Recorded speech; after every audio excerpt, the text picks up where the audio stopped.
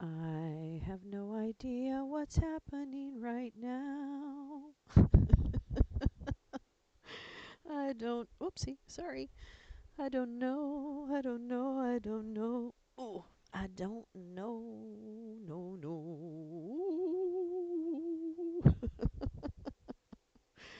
Hello, I think. Hello, I think. I know.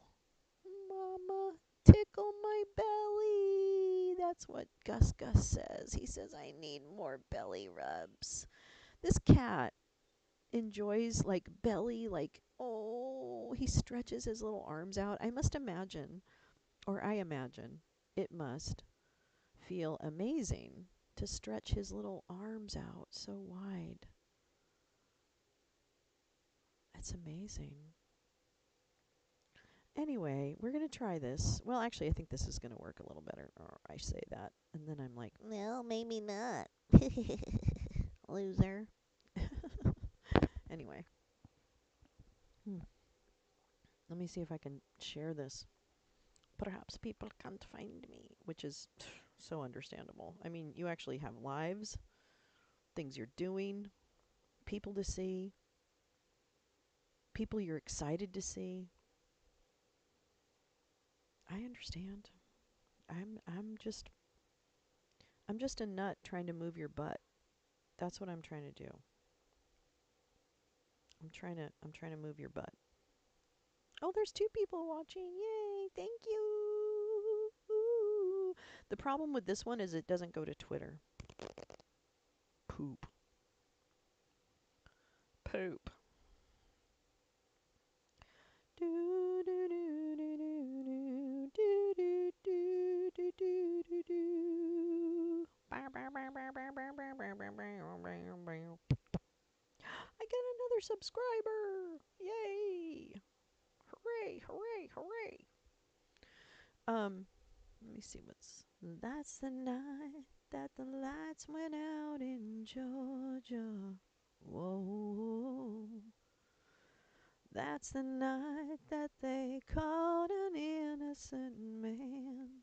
No, you don't mess with something, something, something. Oh, I don't know about chat on screen. I'm not going to explain to you why I'm such a moron. You already know. You already know. Wow. But I'm back, and I'm back, and I'm back. Yeah. How's everybody doing? Please share the broadcast. I'm gonna do it right now. Yeah, yeah, yeah. Yeah. Sure. The problem with OBS, this is something you don't need to know. Um,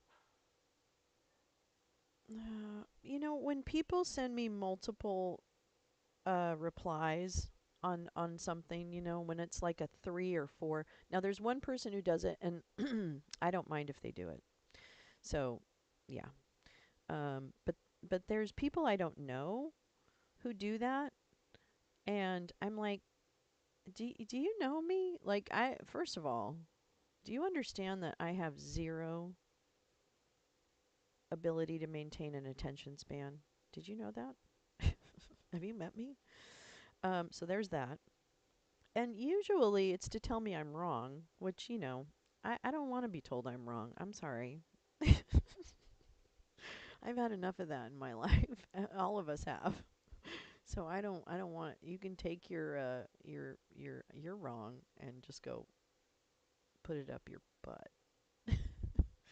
Well, you might I like, yeah, well, never mind. Okay, anyway. I'm gonna like stop. I'm so no.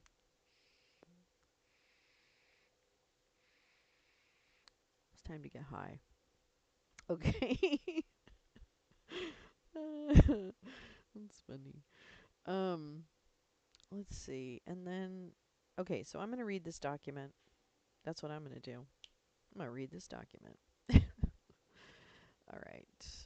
Let me entertain you. Let me make you smile. I hope you guys come back. I miss you. I'm in. Ugh. Okay, Okay, I don't want it. Ooh, to be full screen. Okay, thanks. Oof, Jesus Christ on a cracker. Christ on a crack. Oh, you know what? I have to. Oh, shit. Okay, hold on. Sorry. I'm very sorry. Hold on just a moment. I did the wrong thing. I did the wrong thing. Hold on just a moment. Bum, bum, bum, bum, bum. Nope, that's not what I want. No, that's not what I want. No, that's not what I want. I'm not really sure how to do this, to be real, to keep it 100 with you. I don't really know what I'm doing. Okay. Because this is a PC. Game capture, display capture. Oh, come on, for crying out loudsies. Oh, window capture. I'm so dumb. I'm so dumb. Oh, perfect. Hello. I love you guys. OBS, you are smarter than me. It's true. Whoops. Okay, so I think now you can see this, right? I think. So if well, but that's not what I really wanted you to. Why aren't you moving? Oh, maybe I have to. Oh, I see. I have to do it here. Okay, well, that's fine. That's cool. I can do that. That's not a problem. All right. So, what I wanted to read about this morning before we were interrupted by not 4 different crashes on Restream, um, which I will troubleshoot later on. This came up because Marcy reshared it because today, right now, Eileen Cannon is holding a hearing about the Florida scheduling date for the trial. So it's an important day. So there should be some news out of Florida, or maybe not. I don't know what she's going to do. Maybe she ruled. I don't know. We'll see. We'll have to see. Um, and then so I thought, well, and then Empty Wheel re-upped this, and I thought, oh, that's a great piece to read through just to kind of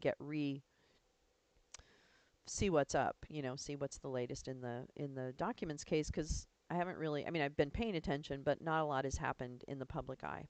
So that is where we begin today.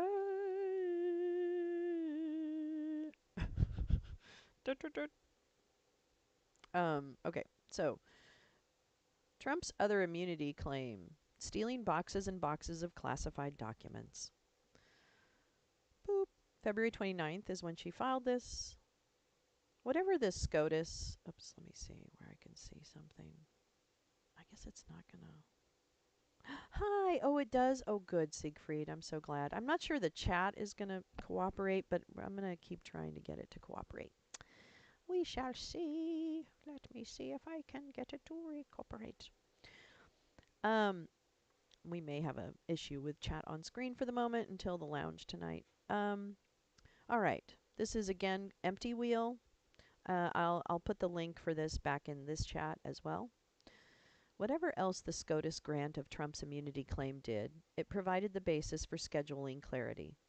It seems likely SCOTUS has committed to deciding the immunity question by the end of term in June. That would present Tanya Chutkan with the decision of whether to try the January 6 case during the election season. It is her choice, not DOJ's, to make. She had been entertaining starting the trial in August, which would have bled into election season as it is, so she may decide to do this.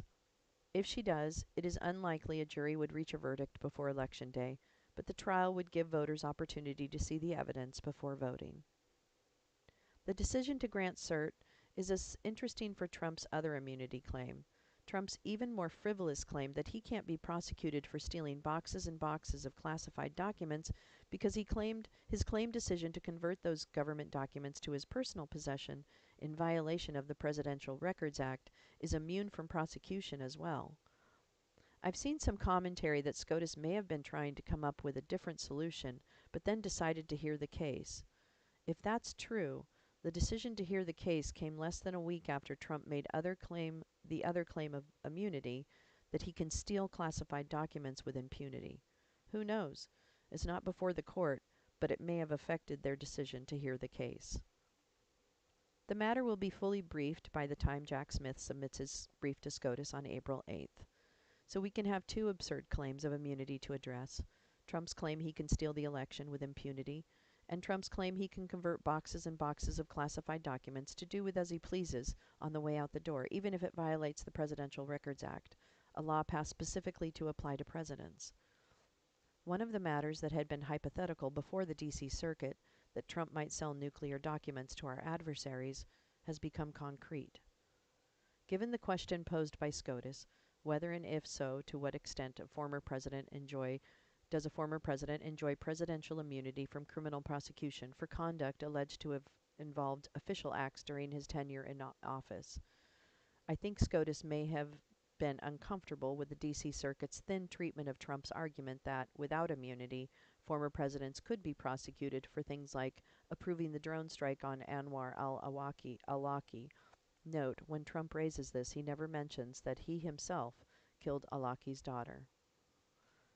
Former President Trump argues that criminal liability for former president risks chilling presidential action while in office, opening the floodgates to meritless and harassing prosecution. These risks do not overcome the public interest in fair and accurate judicial proceedings, which is at its height in the criminal setting. Quoted Vance. Former President Trump asserts that the prospect of potential post-presidency criminal liability would inhibit his sitting president's ability to act fearlessly and impartially, citing the especially sensitive duties of the president and the need for bold and unhesitating action. There has to be something that distinguishes such actions from those charged against Trump. That something is likely the conversion of the presidency to one's own personal benefit. It's not in the D.C. Circuit opinion and needs to be. All the more so given that, in Florida, Trump is claiming that he could legally simply convert boxes and boxes of classified documents to his personal property, even though the Presidential Records Act prohibits it. It's not the D.C. Circuit opinion. It's not in the D.C. Circuit opinion. But something like that has to be, some measure to distinguish the ordinary unlawful stuff presidents are asked to authorize on behalf of the country and the venal stuff Trump did to benefit himself. Tomorrow, Judge Cannon will hold a hearing to discuss how to schedule that trial. That's today. Her original schedule included 6 months of things after pretrial motions, which would put her schedule in September as well, although she's obviously more likely to stall until after the election. But one thing she can expect is that by June, Trump's immunity claim will be resolved. Update. Here's the language from Trump's brief that addresses this problem. The panel opinion ignores the long history of real-world examples of presidents engaging in actual behavior that political opponents viewed as egregious and criminal. Instead, keen on the special counsel's arguments, that the panel fretted about lurid hypotheticals that never have occurred in 234 years of history, almost certainly never will occur, and would virtually result in impeachment and Senate conviction, thus authorizing criminal prosecution if they did occur, such as a hypothetical president corruptly ordering the assassination of political rivals through SEAL Team 6. Such hypotheticals provide fodder for histrionic media coverage, but they are a poor substitute for legal and historical analysis. Confronted with real-world hypotheticals, such as President Obama's killing of U.S. citizens by drone strike, the special counsel conceded below that presidential immunity from criminal prosecution for official acts likely exists and would apply, directly contradicting the categorical holdings to the contrary of both the appellate panel and the trial court at the D.C. oral argument. Special counsel admitting that a drone strike where civilians were killed might be the kind of place in which the court would properly recognize some kind of immunity.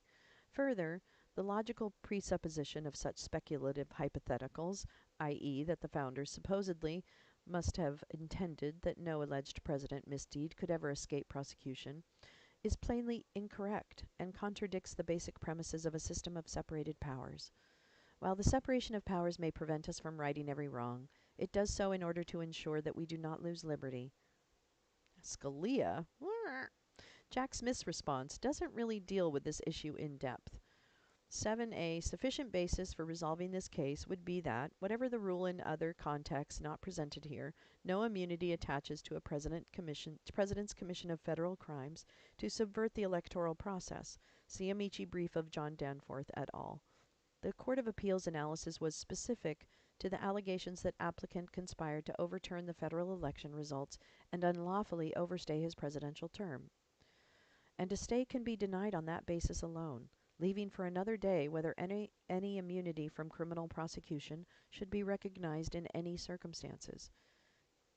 Explaining that foreign affairs are not implicated in this case.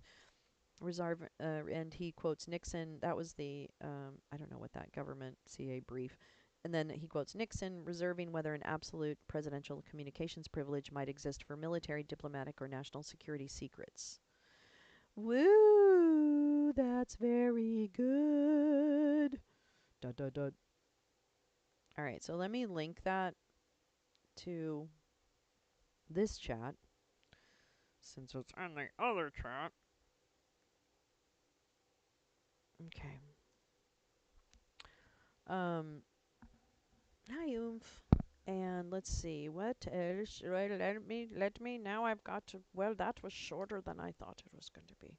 Look at that black screen. Wow. Ooh. Let me find something. Hold on, my love. My loves, my loves. Okay, what do we got going on here? Oh, here we go. 8 a.m. Okay, so they're starting at 8 on press. What time is it? Wait, what? Is that live? Wait, what? Oh, they're waiting for them. Okay, so they're not starting either. La la la. If I were king of the forest, not prince, not duke, but king.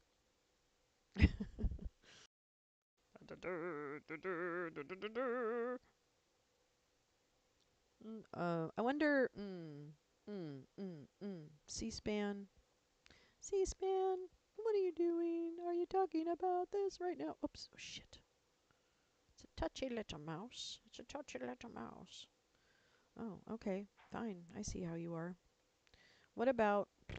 Who else is going to do this? Let's see. Wait. Who else? Who else? Who else? Oh, 11 Alive. Sometimes they have good shots of the courtroom. Oh, but they've got something else going on.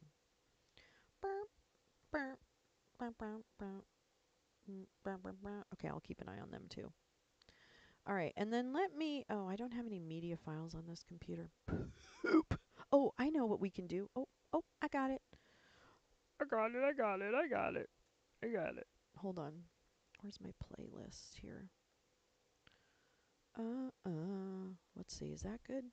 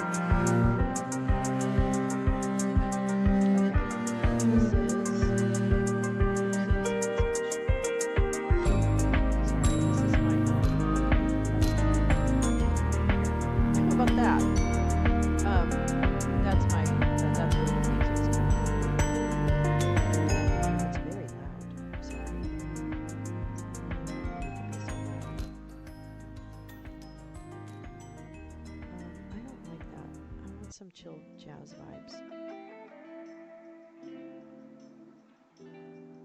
Yeah, I have it low. Is the music annoying? Please let me know. Let me get the other browser, yeah.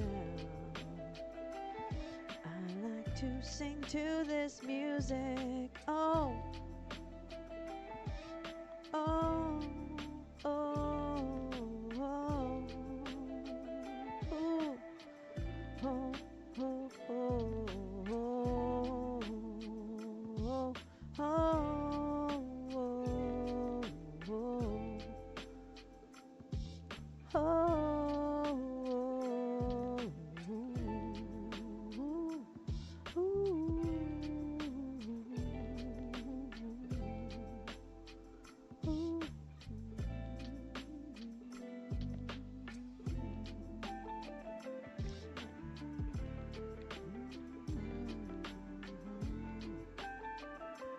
There we go. Why is it not having me signed in? Okay, hold on just a minute. I need to interact with it.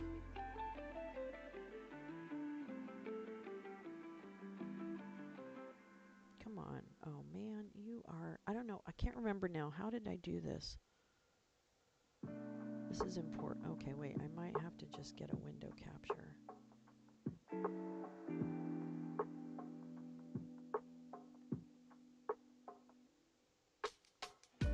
Okay, that's probably what I'm going to do.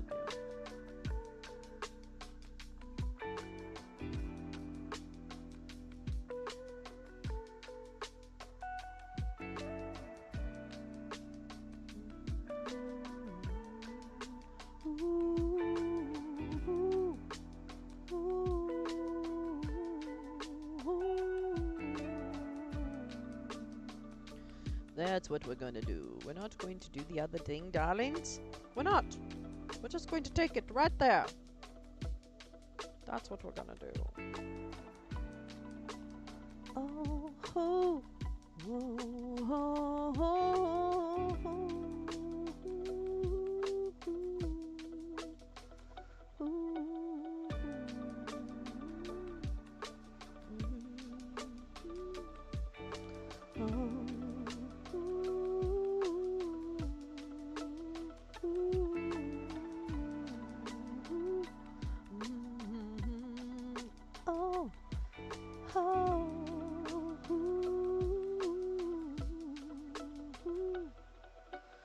Why the chat isn't working.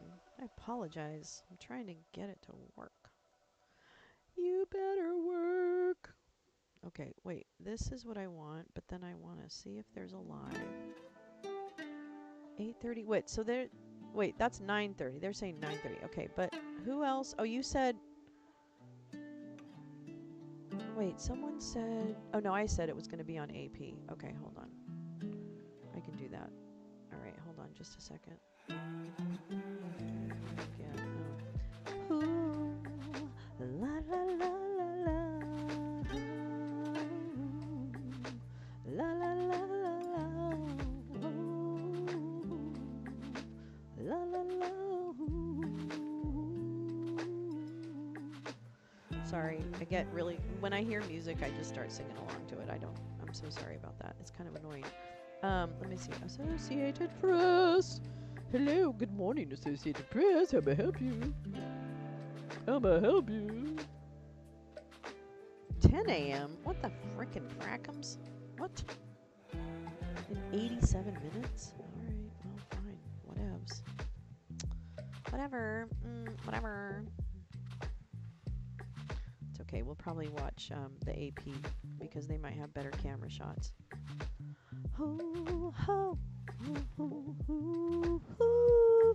I should show you something though. I mean, it's kind of silly not to just like at least have something on the screen. I'm so sorry. What a weird stream, huh? There you go. That's what I'm looking at right now. That's what I'm looking at right now.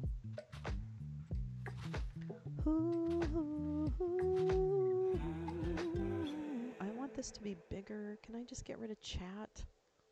Why don't they let you, when it's like pre-show, like take away all this?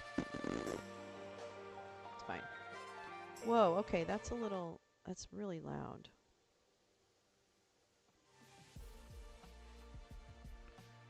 I'm gonna turn it down in my ear.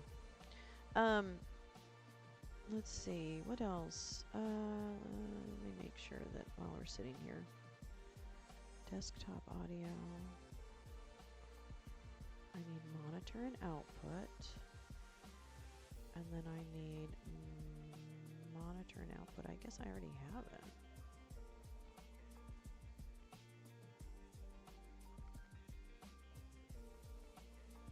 We'll see how that works.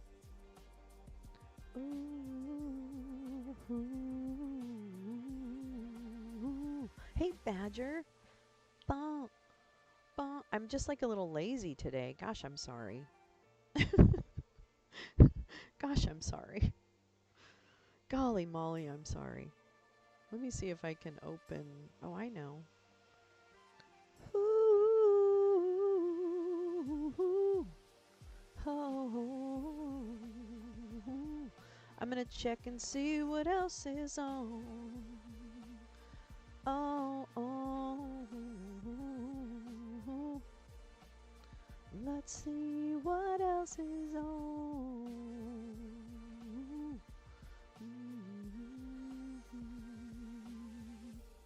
Oh, Texas Paul is on. I like him.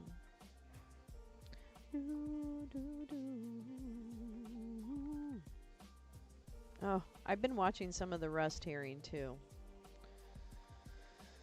Ay, ay, ay. Not excited about it. Let's see. Hold on. Don't leave me, darlings. Don't leave me, my darlings.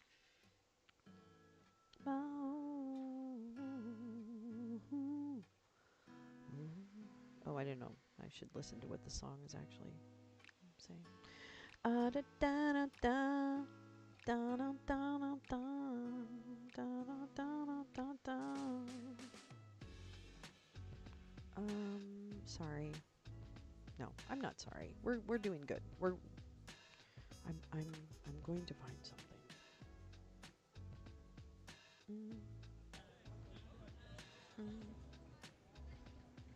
Let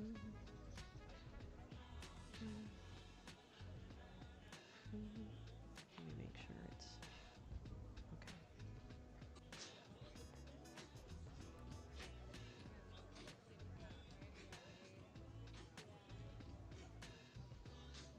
Let me see another.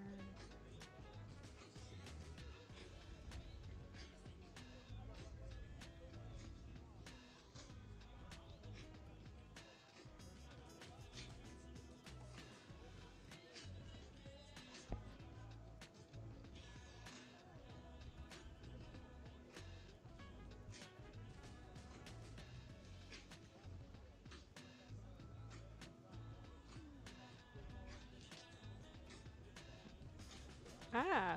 Oh man, I hate this. Oh, OBS, you're a goober. You're a goober, OBS.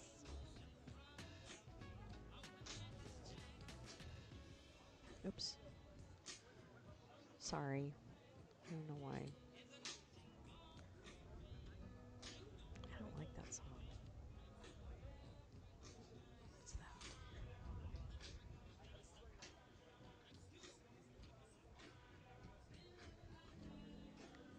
Oh, that's that.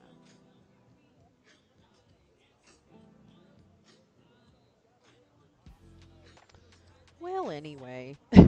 No, I really want you guys to hang out here with me.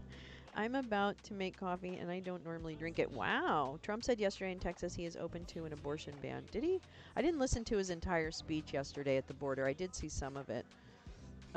He's such an idiot. I can't even. I'm going to try and figure out why this chat isn't working. Not right entirely sure. Properties?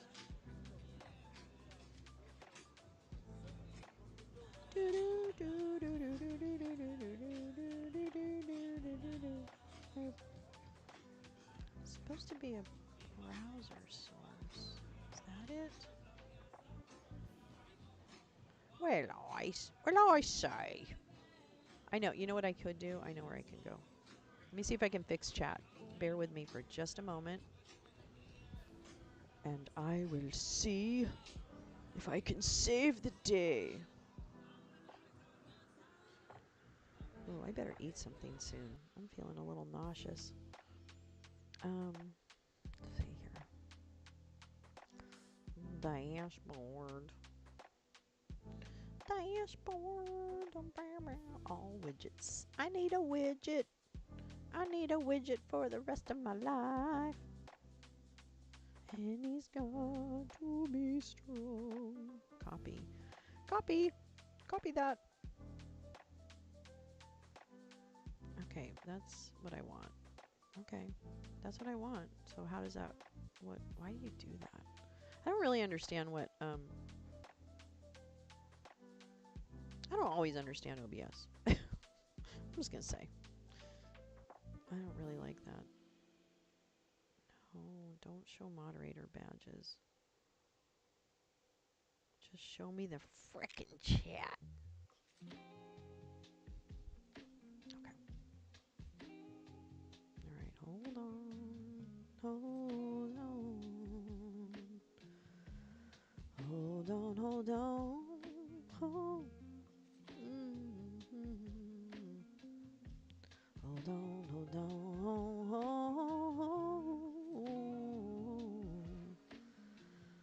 Hold on, hold on. Let me try this again. Bam, bam, bam, bam, bam, bam. Bam, bam, bam. Hey, you didn't let me do it. Oh, there we go! Yay! Yay! Now we should be able to see chat on screen. Oh, I'm sorry, everybody. Yay! Now all our friends are here. I could probably make this smaller, and then I'll fix the aspect or whatever, you know, the hingamabobbers. I'll fix the hingamabobbers in a minute.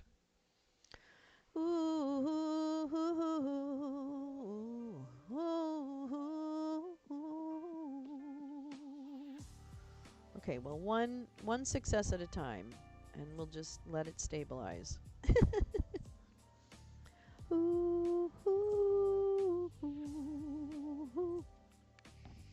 And we'll smoke some weed. What am I smoking? I don't even know what I'm smoking. I just pulled it out of the box and stuck it on the pan. Oh, look it! Okay, I gotta fix the font, obviously. Whoopsie poopsie. He does a little chat dance. Does a little chat dance. Okay, wait, I'll fix that. What the frick is that? Frickin' frackums. What the heck are you doing there? What the heck are you doing there? Well, let me tell you a story about a man named Jed. Hit him on the head. He said, California is the way I want to be. So he did something, and he did to Beverly. Okay, wait, I gotta get the font fixed here. For crying out loud. Oh, man, now I can't remember how to change the font. How do you change the font? Oh, wait. Theme. What is old school? Hold on. I'm letting it... Oh, everything is weird. Okay, hold on. I know what to do. It's not good, but I know what to do. Yikes.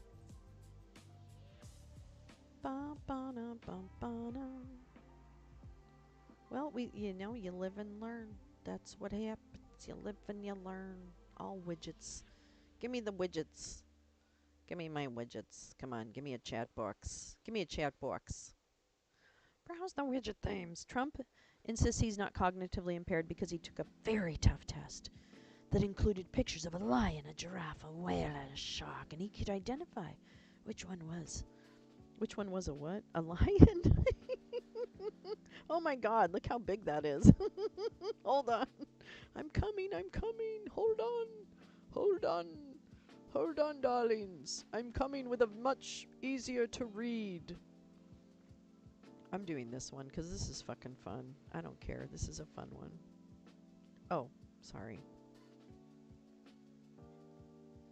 I don't care. This is fun. Okay, we're doing a new one, so don't worry.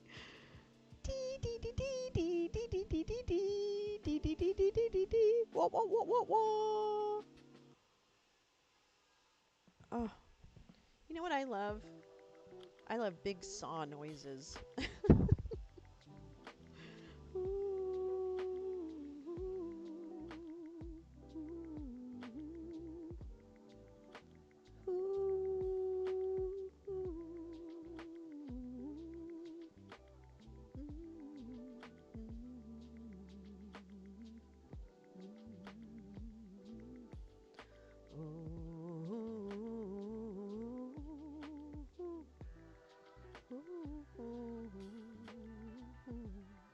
Okay, so wait, let me get to, I want to just check one, I want to do it absolutely right, so I want to just Make sure I've got the right link. Make sure I've got the right link. That's not what I wanted. I don't want an emote wall.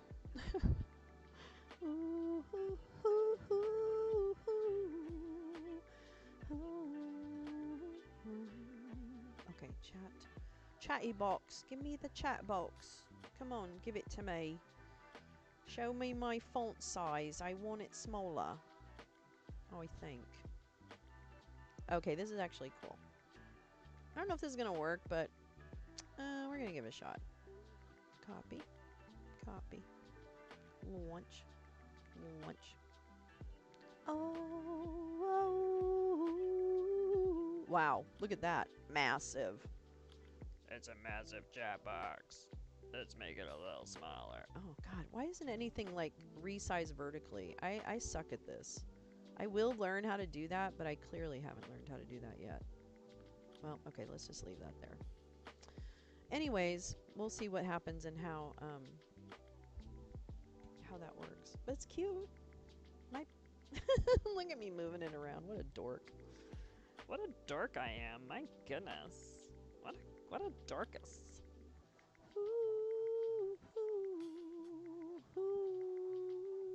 Oh, you know what? I'll just move my little picture here so you think I'm sitting there, but I'm really not. Wow, wow, wow, wow,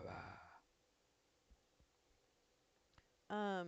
I will say this. I am going to refill my coffee mug because I expected to be able to be watching something. So, yeah. BRB.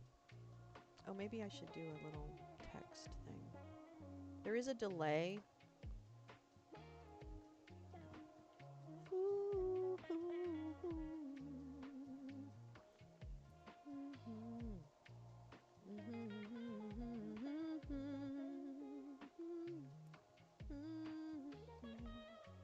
God, I love jazz. I mean, I love blues. I love, like, so nice.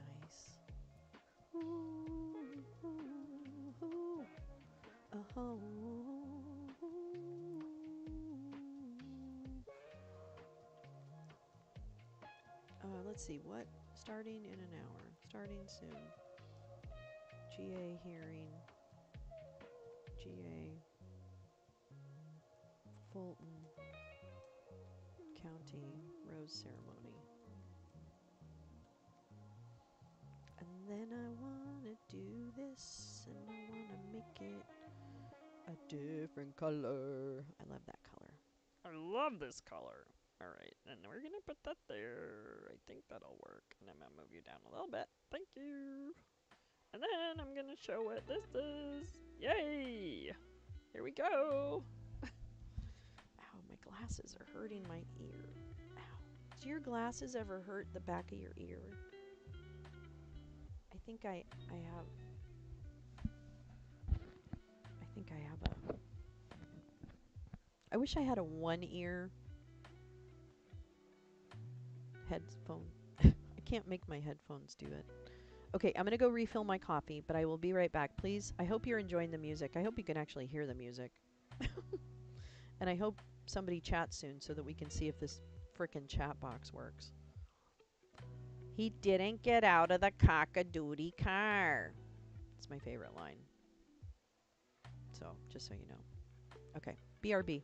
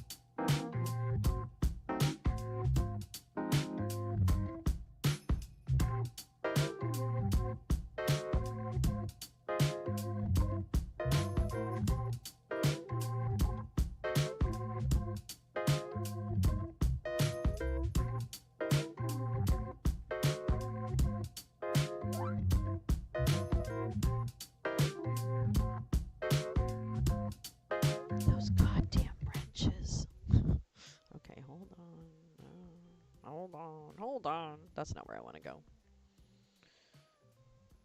They're not live yet, are they? Okay. Because I kind of want to see if 11 Alive goes, because they,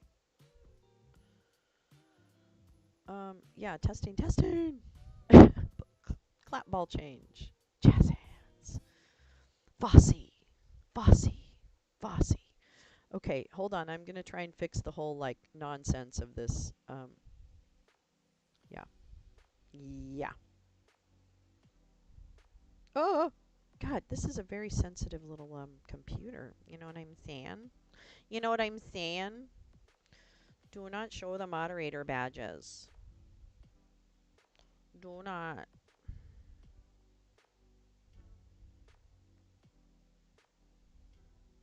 That might that might fix it. Ooh, ooh, ooh, ooh. Well, okay, you know what? I'll be really, really super careful, and I'll do it the right way. Ooh. I love the big wrench, though. It's kind of fun. Yeah, baby. I've got a big wrench. Oh, we got to do a wrench song. Don't you think, don't you think the wrench hasn't been sung about enough? I'm inspired right now. I don't know about you, but I'm thinking this could work. Okay, let me do this. Ooh, ooh. Oh, God bless America. Hold on. Let me refresh it and see if it fixes the wrench issue. I have a screwdriver. Yeah, but do you have the nails? Okay, come on now. Do you have the nails? Ooh, ooh, ooh, ooh, ooh. Uh, oh. I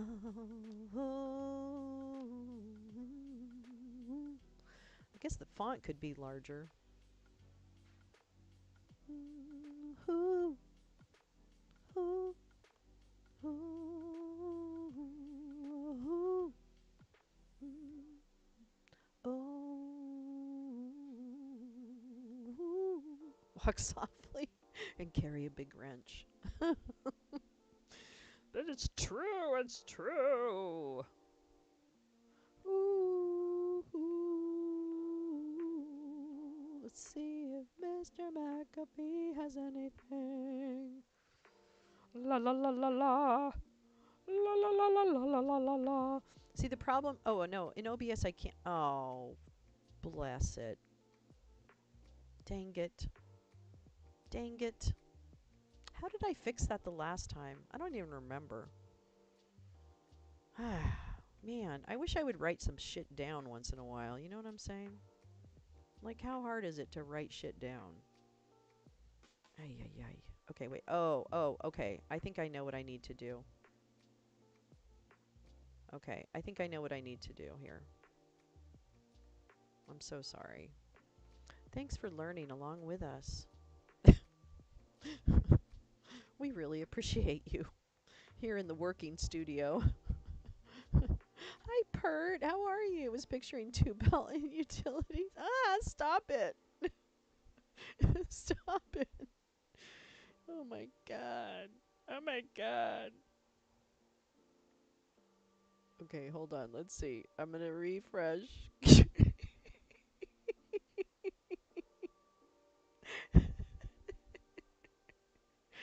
You should have a utility kit. You should. Do you have a belt? Yeah. Oh, you said that, Pert. The tool belt. Damn it. Do. Everyone should, yeah. I mean, really. Yeah, for reals. For reals. Oh, you know what I could have done when I was in there fixing this widget? I could have fixed the font size. Please don't hate me.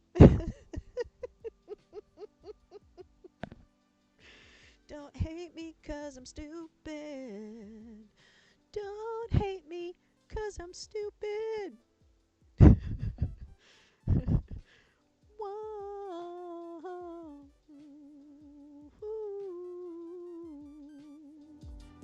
Digging this. Here we go. Here's the. Damn it! Oh well, it's smaller. Do you notice it's smaller? Why is it smaller? I told him to take off the badges. It's so weird. Okay, I'm just gonna leave it. Who cares? You know what? We're all gonna know when Oob says something, and that's a good idea. It looked funny. Just hold it. Just gave away a nice, really just more like. Oh, that's good. It looked funny. Just holding my pants.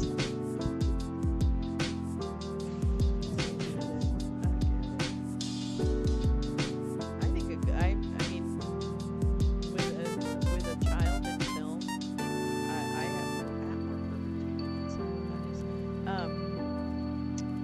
perfect we have a lot of tool belts in our house actually. I don't normally wear them, but she wears them when she's on set.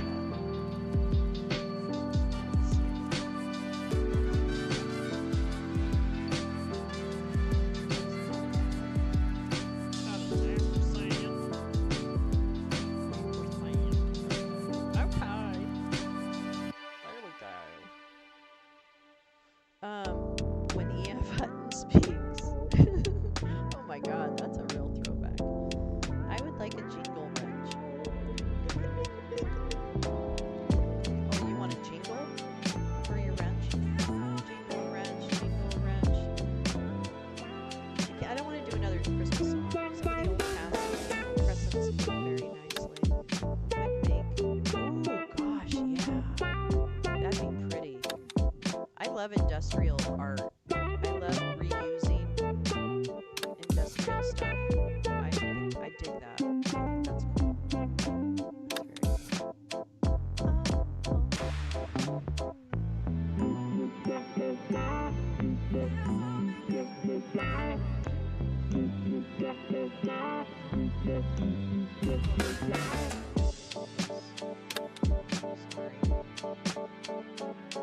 Let me see if I can yet again make it a little bigger.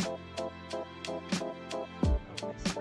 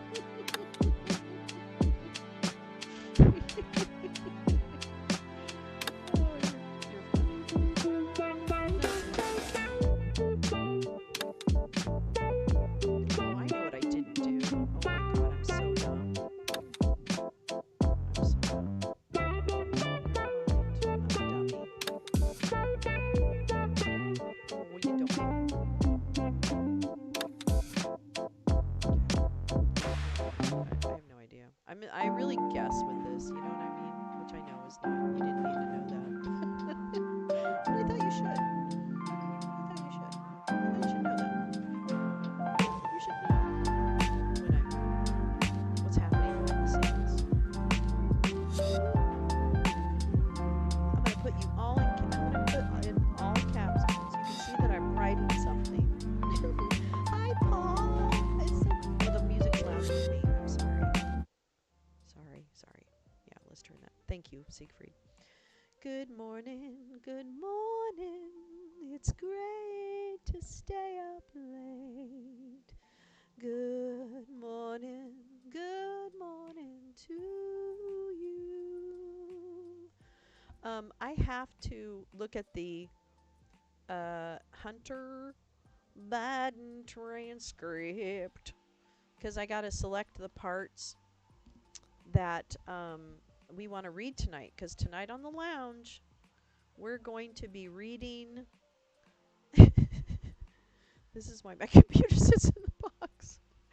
See, look though, I got something going on. But what was I going to say? Oh, I'm going to be looking at the Hunter Biden um, transcript from yesterday's or the day before. I don't even know. What was it? When was it? Um, and see what's happening. Oh, that's not what I wanted to do. I wanted to refresh it and see if he has a thing. No. I wanted to refresh it and see if he has a thing. Nope. Wah wah. What's. Ooh. Okay. Okay. Don't panic. And that is this one. Okay. Bum, ba-dum, ba-da-da-dum. Hoo, hoo, hoo, hoo, hoo. Wait, this is why my new. Okay.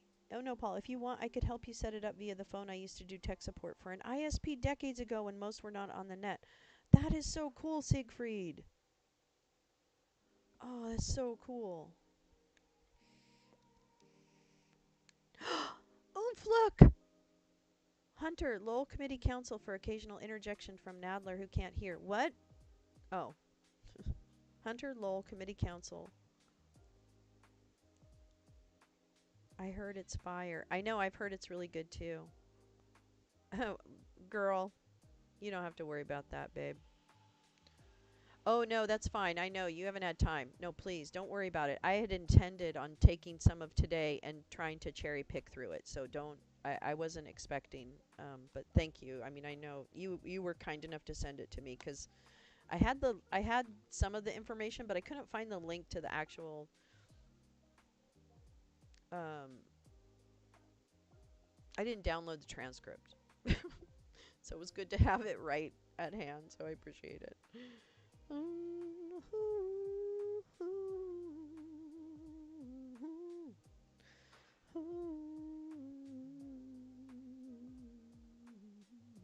Oh, that's a much more manageable chat, isn't it? I'm so smart. I'm so smart, and I'm cute, and I'm in good shape relatively. I mean, I'm not great. Uh, I do have a little bit of a temper, but usually I can be talked out of it pretty fast. You loved helping. I did. I used to know more about computers, but I don't know. I'm kind of catching up with shit. I can figure out a few things. I'm marking what I read, but not super inclined. Oh yeah, I don't. Well, I mean, there's plenty of other things to read. That's pretty much the thing I feel.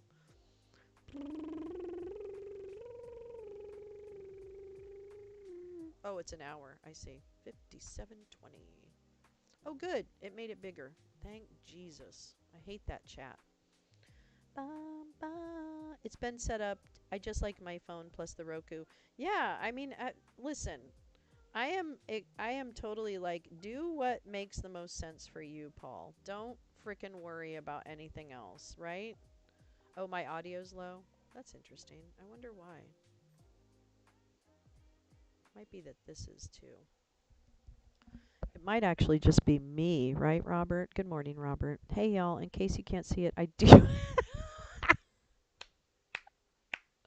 Yeah, if you scroll back in the chat, scroll back in the stream, you will see that indeed Oomph actually has a very large wrench. So, just so you know. Right now, it's not, but just so you know. Yeah, I prefer a laptop with 35 tabs open. That's right. I only have 4. Come on, that's pretty good. Yeah, Apple or PC. Oh yeah. Oh good. Thanks. Thank you, Robert. Moo, ooh, ooh.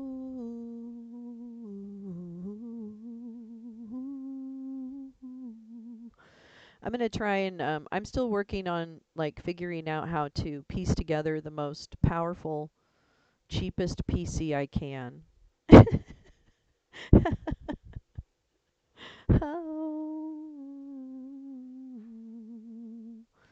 You're not bad with computers. I was getting good, but they discontinued Windows 7. Oh. Oh, that's too loud. God dang. I can't find it's me. I'm probably screaming. Windows 7 was the best. I don't even remember Windows 7. I don't remember Windows 7. I know sometimes, things need to sit in the box for a while. That's the problem. Yeah, have Grok do it for you. Yeah, can't that do everything? Is that something that can do everything? Ooh, ooh, ooh,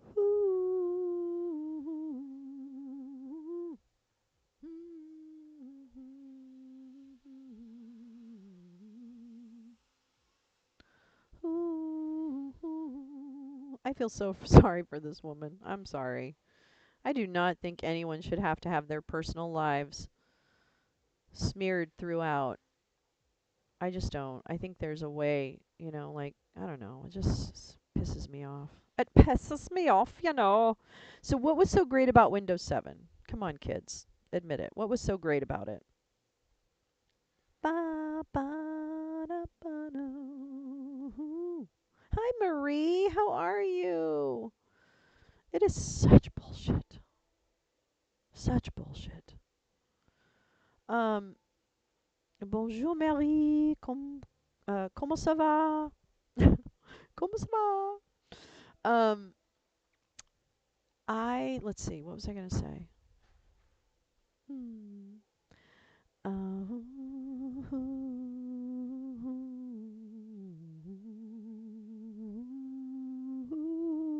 reflexive hotkeys. It's not relevant. It's not relevant. And it's holding someone to a standard that not one of us could be held to. Not one. Not one of us. Let's see. I don't remember, but I did like it. Hi, Pepper. Being able to look under the hood and comprehend the machinery. Yeah, those are days gone by, right? It didn't ask for a bloody Microsoft account first for one. Oh, girl. Let me tell you. Because I signed into my a laptop of my daughter's, and it's too much. I can't. It didn't. Okay, it's an HP laptop. It was 500 marks down to 250 for Christmas. That's fantastic, Paul. That is fucking fantastic. I'm so great. That's so great. I'm so happy for you. I meant to say I'm so happy and that's so great, and I smushed them together. But it's not that I'm so great. I'm so happy for you, and that is so great. Oh, you say my name with something that sounds like a Parisian accent in old movies. That's probably what I. That's probably where I learned my accent. I did a lot of looking. Yeah. Oh gosh. It's hard to pick because it's like it's real money, no matter. It's real money. So I understand. That's redunculous.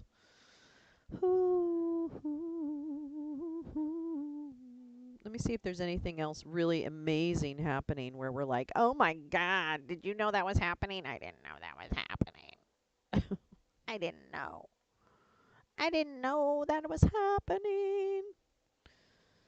Um. Oh, Hal's live. Hal Sparks is live. Love him. I don't know if Tony's live right now. I think he must. No, he's probably. Oh, yeah, he might just be live now.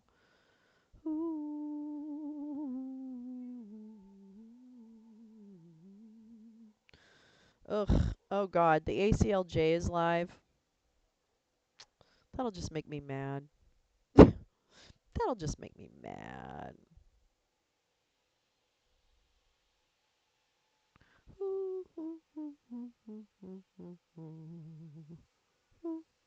Let me see. Oh no, they're very mean. They strike you too.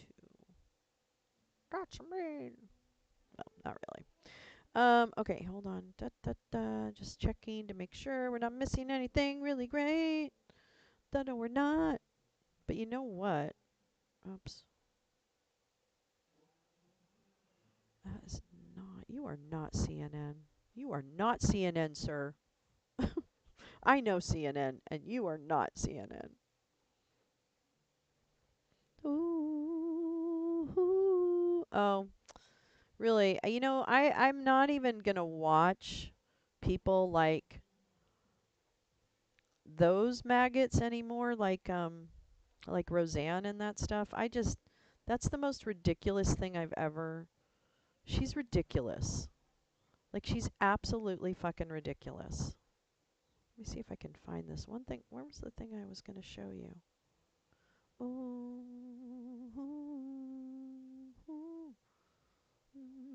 Oh, that's old. Uh-oh. Oh, no, we'll be right back. Okay. Well, this is fun. This'll get us going.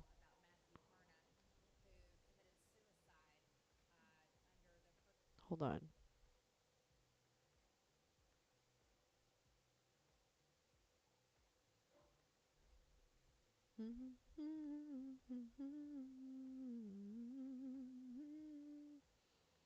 Hold on, and I will get another thing for us. This is really just the run through of their comments yesterday.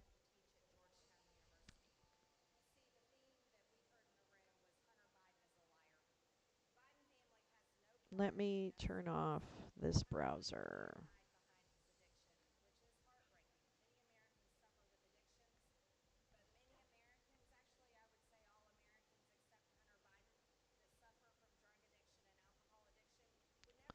Ooh.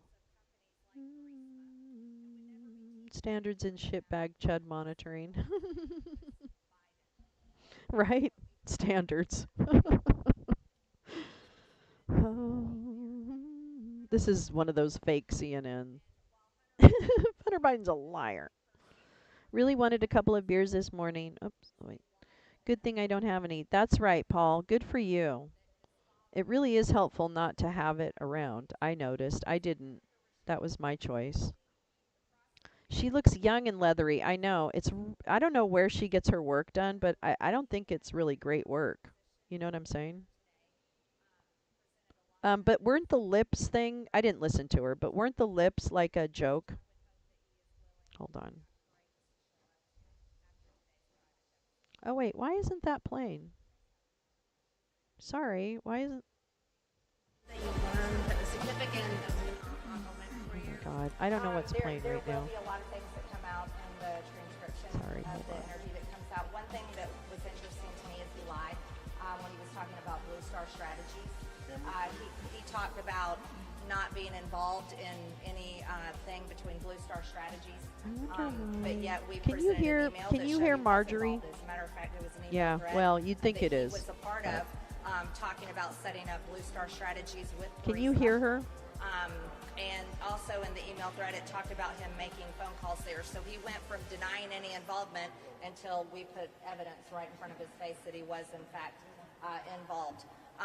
And then when pressure was placed on Hunter Biden, he swung back to being, a poor, pitiful addict. And then when he wanted to brag about things, well, he was the smartest and most successful businessman in the room. But again, you can't show one single thing that Hunter Biden has ever sold or a product or a service except this his is own the father. impeachment. It's based And on the that's a fact that he's fact. not And that's what the qualified for the American job. people know. Lady, Are have you you ready to worked vote in for articles of corporations? impeachment? Do you think it's time to vote for articles of impeachment? I already voted for Oh, articles sorry of about that. impeachment on Mayorkas, and I look forward to a But But trial here's the thing. in The Senate. good news We're going is, to kids, finish our is that all they've got investigation is the once fact we that get that he's completed. not Of course, I would vote for impeachment. He's not, It's clear and obvious most Americans qualified would vote to for sit on a impeachment. board. It shows Well, in poll girls, after poll. Americans come on support now. impeaching Joe Have Biden. you been around a corporation? Nobody's qualified to sit on those fucking Influence boards. peddling, for one. We can see that Okay. he sold his father's That's not name how and boards business. work. That's been on display Certainly clearly not for for everyone to Rizzo. see. Perhaps maybe the only people that can't see evidence of that are the people that are blind and work in this town.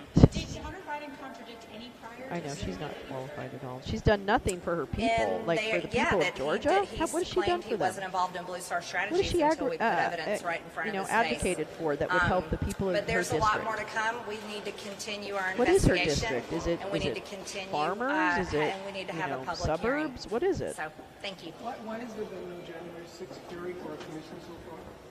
Who voted this bitch That's in? a Why aren't they question holding her for the House accountable? Admin Committee that I'm not involved in. I've asked for a special committee, but that would be up to the It's speaker. been 3 years. Yeah, I just introduced A special bill on that committee? today. Why? Perhaps A you special can check it committee out. I for had a what? press conference earlier. Oh, for the no, I've been on deposition a still board. ongoing. I Yeah, have a bill no, on the House excuse floor. me, I'm going Bert, to I'm run so across sorry. the I've street. been on a board, too. I'm Republicans just are saying that when it still, comes to currently corporate asking boards, questions. like, But I think this was there a are great definitely a deposition lot for of us. seats that are given It for proved several what that bits person of our brings to the evidence party, right? that we've And that's been what we're dealing with. conducting I'm sorry, I throughout didn't this mean to insult investigation. people sitting But on there are boards. also some contradictory statements I know you're that very I think smart. need further review. So this impeachment inquiry will And now there go to are the next smart phase, people on which will be a boards. public I'm sorry. hearing. I And that's I was something that I being think dramatic. everyone in the media has been asking Jimmy a lot of Comer. questions about. Hey, look, it's Something little that I Jimmy know that Comer. Mr. Biden and his attorney both Hi, Jimmy demanded. Comer. Just as I said when we said we were going to do the deposition first, we will have a public hearing next. So I think that the public hearing hopefully will clear up some discrepancies between some of the statements that were made between some of the associates and what we heard today. But all in all, I'm very optimistic, very excited about this deposition, and I look forward to releasing the transcripts as soon as both sides agree to that. Hopefully that'll be within the next 2 or 3 days. Thank you all very much.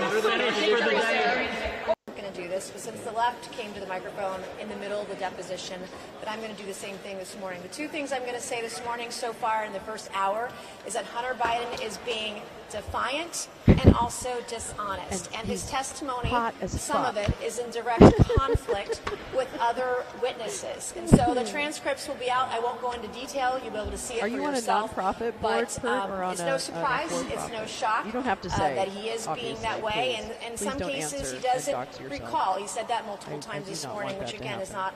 not a shocker either. But defiant and dishonest would be the way that I would describe his testimony so far in the first hour. Is he pleading the fifth?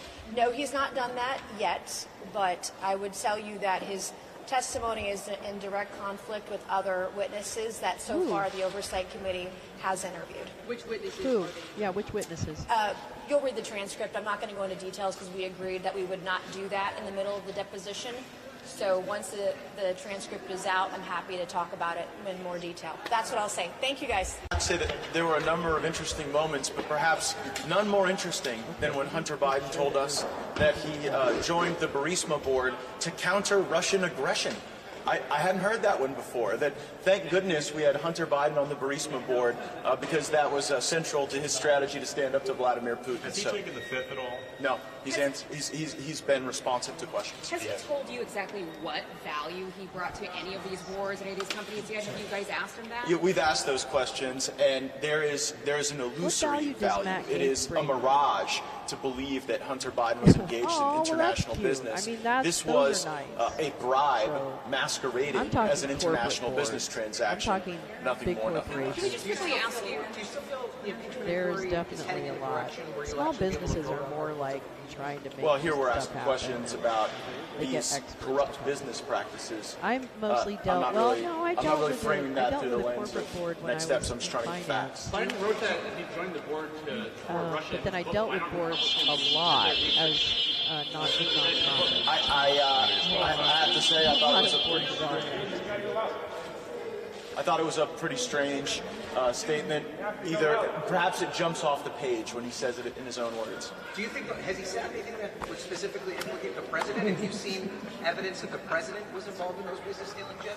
I believe that you can actually bribe someone by paying their family members. Like, I don't get this construct that unless Joe Biden himself received cash, that he somehow wasn't involved in the bribery operation. Joe Biden was doing the bidding of Burisma. He was doing the bidding of Chinese communists, and his family was getting enriched as a consequence.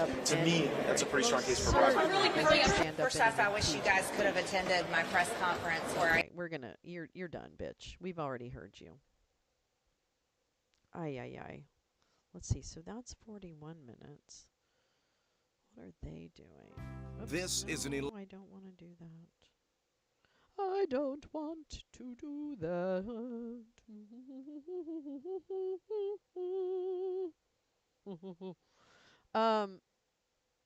Okay, let me do this. Let me fix. Let's see. What did I want to show you? I wanted to show you. La la la la la la la. Oh, I could hit live. That would be a little nicer.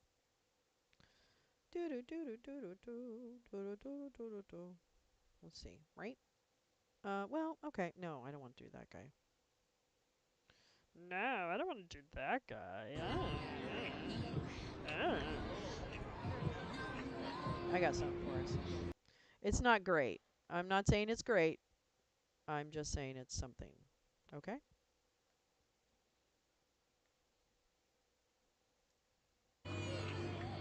Okay. It's not great. Again. But it's something. This is Reuters. Can't tell, but it's Reuters.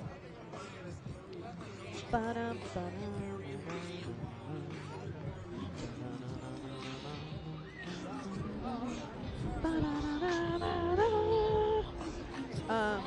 let's see, what else?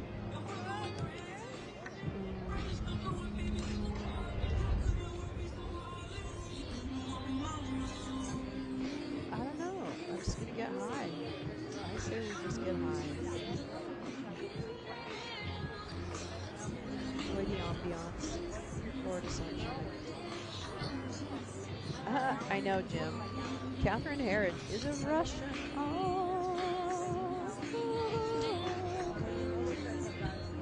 Yeah, unfortunately, Catherine Herridge, I think it's pretty clear, has been compromised and is working at the behest of Russians. It's a tough one, right? You know, like when journalists are involved in this kind of stuff. Coming out too? Okay. I'm gonna come down with you guys. Yeah, you showed me the video. Kind of interesting. Somebody's video that had a Trump hat on. I would hope. Which narrows it down. I'm what? You're a chair? You're on a chair on several boards. Oh, maybe they are. I think they are fine. I think mine's like one of those vinyl laminates. You know, like whatever those things are. They look like wood, but they're really not. I talked to a cop down in the marina. Are you from Fort Pierce? Yeah. Well, I talked to a cop. Yeah, she could. She could go on TV and wave a stack of papers around.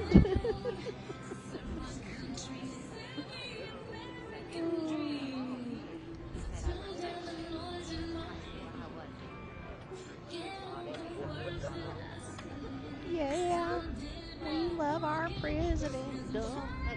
He doesn't act like a chump. We love our president, Trump. He doesn't live in a dump. We love our president, Trump. So I'm turning them down. We love our president, Trump. 'Cause he isn't a chump. And if you want, you can go take a dump.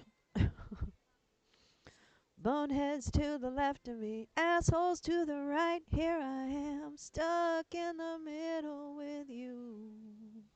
Here I am, stuck in the middle with you. Bannon to the left of me, Roger Stone to the right. Here I am, stuck in the middle of a coup. Here I am, stuck in the middle of a coup. Hey, we got something there, Paul. You just helped inspire a song. I'm doing it. I'm doing that. Shit, man. Where's a note? Where do I make a note? Where do I make a note? Here I am, stuck in the middle of a coup. That's it. Oh my God, Paul, that's really very good. That's very good. Google Docs. Here I am. Ooh, ooh, ooh,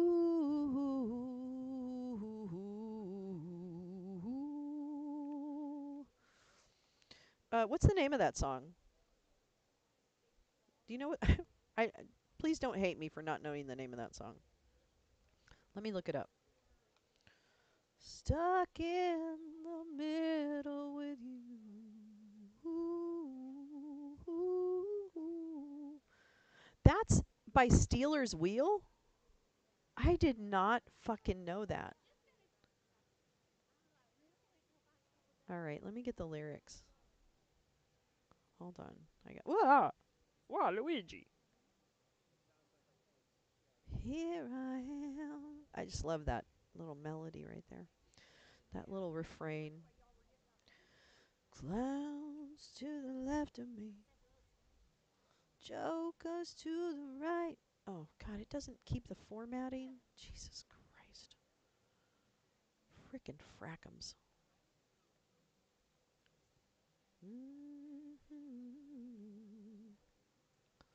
Well, I don't know why let's see. That's fantastic. I'm doing it. I'm writing it down right now. In fact, I'm going to share. Let's see. Can I do it and not get, like, fucking dox myself? I think I can. Here I am, stuck in the middle with you. Well, I don't know why I came here tonight. I got the feeling that something ain't right. I'm so scared in case I fall off my chair. And I'm wondering how I'll get down the stairs. Clowns to the left of me, jokers to the right. Here I am, stuck in the middle with you. Yes, I'm stuck in the middle with you. And I'm one. Well, now I have to see. The problem is it reformatted it, so I don't know where the verses are. Just catching. Hi, Crazy Ivan. Just catching up. Matt Gates. Matt Gates also believes that you can actually sleep with 17-year-old twice, and it's the same as sleeping with a 34-year-old. Oh dear. Well, that's quite untoward, sir. I think. Here I am, stuck in the middle with you. Here I am.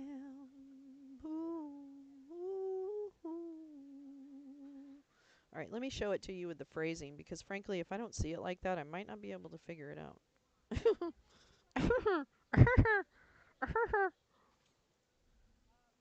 Here we go.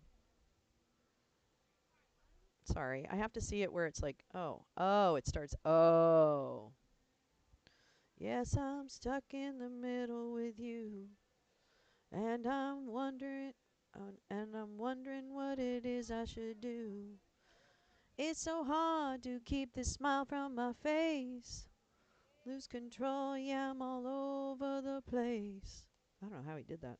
Clowns to the left of me.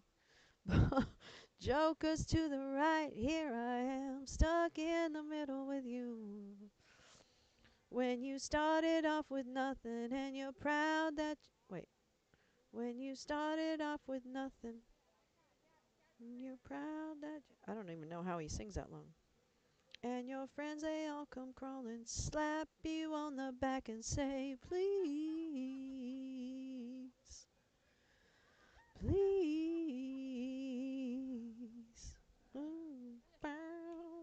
I'll try and get a karaoke version. Caught in the act mid-coup. Okay, now I gotta go back to this other thing. Hold on. Whoa, caught in the act mid-coup. Caught in the act mid-coup. Should I have... Okay, so maybe, caught in the act mid-coup. Okay, wait, let me go back to the Google. Hold on. Hold on, let me go back to the Google. I'm going back to the Google Drive. Oh, this is good. This is a very good way for us to... Okay, I don't... Okay, well, we'll leave that there because I want to... Okay. Hold on. Let me show this document. Okay, so this is back to our song.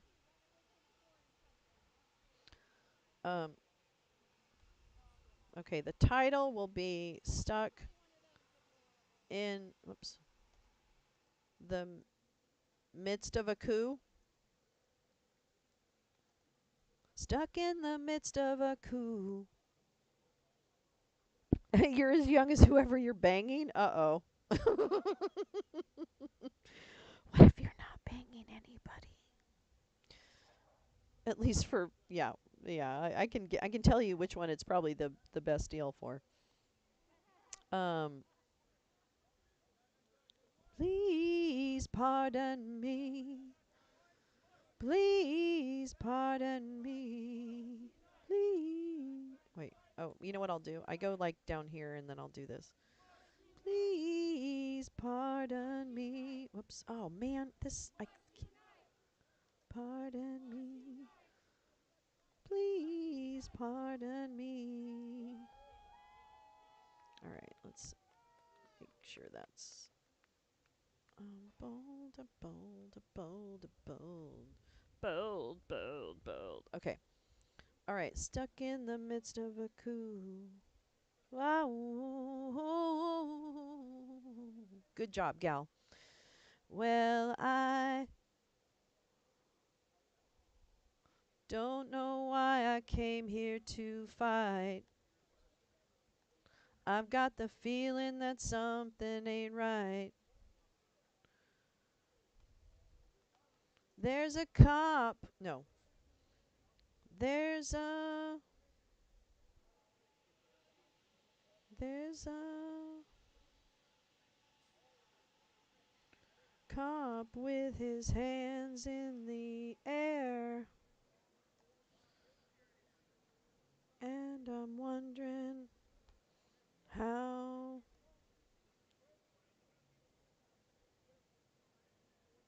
And I'm wondering how, Grandma.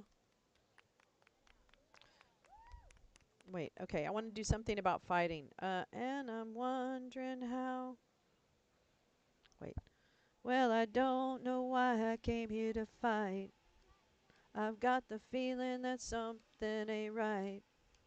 There's a cop with his hands in the air. And I'm wondering. Pardon me in place of the second, please. Please pardon me. Oh, yeah, you're right. Please pardon me.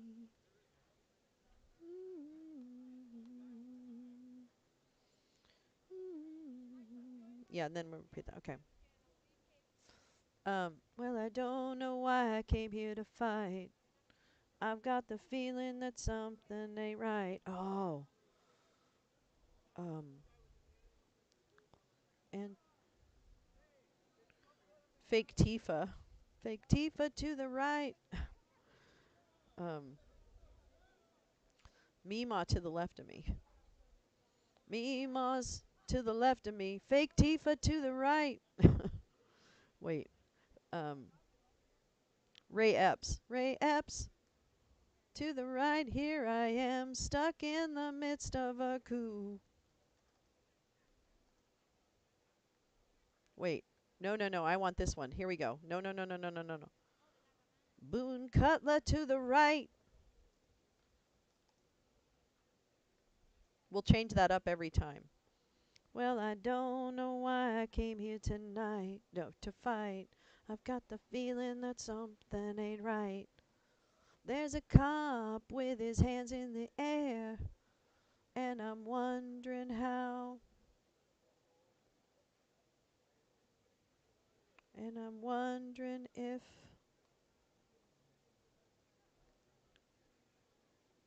And I'm wondering. Wait, there's a cop with his hands in the air. And I'm wondering if.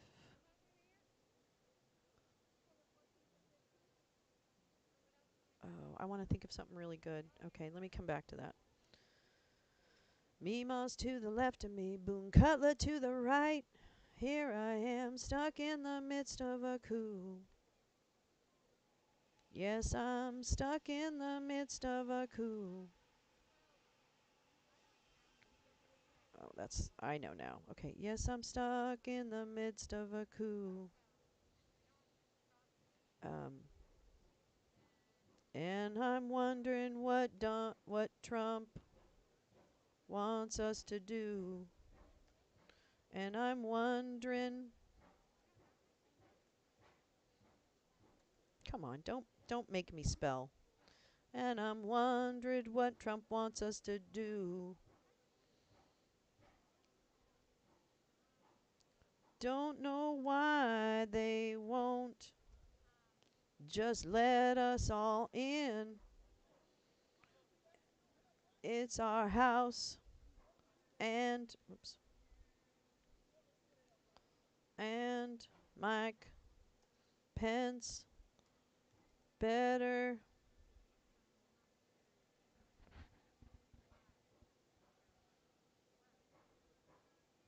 Hi, Michael. Yes, wait. Yes, I'm stuck at the Capitol. Yes, I'm stuck. Yes, I'm stuck. Wait. Yes, I'm stuck. Melania told us all to be best man with a tactical vest. I got to take a picture of this because I got to figure out where those are going to go. Okay, I took a picture of all those. Oh, it disappeared? Mike Pence better. Oh. Wait. Better give in. It's our house and old Pence better give in. No, and Mike Pence. It's our house and Mike Pence better give in. Oh, that's very good. That's very good. Very good, gal. Wait, hope I saw what before it disappeared itself. What'd I do? Well, I don't know why I came here to fight. I'm feeling that something ain't right. There's a cop with his hands in the air. And I'm wondering why that guy has a spear. Meemaw's to the left of me, Boone Cutler to the right. Here I am, stuck in the midst of a coup. Yes, I'm stuck at the at the Capitol.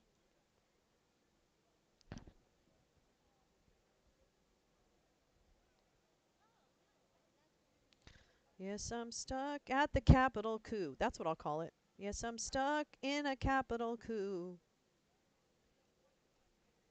Oops. Yes, I'm stuck in a Capitol coup. And I'm wondering what Trump wants us to do. I don't know why they just won't wait. Don't know why they won't just let us all in. It's our house and Mike Pence better give in. No, it's not. Not.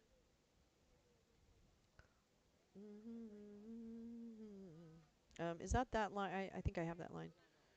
And then what was it? What was the left of me?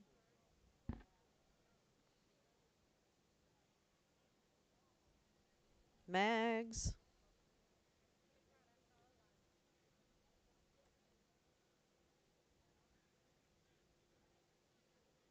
Mags. To the left of me. Smashed windows on the right. Oops. Here I am. Stuck in a hallway. Here I am stuck in a hallway mid-coup. No, that's too cheaty. I'm stuck in a Capitol coup, and I wonder what Trump wants us to do. Don't know why they won't just let us all in. It's our house, and Mike Pence better give in. Mags to the left of me, smashed windows on the right. Here I am, engaging. Here I am, insurrecting. Oh, that's good. Flashbangs to the left of me.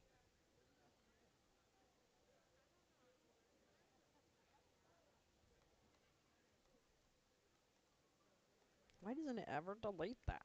Why doesn't it ever delete it? I don't understand. Flashbangs to the left of me. Beer spray. Bear spray. Beer. The hell? Beer spray. Maybe. Maybe. I don't know. Maybe. Oops. Beer spray on the right. In my eye. Beer spray in my eye. Flashbangs to the left of me. Bear. I'm not gonna be able to say that apparently. Oh, that's a good one. God, Gal, you're really good. Beer spray in my eye. Here I am holding my sign. Here I am holding my sign.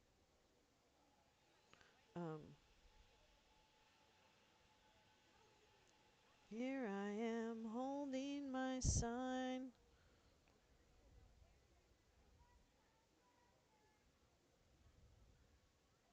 Uh,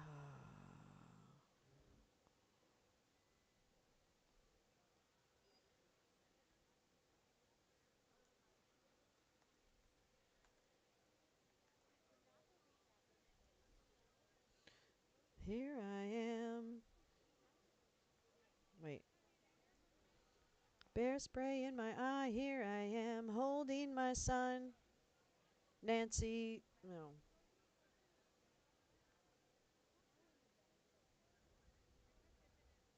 Hang Mike Pence. Here I am holding my sign. Hang Mike Pence. No.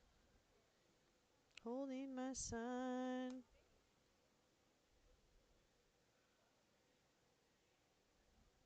I don't know. You're asking too many questions. No, she's not. Oh my God. That woman is nowhere in any of my realities. Lordy, lordy, look who's 40. Hi, Badger. Should I just say, how about I say pawpaws to the right? Okay, so we don't have any weird kind of like desperate, desperate hours. Pawpaws to the left of me, Boone Cutler to the right. Here I am. Ooh. So-called yes. Oh, yeah, Pam is the reform MAGA granny. Sorry. I didn't see the question. When you started mail-in voting. Oh, where is that? Okay, wait. When you started. Oh, this is good. When you started mail-in voting. And your ballot box. Wait. When you started mail-in voting and you.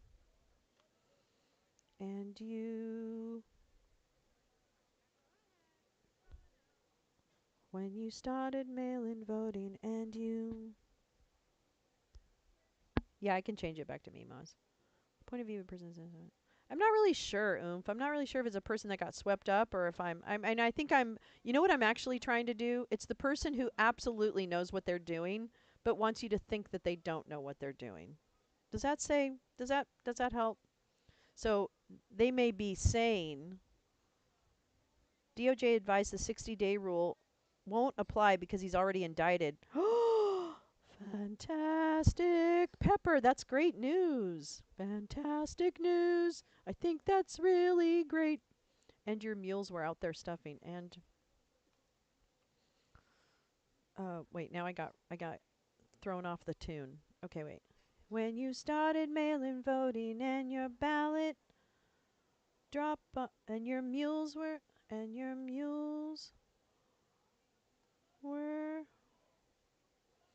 out there stuffing. When you started mail-in voting and your mules were out there stuffing. Is there 3 lines? I don't think there's 3 lines.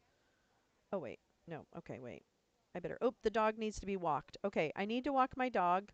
So if you guys can continue thinking about song lyrics, that would be a great thing. And then I will be back and we will continue writing. And then let me check the time. Oh, wait. Is the fucking thing started, you guys? And I'm an idiot. I'm so sorry. I'm very dumb. Oh, it's at 10 a.m. Okay. What? What now? Say what? What? What? Judge McAfee. If you're disingenuous and you know it. Sorry. Already being litigated. Yeah. Okay, there's 3 lines. Okay, I put it back, so I'll fix it. But I can't fix it right now. Okay, so I'm going to go ahead and leave the song up, though, so that you guys can continue trying to write it. Copy pasting her comment. The DOJ advises Judge Cannon that the 60-day rule does not apply in Trump's case, as he has already been indicted and the case is already being litigated. Jim's coming in with the daddy jokes. Okay, I'll BRB. I gotta walk this frickin' dog. Okay? Think of song lyrics. That's your job. We've got 15 minutes.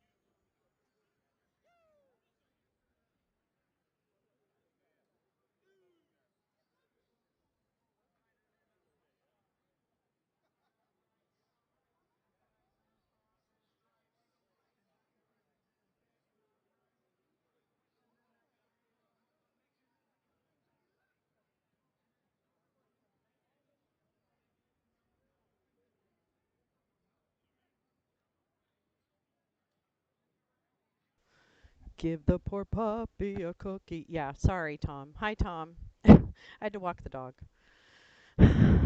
No, go. Don't be. Don't be. Sorry. Sent you something about someone I've been researching, kind of an odd bird. Oh, I'll take a look, Tom. I haven't looked at my email yet this morning. Okay, let's get settled and ready for what is about to happen. Okay, we're going to come back to this. Okay, so this is going to be, yeah, stuck in the midst of a coup.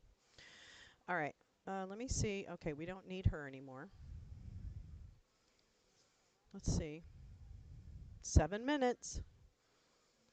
Let's see. Don't know which lie's the big one. Either way, glad I carried a gun. Stop the steal, y'all. It's going to be fun. Take their helmets. Come on, let's get her done. Is that for this song? That's good. Wait, I got to take a picture of that. I took a picture of it. Oh! There we go. Oh, dear. Is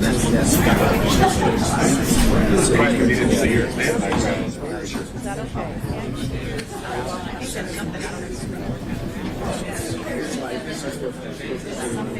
But I'm not going to show you.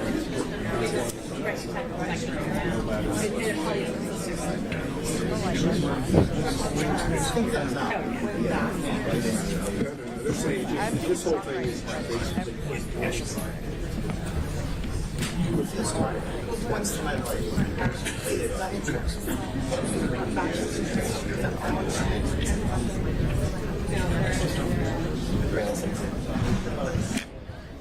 Get all the stuff.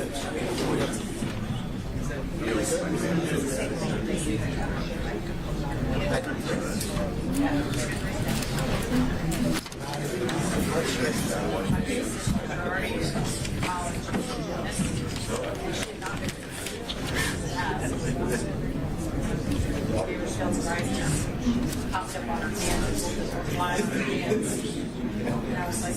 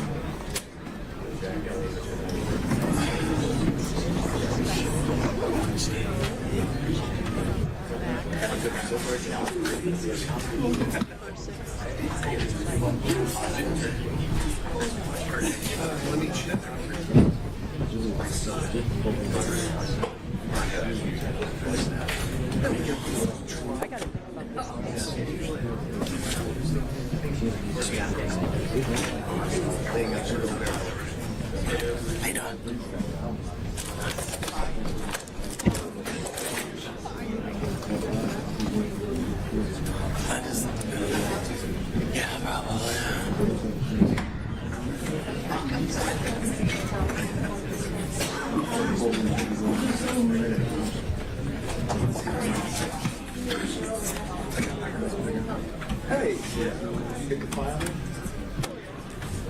The one the stage is good.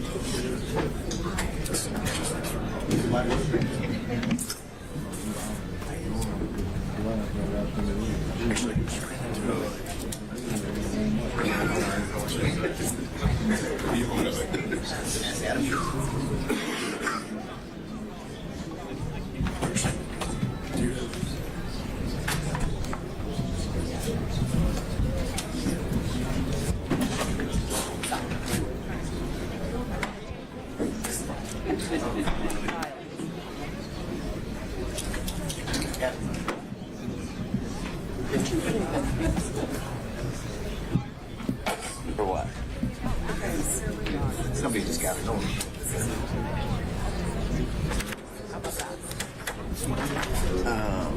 No, we filed something last Friday. This was filed like at 12:45. I'd have to look later. You would didn't file. Somebody may have filed it for me. Anything about it?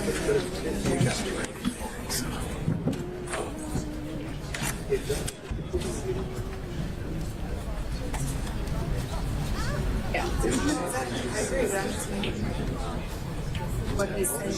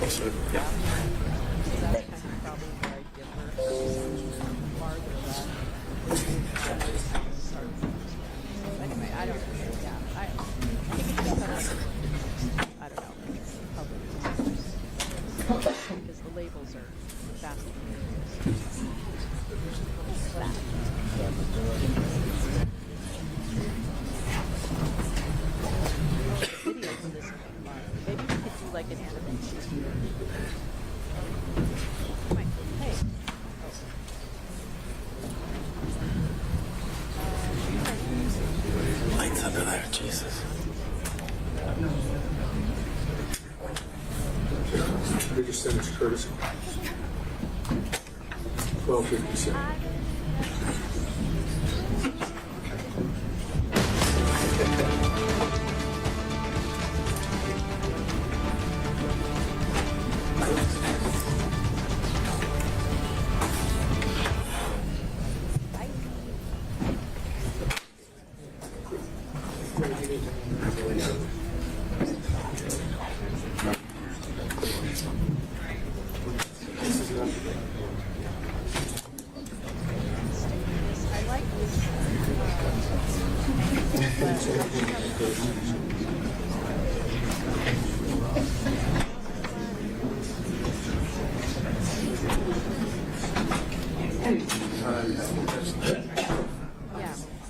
I've got it.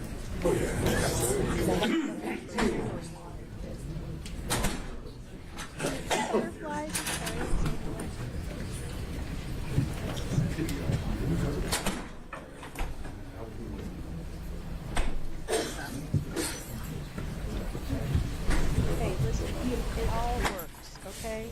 Art is messy. I think you should have that. You should have a song. Good song. What song? We'll sing it out. Hold on. We're gonna sing it.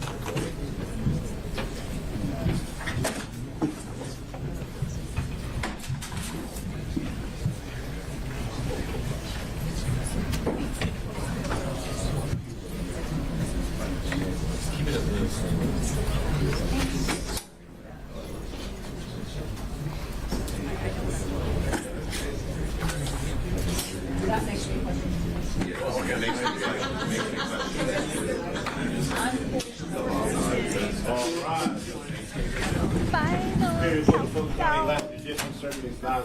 The Honorable Judge Scott McAfee Society will now come to order. Please be seated.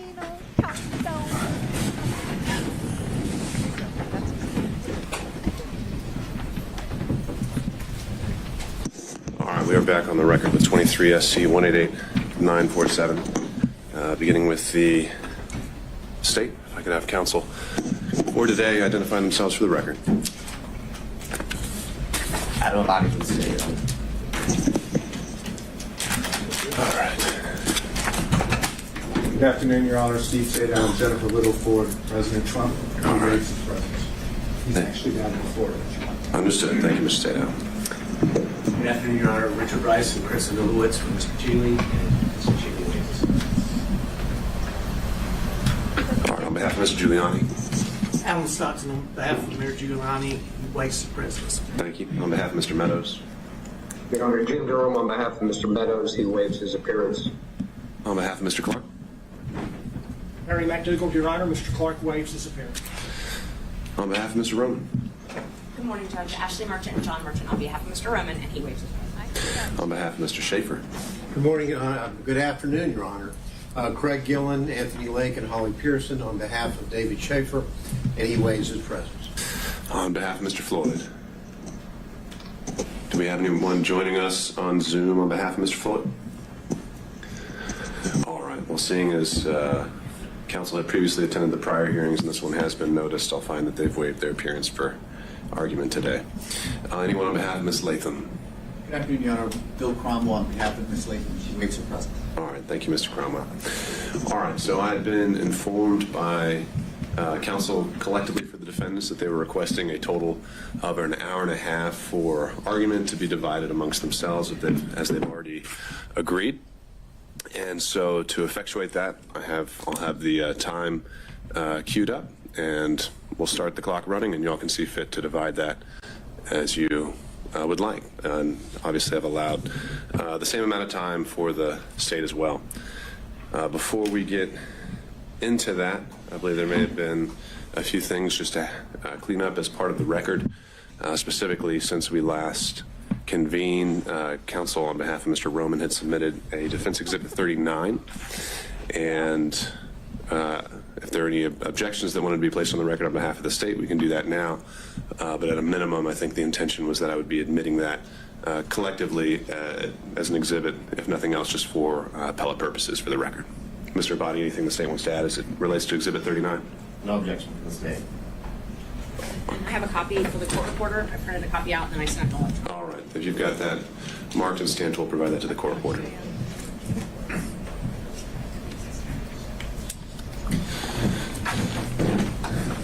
All right. And then, as I indicated as well, on Tuesday, both parties, since the close of the evidence on the 16th, had followed up. Now I think both sides have made requests to reopen the evidence. On behalf of the defense, there were some issues with cell phone records, and the state has found an additional witness that they would like to present. And the instruction I provided on Tuesday was that for today, I think we've reached the point where I'd like to hear more of how some of the legal arguments apply to what has already been presented. And it may already be possible for me to make a decision without those needing to be material to that decision. So that's why we're here today. I wanted to make sure we held this time because it is a bit of a logistical challenge to get everyone in a room together.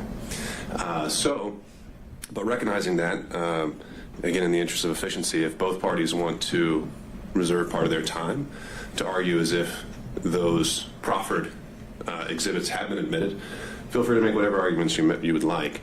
And if, in fact, it turns out that I do need those to be part of the record to make a decision, then we'd have to come back, and we will do those in accordance with the rules of evidence. Mr. Gilman. We have not filed anything, but we also have a proffer of a witness that we would like to call in the event the court does open the evidence up. I can make an oral proffer as to who that witness is and what that witness would be saying, and I could do it, and I think in a fairly brief manner, if the court would permit me, so the court would understand where I'm coming from. And I believe also Mr. Cromwell also has a brief proffer for a witness that he has talked with and does have an oral proffer. So are these, this is the first I've heard of it, so are these things that have been discussed or shared with the state at all? No, Your Honor. I literally, my communication with this particular witness occurred this morning at about 10:10, along with Mr. Chrisinola, who was on the call with me. I'm more than happy to enlighten the court as to what the witness would say, who the witness is, and in a brief summary of what this particular witness would testify to in the event the court allows for evidence to be reopened. And on the record, I would state that on behalf of my client, Mr. Schaefer, we do want the record to be reopened so that the court could hear what if they want to bring in someone from California, let them bring them in. And we believe that the court might want to hear the proffer and the evidence that we are prepared to at least proffer today.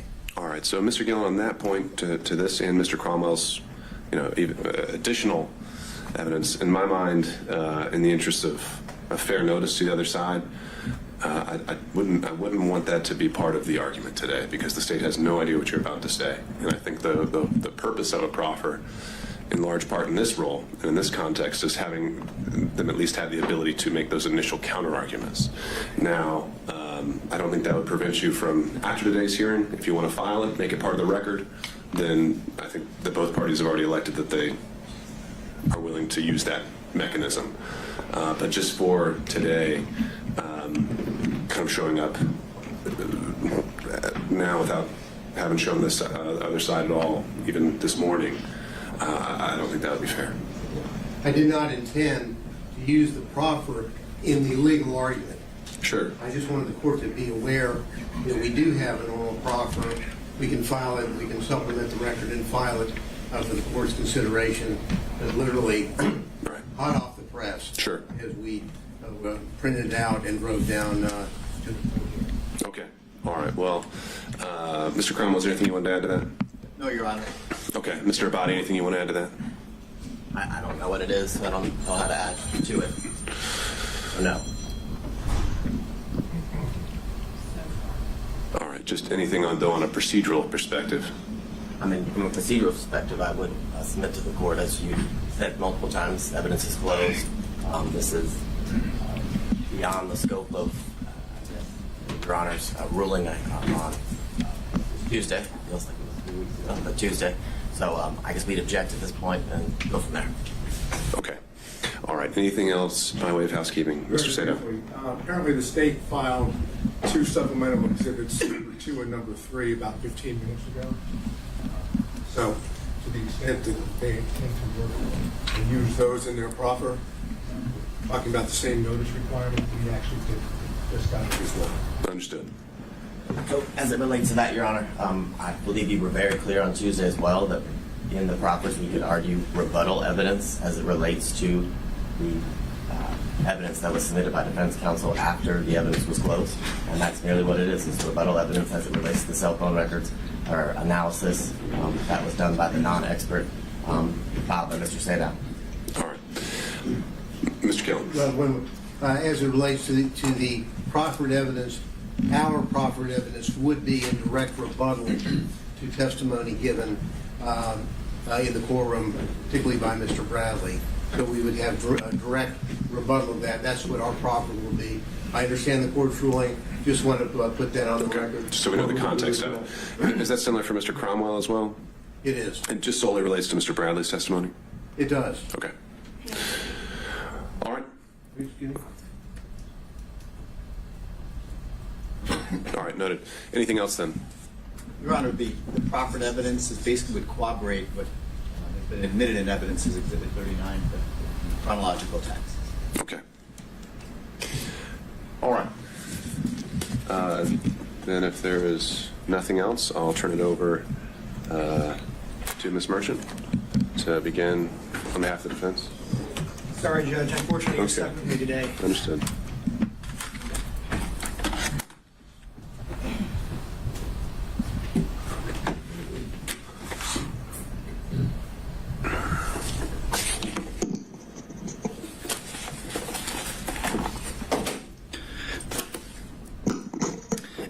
May it please the court, Your Honor, John Merchant on behalf of Mr. Roman. Just by way of roadmap to give you some idea about the allocation of time and what I'm going to be covering. I've been charged with talking to Your Honor about the conflict issue and the appearance of the conflict and what we believe the evidence to show on that issue. Mr. Sadow, Mr. Gillen will be talking more about the forensic misconduct piece of it. Ms. Willis's church speech, statements made to the media, fraud on the court, frankly, and the book that she gave several interviews for. So I won't be discussing any of those issues. So if you'd like to ask me, certainly I can try to address them, but that's going to be the focus of their presentation. And then towards the end, other folks may have some issue-specific type arguments, either in follow-up to mine or the forensic misconduct. But those are the 2 lanes that we're going to be covering, but I'm going to do the conflict piece of it for you. And on that issue, Your Honor, this is a matter of first impression in Georgia. I can't find a single case that's been published by the Court of Appeals or the Supreme Court that is based on these facts. There are, of course, a number of different appellate court cases that deal with conflict-related issues, and more importantly, appearance of conflict-related issues. And some of those are based in state law, some of them are based on the ethical rules that govern lawyers, some of them are based upon the Sixth Amendment right to due process that's implicit in all of what we're doing here today. I want to remind the court that we're here today on this motion to disqualify D.A. Willis and her office because of her judgment, frankly. She is supposed to be disinterested under the Sixth Amendment, and she's anything but that. The fact that these proceedings have taken this long and through the convoluted way we've made it here today explain that. So as I present my arguments, I want the court to understand that this court represents the guardrails for the Sixth Amendment in this context, and Ms. Willis has already been disqualified once. So I would encourage the court to remember what Judge McBurney did in his order disqualifying. The same argument was made in that case as to whether or not there needs to be an actual conflict of interest, or whether or not the appearance of a conflict of interest might be sufficient under the facts. I want to make clear to the court that the law in Georgia suggests, and is very clear, that we can demonstrate an appearance of a conflict of interest, and that is sufficient. There is, I'm going to be candid with the court, there is a Supreme Court decision from 1996, Lambie State, and then there are 2 Court of Appeal decisions after that deal, frankly, in some dicta that suggests that an actual conflict is required. But the Supreme Court of Georgia, since those decisions came down, has made quite clear that the appearance of a conflict standard still applies. And the reason that's important is I think under the Sixth Amendment, which is where we're at, in order to preserve the defendant's rights under that provision and under corollary provisions of Georgia law, you've got to consider the appearance of a conflict. And the reason why the appearance of a conflict is so prescient here is because if this court allows this kind of behavior to go on and allows DAs across the state by its order to engage in these kinds of activities, the entire public confidence in the system will be shot. And the integrity of the system will be undermined. And so with those sort of public policy and constitutional principles, I wanted to turn to the law in Georgia on disqualification. And Your Honor, I'm going to give you the law, and then I'm going to talk about the facts and how they apply to the law at the end. If you want to talk about the facts earlier, jump right in, and I'll be happy to do that. I'm sure Your Honor is very well prepared and probably knows all the law that I'm going to cite to you. But to give the skeleton outline, the original seminal case that deals with conflict of interest from the Georgia Supreme Court is Williams v. State. That's 258 Georgia 305. And there are basically 2 methods by which you can disqualify a district attorney. One of them is a conflict of interest, and I'll suggest to the court that doesn't mean an actual conflict. That could mean an appearance of conflict as well, and then forensic misconduct. Importantly, in the Williams case, though, in footnote 4, and I think this is important for the court's analysis about the facts and which box it fits into, the court said there is no clear demarcation line between conflict of interest and forensic misconduct, and a given ground for disqualification of the prosecutor might be classifiable as either. And I think that's important because we have facts that fit in both boxes. So if a state stands up and says, well, there's no actual conflict here, Judge, that doesn't mean necessarily that it doesn't apply to the forensic misconduct.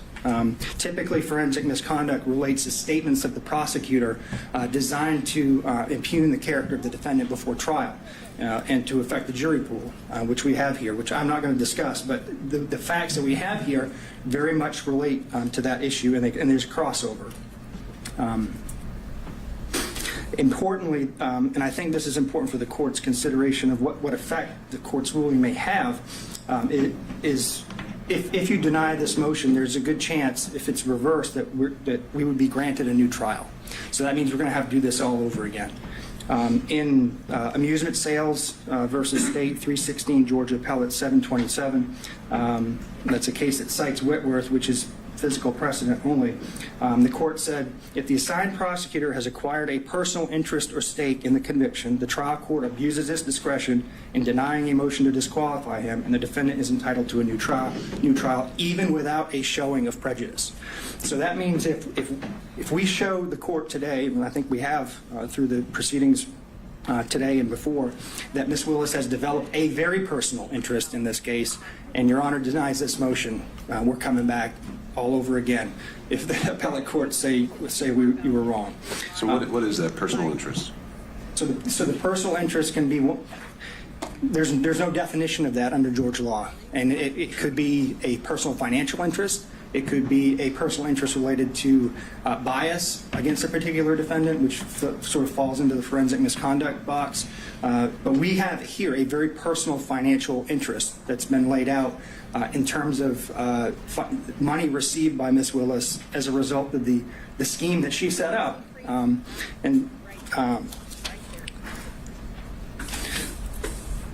To get to the issue of the personal interest in the context of an appearance, I think that's important.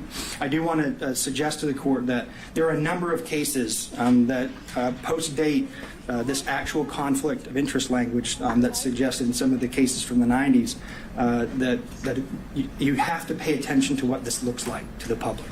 And I agree with all of the law, and I'm sure the state's going to stand up here and say it can't be a speculative or a conjectural type of personal interest. We don't have that here. We have something very concrete. And as Judge McBurney put it, actual and palpable, not speculative and remote. That's exactly what we have here. We've demonstrated through the testimony of the witnesses, some of whom impeached themselves, that we have a very personal interest. In the seminal United States court case that deals with prosecutorial impropriety is Young v. U.S. That's a 481 U.S. 787 case. In that case, it's the opportunity for conflicts to arise that created at least the appearance of impropriety. And that's the case that requires that the prosecutor be disinterested. Since a scheme injecting a personal interest, financial or otherwise, into the enforcement process may bring irrelevant and impermissible factors into the prosecutorial decision. Now, there are a number of Georgia cases that sort of repeat that theme. Reeves v. State, 231, Georgia Appellate 22, that's a 1998 case, stated a potential conflict of interest existed and the appearance of impropriety existed. Davenport v. State, 157, Georgia Appellate 704, that's a 1981 case. That was decided 7 years before Williams. When there is at least the appearance of impropriety, a defendant is denied fundamental fairness in the state's prosecution of the charges against him or her. There are also rules that govern prosecutors. Lawyers in general are bound to preserve and avoid even the appearance of impropriety. That's Brown v. State, 256, Georgia Appellate, 603, 202, 2002. Head v. State. A prosecutor's close personal relationship with the victim in a case may create at least the appearance of a prosecution unfairly based on private interest rather than one properly based on vindication of public interest. ABA Criminal Justice Standards for the Prosecution Function, Standard 3.1.2c. A prosecutor should avoid appearance of impropriety in performing the prosecution function. 3-1.7f. The prosecutor should not permit the prosecutor's professional judgment or obligations to be affected by the prosecutor's personal, political, financial, professional, business, property, or other interests or relationships. So the rules that govern her in her own profession say that this is wrong because she's developed a financial interest in this case.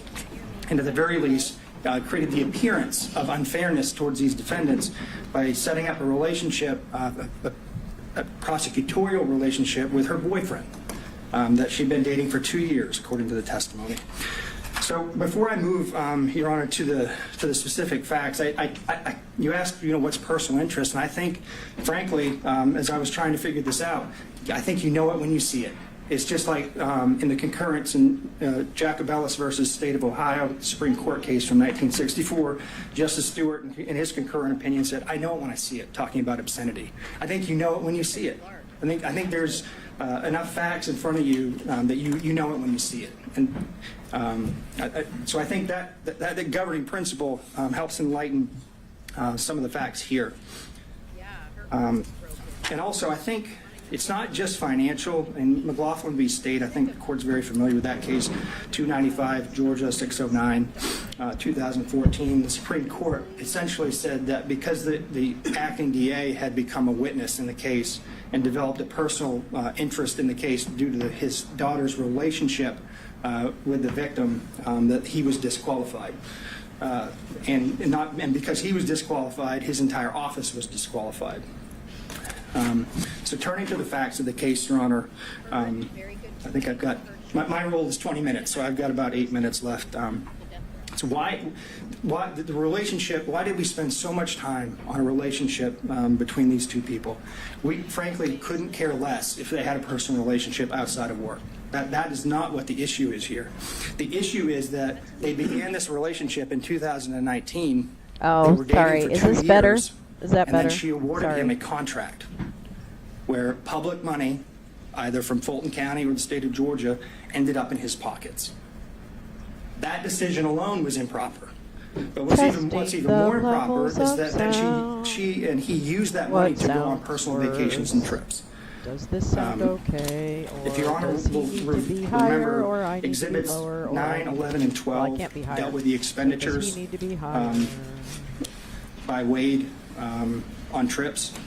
If you do the math on that, if you look at what he spent, and then you look at the testimony about what was paid back by Willis, because the cash reimbursement theory, well, I'll talk about in a second, but if you do the math on what he actually paid for it and what they testified she paid back in cash, you still have over $9,200. Wow. $9,200. $9,200. $9,247 to be exact.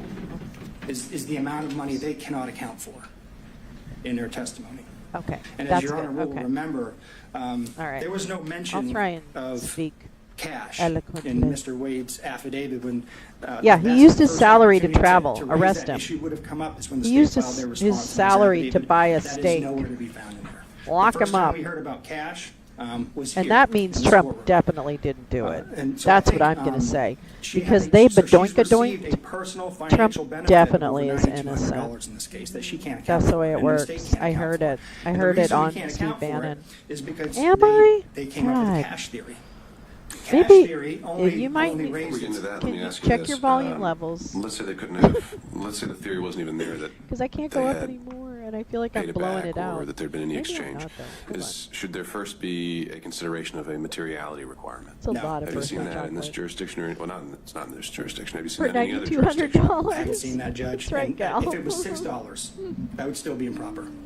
Would it be improper where it's a per se disqualification if someone, buys their boss a stick of gum? Is that per se Gain. disqualifying because I there's no wonder if I could put materiality gain on requirement? this. Well, no, I don't disagree that it may not meet a materiality requirement, but it's a personal benefit. I won't say that giving a pack of gum is. I'm just going to try this. I justification turned for up the gain a little disqualifying bit a on my district attorney. I mic. think that's Does that part help? of the issue, Judge. I think it's I a know. fact-based inquiry by you. So Now there's I a hope I'm not continuum too involved much. here. Yeah, but I think the continuum involves you looking at whether or not, on the grand scheme, in the grand scheme of things, it violates the down my Constitution, ear, though. and whether or not there's an appearance. This man is quite loud. Of a conflict. Okay, but there the isn't. We appearance already proved suggests it. that she actually Do you received a understand benefit, that? And we know that she did. They Baby. admitted it.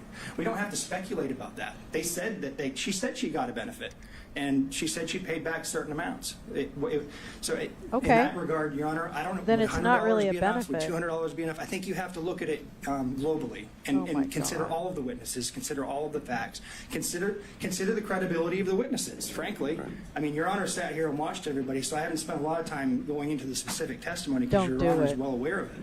But you get to evaluate the credibility of the witnesses Yeah. as a fact finder. She probably spent And, that much in staying alive last month from Trump threats. Just That's from a right. legal perspective, though, you're saying we can't just say dollar amount, look no further. There has to be a totality of the circumstances analysis. Yeah. I think it's fact specific, Judge. No. I don't really want you He's to pin me telling down you on what that it because is. there's no law on it. I can't He's give you a telling straight you what answer it because is. I haven't seen anything like that. And I think if we build a materiality requirement into the case law, then you're down a slippery slope then, because then it's going to be very.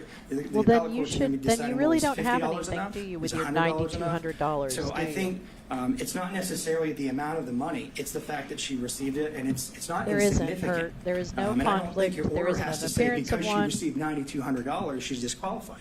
I think if we go back to the 20,000 I don't foot think level, you should where's date people what's the you work appearance with, but here? also Is he this was a fairness to the contractor. defendants?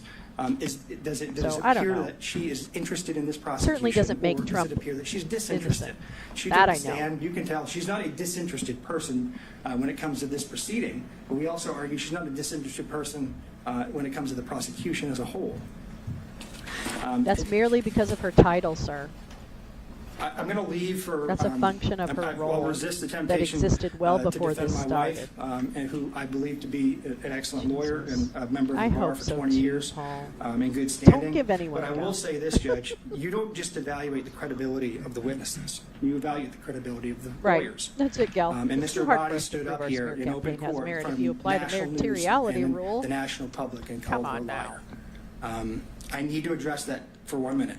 There's text messages that are now part of the record, Oh my God. which now are substantive evidence for you to consider, prove everything that she put in that motion, everything that she tried to elicit Really? from Mr. Bradley was Really? absolutely 100% true. Huh. And not only was it true, she verified through the witness himself that the motion was accurate before it was filed. So for the state to get up here and impugn her credibility, Oh, don't worry. It's not only We all think her improper, it credibility violates is Berger crap, versus so. the United States, which is a case that says Not the state really. can't Woo! just get up here and make any argument it wants. And I encourage the court to call him out on it when he Damn steps it. up here. We have to have candor towards the tribunal. You cannot lie to the court, cannot lie to the public, cannot lie to the jury. And I think that's what he did. Oh, stop. So there's other corroboration Shut up. of our Shut view up. that she Shut was up. in this relationship. I think, frankly, based on Mr. Bradley's testimony, Your Honor can separate the wheat from the chaff when it comes to credibility. But Mr. Bradley had 2 chances to correct information that he suddenly developed amnesia about, and he just didn't do it. How does the timing of the relationship impact financial interest? Because it's part of the scheme she created intentionally in order to give benefits to her boyfriend. So there's a reason why they fought so hard on this, Judge. I mean, there's a reason that every single subpoena was objected to, every single question we asked Mr. Bradley was objected to, the jumping The up and yoga down, all that's the, happening all right the now obfuscation. in There's that a reason for courtroom. that. They know that if Your Honor finds that that relationship started in 2019, that the appointment of Wade itself was improper, and if that was improper, then he had no business as an average citizen, along with the fact that they didn't have approval from Fulton County to appoint him in the first place. That undermines the indictment. It creates a structural impairment in the indictment. Oh, 'Cause stop he had it. no more business being Oh, in give the me a grand jury room break. than I did. Oh my So God. that's what they're Are worried you about. And kidding the me reason why right it's important now? for the financial piece, Judge, is This it's is how so the money ended up stupid. going back to her. She put her boyfriend in the spot, paid him, and then reaped the benefits. She created from a it. scheme that required a boyfriend She who happened created to the have a law system degree. and then didn't tell then anybody about it. They broke up. She didn't even tell her dad about it. So I think if in Wow. the grand scheme of things, if you're looking at the totality of Wow. the facts, You're really a twisty guy, aren't you? You're a and I've little got to sit twisty down boy. here. About 2 minutes to make room for my co-counsel. If you look at it, Yeah, I can sit everything down. put together, judges, they did this. They knew it was wrong. They hid it. My and they manager didn't. at Even when they were Domino's. called out on it, they tried That's to create an adorable. excuse for it by saying it happened. Did you after get the free fact. pizza? We know now from the testimony, Ms. That's Yuri a confirmed that What's a Mr. conflict Bradley, of interest? his text messages were It's accurate. really not shameful, his court isn't testimony, it? It's but, kind of amazing that but these guys have zero shame. That fact was accurate. The I don't motion really is get it. accurate. And so, also, I do You know what wanna I'm point enjoying out, though right now? My coffee. There's no paper trail here for the cash. Yeah, there is. I know that this was I know she and her father both testified that they kept She used cash cash, on hand. blah, blah, blah. Which, I mean, Is that his wife? keeping cash on hand in and of itself is not a problem. When you're a public Merchant is official his wife and you're or his required to daughter? keep track of gifts that you I don't get receive, then you need to keep track of it. But there's no paper trail. I There's no couldn't- deposit I couldn't history. sleep with a There's guy no that looked withdrawal like history. that. There's no receipts. just be none of that. rude right now? So even assuming There's their no testimony way I could would credible, be and we either don't think high that it enough is, or you still don't have enough information to track all that money that she received. disassociated or And this is just depressed what But does the or lack of evidence fall on or the state? horny Isn't that, to sleep with a guy does that the looks lack like of that. evidence fall on the state? Isn't can't- that where burdens come in? Do it. Yeah, don't know. Yes, I think they had an obligation to tell Your Honor, First hey, of all, this he is where the looks money like went. And they certainly had the ability to do that if they could Mark do it. Meadows. Since they didn't do it, we have to assume they can't. And if they can't, I just Right, want to Gal? remind the court of It's very weird a couple in a important relationship testimony from Ms. profiling Willis, off a defendant that I think is claiming goes to another credibility of all of attorney the, had a boyfriend. officers of the court who testified. She met with Wade, and they developed in 10 minutes after talking about the financial piece, I believe, this cash theory. Oh That my could not be rebutted. fucking We have no God. ability to do that. They did, and they chose not to do it. I can't. So with that, Your Honor, unless Your Honor has You more need to sit questions down. for me, I'm You're going done. to sit down and turn the podium over to my distinguished colleague, Mr. Sadow. Thank you, Mr. Merchant. Appreciate the court's time.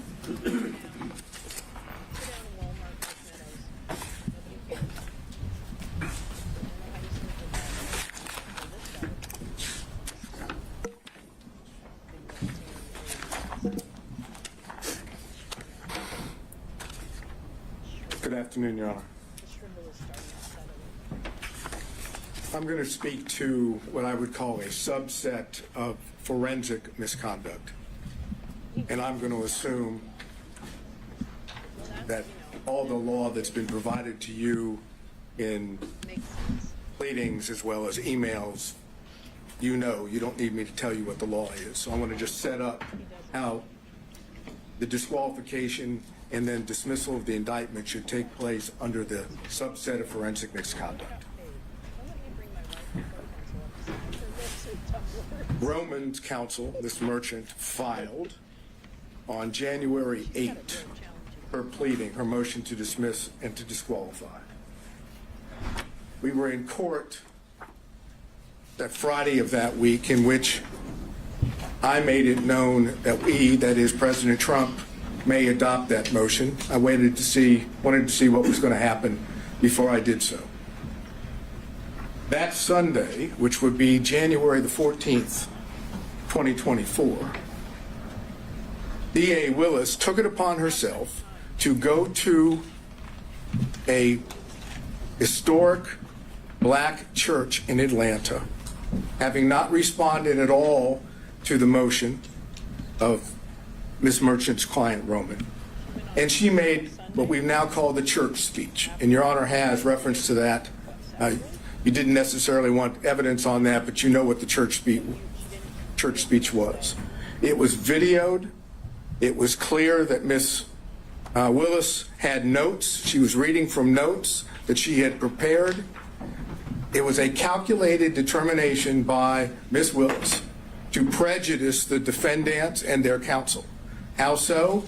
By making an issue out of the fact that the person that was challenged in the Roman motion was black, without telling the public or the church members or anyone for that matter that the reason that Mr. Wade was being challenged was not because he was black, had nothing to do with race. It had to do with the relationship that had been alleged and later admitted to by It has to be like right next to my Ms. Merchant. Ms. Willis took full opportunity to prejudice the defendants, and then comes along later in a pleading and says it wasn't designed or intended to be at the defendant's home or the defense counsel, which with all due respect this is really like the purpose of that worst was to get public possible sympathy, defense. public empathy for what Ms. Merchant had already alleged in her motion. He's a dope on a rope. Now, I kind of that was a agree. violation Okay, of the professional rules of conduct. It was a violation of 3.8G. There's no question about it. It wasn't in response to anything that was said. It was a public statement, extrajudicial, for the purpose of making a comment upon the defendants. It would be in response to a motion that was filed. But it wasn't filed in a response, in a pleading. It was filed in response to a motion. And the motion were allegations made. Trying to figure this out. If Ms. Willis wanted to respond at that point, she could have said, I hope he does. the facts of the matter. Instead, she misstated what the situation was, took advantage of the opportunity an ethical violation, and the ethical violation makes it clear that you must refrain from making extrajudicial comments that have a substantial likelihood of heightening public condemnation of the accused. Can you think of anything more that would heighten public condemnation of the defendants than alleging that defense counsel and the defendants were making their motion based on race and religion? Are you kidding me? This is his argument. That's as bad as it gets in Are you Fulton County, with all fucking due kidding respect. me right now? That's exactly what Ms. Willis wanted done. Are you fucking kidding me? And remember, the state still had not responded. Mr. Sadow, fuck you and the horse you So rode then in what we on. get from I the want you to state go sit down and is we get an affidavit filed as part of their response. shut the fuck up. And that affidavit says specifically, and the affidavit is Mr. Wade, says specifically in paragraphs 26 and 27 that the relationship did not begin until 2022. It acknowledges the relationship and says it didn't begin until 2022. And the pleading that's filed, the state's pleading in response, indicates not exactly that, but it says there was no relationship as of November 1 of 2021, and that's on page 7. So now we know that timing is the issue. No, it's because not. Ms. Merchant Oh my God. made it clear that we alleged and had evidence that indicated the timing was before Mr. Wade was hired, not after. So the state now has filed an affidavit and a pleading that claims post-hiring into 2022. This is the best And then he's Mr. got. Wade will testify to the same thing under oath. Now, Ms. Yerty says it began in 2019. Why would she know? Well, she would know because she was a former friend. I know the state's going to get up there and say you can't believe, essentially what they're going to say is you can't believe any defense witness because they're defense witnesses. No, and it's because she only was people that fired would from tell her the job. truth would be Wade and kinda Willis. bitter. I suggest to you that that's not accurate. Oh, shut I up. suggest that the Nobody's testimony that suggesting Mr. Wade gave and Ms. Willis gave, This guy specifically particularly dealing now with bugs the me. timing issue, Yeah. without getting into Sleazy anything else. doesn't even begin. that brought forth a true concern about their truthfulness Oh, stop. and being what is Give me a required of a break. lawyer in this state, which Sir, is candor your toward client the is tribunal. still guilty as sin. And that's 3.3 Can I- of the can I professional tell you rules. that? Your client Specifically, small guilty A1, make a as false statement sin. of material fact or law to a tribunal. So that's, as I posited to the court, that's the second ethical violation. And then you also have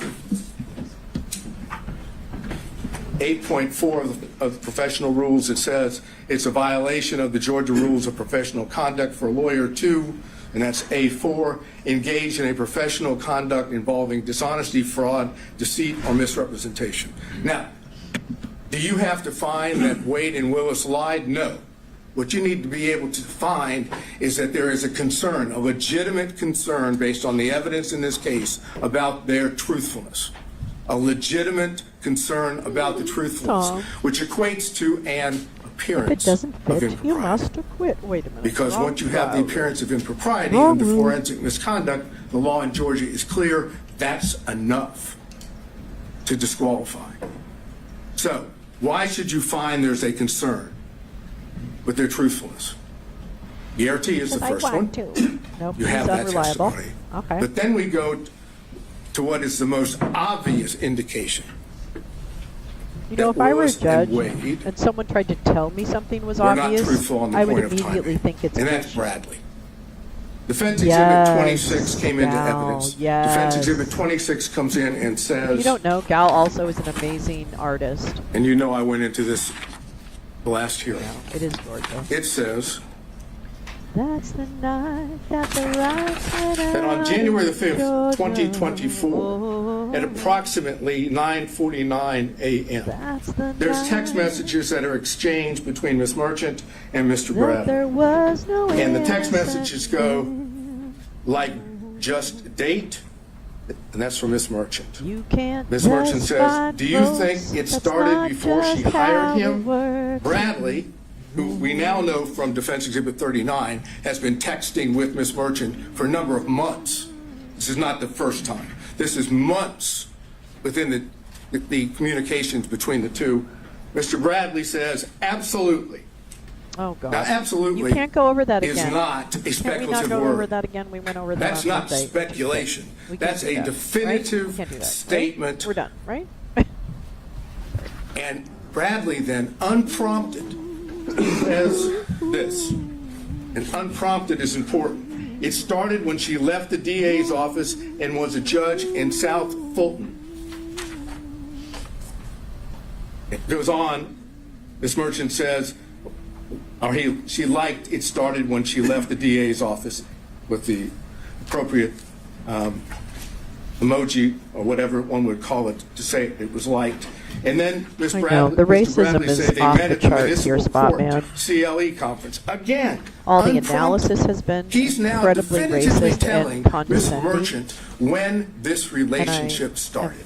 Really hoping that it shines a Ms. light Merchant on said, how that's what I fucking figured when he was married. And then snivelly Ms. Merchant and says, when I'm talking slinky, about that's a lucky. couple hours later, that she kind of texts and says, upon classification information and and relief, Willis and Wade met just while disgusting. both were serving as magistrate judges and began a romantic relationship I at hope that people time. get a And comeuppance. Mr. Bradley responds, no, municipal court. Thank you. Doesn't say it didn't start then. He doesn't suggest that she's wrong, other than magistrate court municipal. Now we have that, and I it's think in the judge evidence. still has And to what weigh does the Bradley totality, do? right? He knows that he's put himself in a position that if he testifies truthfully on the witness stand, Your Honor is in a position to be able to find, if you choose to, that both Willis and Wade lied. So what does Bradley do? Look, you were an assistant U.S. attorney. You know how this works when you have witnesses in this situation. You know Mr. Bradley my client did is everything Mr. he Trump. could possibly He do never to answers a evade straight answering question. questions. No recollection. Saw something couldn't yesterday about remember, the path it of was misinformation, its speculation. origins. Yeah, Anything really he cool. could possibly that's say that would cause Your Honor not to believe that Bradley knew when this relationship started. I suggest they were clear-cut lies, and the truth is in Defense Exhibit 26. And so if we take that view, that he thoroughly impeached himself, that he did not give truthful conduct, what's left standing? Generally, you would see someone who's impeached, perhaps we have some kind of core that you could point back to and say that's the time he was telling the truth. In these text messages, is it ever definitively shown how he knew this and that he actually did know it, other than in just a assertion outright? Absolutely. Usually, if a state has a witness that goes sideways, they've got him locked in. They've sat down with a detective. They've got a full statement. We don't have that here. But what you have is a text message, which is a prior statement of Bradley that he did on his own, that was not given to him by someone else.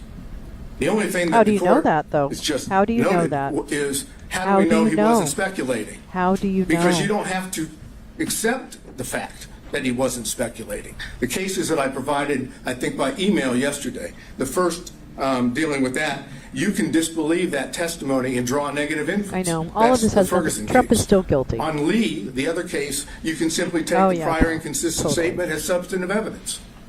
It has the same value.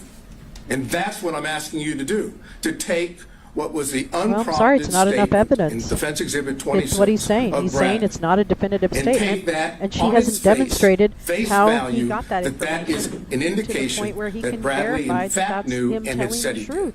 did. If you I don't know. accept The judge that, just told me what he's thinking. you have to have concerns How about about you the guys? truthfulness of Willis and Wade on the timing issue. Shut up. And I don't know if this is something maybe one of your co-counsel were going to address as well. We heard about kind of the law that applies, how we're outside kind of the orbit of the core of cases we're used to dealing with here, where it deals with side switching or where someone is in the relationship, the client relationship. The proposition you're putting forward now is that if a representative of the state, a lead prosecutor, the district attorney themselves, says something that's untruthful on the record, that is something that immediately has to be proactively policed by the trial court? Is basically what I'm getting at is, where in the law do we find the remedy to an untruthful statement? Generally, we send you down the street to the bar, right? Right. And that's why I gave you the cases of Registe and Edwards yesterday. While those aren't prosecutorial cases or dealing with prosecutors, they deal with counsel. And in both those cases, the trial judge found ethical violations on the part of defense counsel, or potential ethical violations. Wait till they look at yours. Went through the ethical violations and said, based on that, you're disqualified. You cannot be the attorney of record in this case. What's good for the goose is good for the gander. If defense counsel can be kicked off of a case because of ethical violations, I suggest the same thing can happen to kick the entire for office prosecutors. off. When the ethical violations deal with truthfulness, candor to the court, extrajudicial statements, those are the things that this court can rely upon and say, based on those. Again, I find an appearance of impropriety. Where would be the limiting principle? The district attorney signs every indictment assigned to this courtroom. Does that mean she's off every case? No, it would be when the... If I found that she's untruthful, is that what you're kind of suggesting? You don't have to find, again, I'm not saying you have to find she was untruthful or that Wade was untruthful. You don't have to make a finding of fact that they lied. All you have to do is make a finding of fact that you have genuine, legitimate concerns about their credibility, about their truthfulness. And once you find that, then you can apply Registe and Edwards. Well, but it's the same principle, though. If I have genuine concerns about her truthfulness on a particular occasion, how do those not spill over into every criminal case a district attorney brings? Well, it's because she testified under oath, and so did Mr. Wade. They didn't have to testify falsely. They could have testified truthfully. They could have indicated that the relationship, the timing, was in fact before Mr. Wade was hired. They chose not to. And in that sense, that dishonesty, that constitutes a violation of their ethical responsibilities. This is not signing an indictment. This is not filing a pleading in which both sides have their own positions. This is a requirement that every witness has to tell the truth under oath. And if they don't tell the truth under oath, or there's a significant concern about their credibility, then they're violating their ethical rules. And as anyone will tell you, as Your Honor already knew from when you were a prosecutor, prosecutors are held to a higher standard. They're the ones that are supposed to be seeking justice. They don't have a particular, they're supposed to be disinterested. Potential repercussions for when you have the lead prosecutor and the DA, it's quite a remedy. Giving what I suggest to you is untruthful testimony based on what Yerty has said, based on what Bradley said in his text, based on the whole way it was presented to you. Bradley didn't want to testify. He first came up with his attorney-client privilege thing on that. And Your Honor was, fortunately, went into that. And then when Bradley knew he had to testify about it, you saw what happened. You can draw the inference, as I've suggested on Bradley, that what he said in the text message, Defense Exhibit 26, is true. The relationship, in fact, started prior to November 1st of 2021. That Yerty says that. And now, without getting into any detail, the cell phone records. The cell phone records show that during that period of time from, let's say, April 1 of 2021 to November 30th of 2021, that there was a considerable number, 35 or more occasions where it appeared that, based on the records, that Mr. Wade was down in the area where Miss Willis was staying in Yerty's apartment. But more important is there are two occasions, and the state has not challenged those.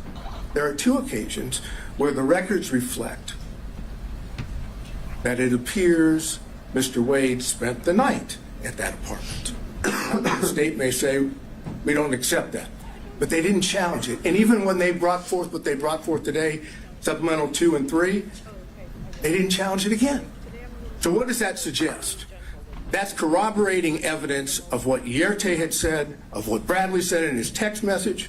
It's also impeachment evidence as to what Wade and Willis said about how many times.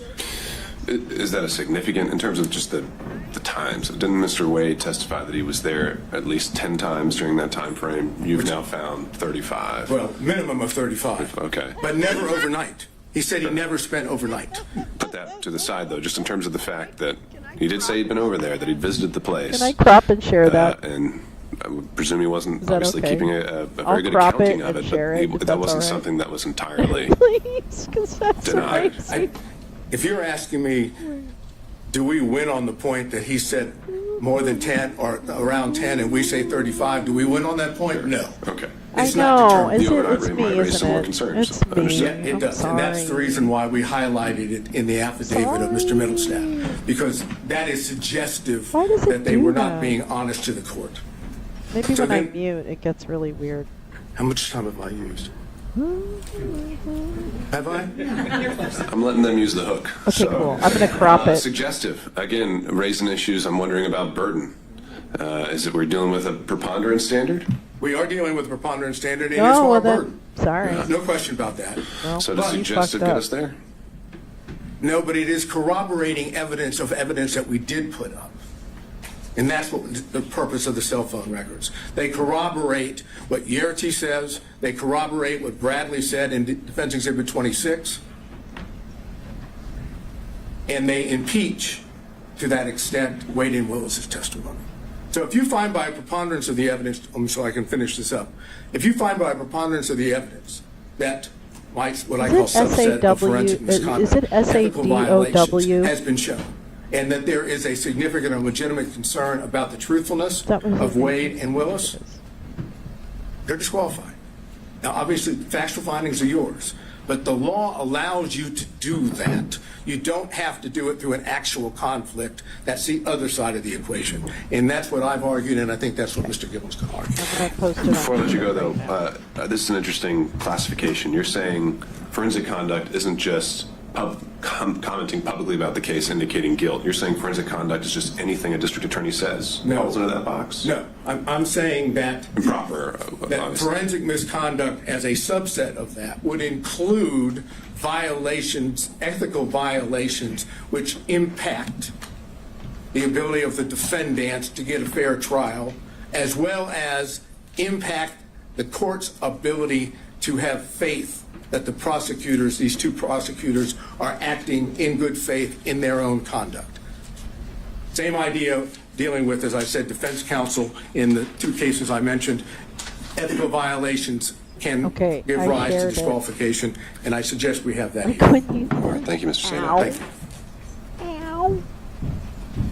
Where's the shot clock when you need it? Stop Right trying there. to- Oh, where's a shot when you need it? Your Honor, I want to I'm all right. address very directly here. What we have is a Oh, there's a lot happening a on Twitter that I systematic, didn't pay attention to. continuous pattern, a calculated plan, evidencing a design to prejudice the defendants in this case in the minds of the Wow, that's jurors. brilliant. This is what we have seen. This isn't the McAfee, problem don't that tell me how to the feel. Don't tell district me how to attorney has. roll. It's not that the district attorney had some sort of brief, Sorry. off-the-cuff I'm not gonna mute statement myself just in an because interaction with a apparently reporter that's when like in things get Williams. really bad. That's not what we have here. We have someone who sat down, wrote out her speech, wrote out Oh her my God, plan. the church speech. Hi, Who Claiborne. sat down for whether it's 2, 3, or Play, 6 play, times play, with the play, editors of Find Me I the hope Votes you're and okay told and and I got her send message you a out hug. about this case before it was supposed to be tried in this courtroom. And so that is the problem that we have. We have a you got bigger pattern problems of than that, forensic Steve. misconduct I got news. on behalf I got of Ms. news. You Willis. got one hell of a So, guilty I mean, client. we have a pattern of public statements Keep being a bow made. tie I on. take it you or your team has dived in and read the book. I know she was asked about Fort specific Pierce? Oh, I portions used in to it. live in Fort Pierce. The only case that I can find actually lived talking in about Fort when Pierce someone at the crosses marina. the line on public comments is that Williams case, and it talks about there has to be an implication of I actually like that marina there. saying the defendant, a particular defendant, is guilty, and it even denied it. Right. So, have you found any case in Georgia where they actually said that a prosecutor had gone too far in their public comments? Does one exist? Good work. Well, number one, thank goodness it doesn't happen love often. his notes. Sadly, it's already Please happened look at here. the lectern. Now, in Williams, The prosecutor had one response to an inquiry the court found that was improper, but did not have this pattern. Now, it doesn't necessarily mean a comment about the quote, guilt or innocence, although that was the pattern in Williams. It's the improper comments by a prosecutor. For example, in Williams, they cite the nature and consequences of forensic misconduct in prosecution of criminal case, a 1955 Columbia Law School article, and how prophetic that was. When Williams cites that case in that law school article, they talk about an awful lot more than simply the comments about specific guilt or references to guilt. What you have here, Your Honor, is a comment, and we can't look at it it doesn't apply only if a prosecutor said, I think the defendant is guilty in my mind. No, it's more pernicious than that. What we have here is someone who sat down and drew up a plan for two reasons. And what she did reminds me of what the court in Estes v. Texas talks about, and that is that pretrial can create major problems for a defendant, indeed more harmful than publicity during a trial, for it may set the community opinion as to guilt or innocence. That's what we have here.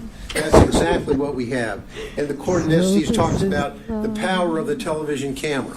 So what do we have, and what did this prosecutor do?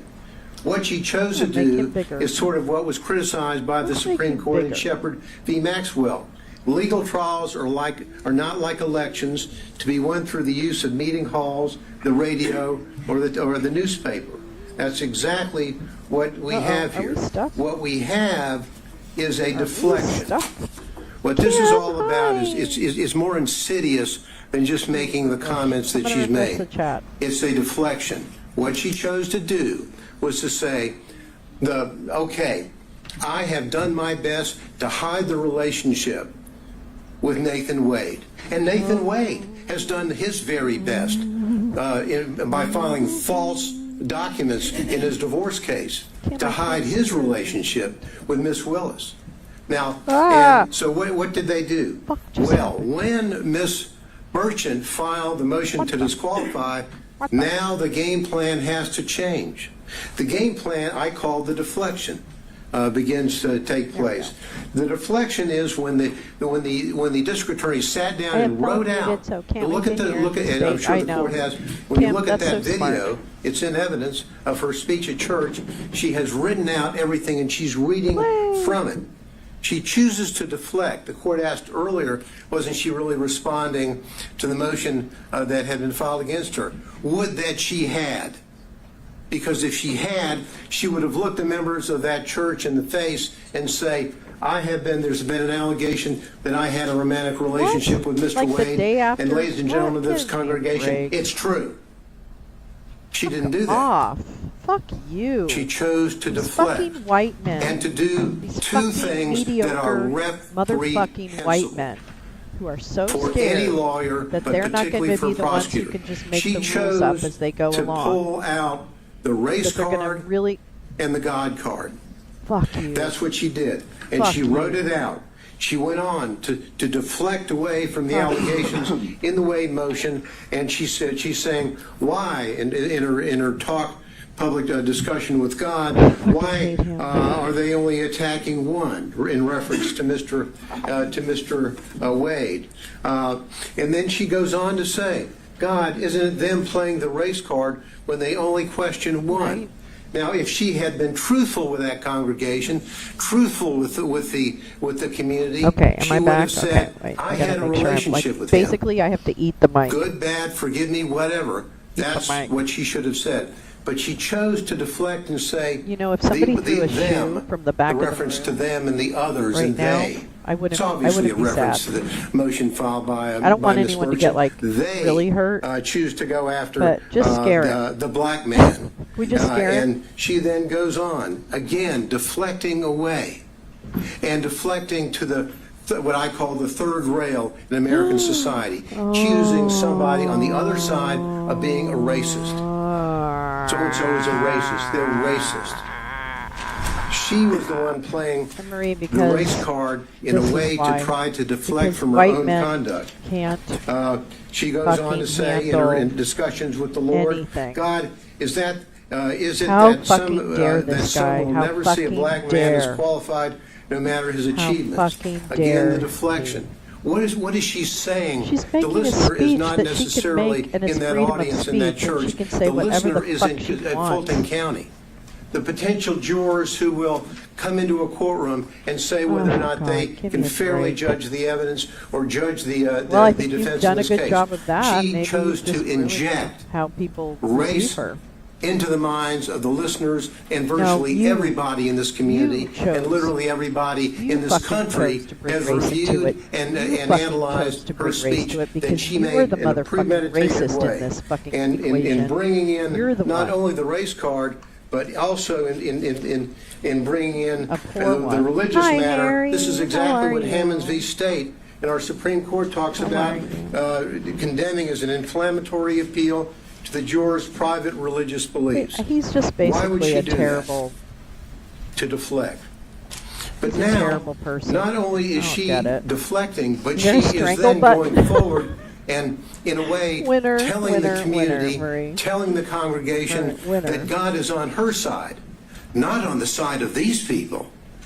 Okay. God, well, she said. Wait till you hear what your when guy she's said. talking, and she's saying, God, pray for their Have you heard souls. have you heard meaning what, God, what Trump qualified says you. sometimes? Wow. I qualified your imperfect, Roll flawed tape. self. I see you in every hour. Roll Do fucking my tape. work.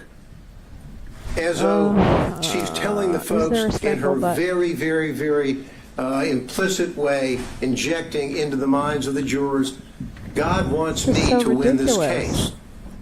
God wants me So to prosecute offensive. this case.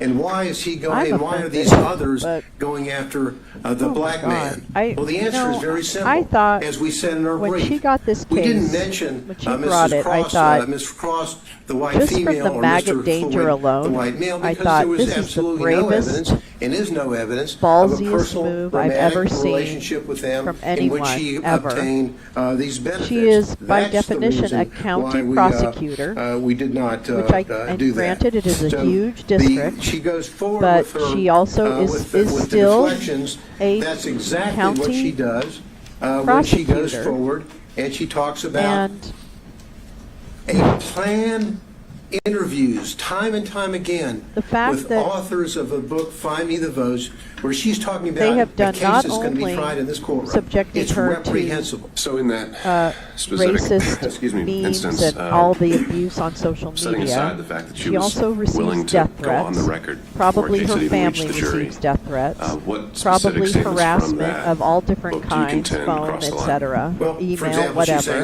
she Her goes on office to talk probably about gets all the harassed. calls that Okay. she gets from people So- calling her racial terms. Yeah. And all of the calls are racist. What she's trying to do, and I think there's a reference in there What she's to MAGA trying to people, do. whatever. In that, what she's really saying is that those people calling me up and making those claims or those horrible racial guy's nuts. slurs Sit down. to me What is are the really judge? people What on Okay, their listen, side McAfee. of the fence. McAfee, That's take what she's control of your doing. motherfucking And courtroom there's no right reason, now. Your Honor, Take control ever for a of your prosecutor motherfucking courtroom to and sit tell this down and go motherfucking forward blob with of flesh this kind of to sit interview. the fuck down She in did his it chair in and put Find his the hand Votes. over his But little then pee-pee and they- start rubbing, What because really that's the only happened pleasure here he's going to is get this from. hiding of the Okay? relationship. Because So in that's hiding what the I need you to relationship, do right now, they Judge. have done such That's a good what job. I need you to Mr. do. I Wade, need you to man filed up, false documents in his divorce case. judge up, When on May judge the up and 23rd get of your May of fucking ass in that 2023, seat. talking about have you ever Tell had this sexual relations with a person penis during the course of the marriage or divorce get including left over the period of thing that comes separation? off after He's still a married. circumcision. He Tell doesn't that have a in a divorce seat. decree, but his Sit answer is down. none. Okay. Then he's asked whether or not Sit- on any oh, yeah. occasions All he's right. entertained or Incoming. been entertained Incoming, gal. by someone, a woman, All right, great. a member of the opposite Already. sex, in this case a woman, from the date of the marriage to the present, talking about place and time and all that. What is the answer? None. Why does he do that?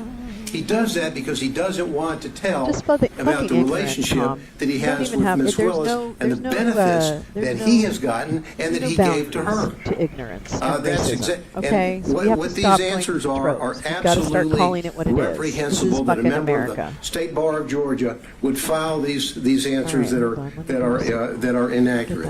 What does Miss Wade do? Excuse me, Miss Willis do? Miss Willis, on her financial report, on whether or not she has gotten anything of $100 or more in value from a prohibited source. The court asked earlier about what a threshold might be. Heard like Well, one of for the the most financial incredible report, it's comments $100. That's I've it. ever met. Okay. She doesn't report any of all speaking of the of life. benefits Oh, thanks. that I know, I got up to that she 7:13. received Woo. from Mr. Wade.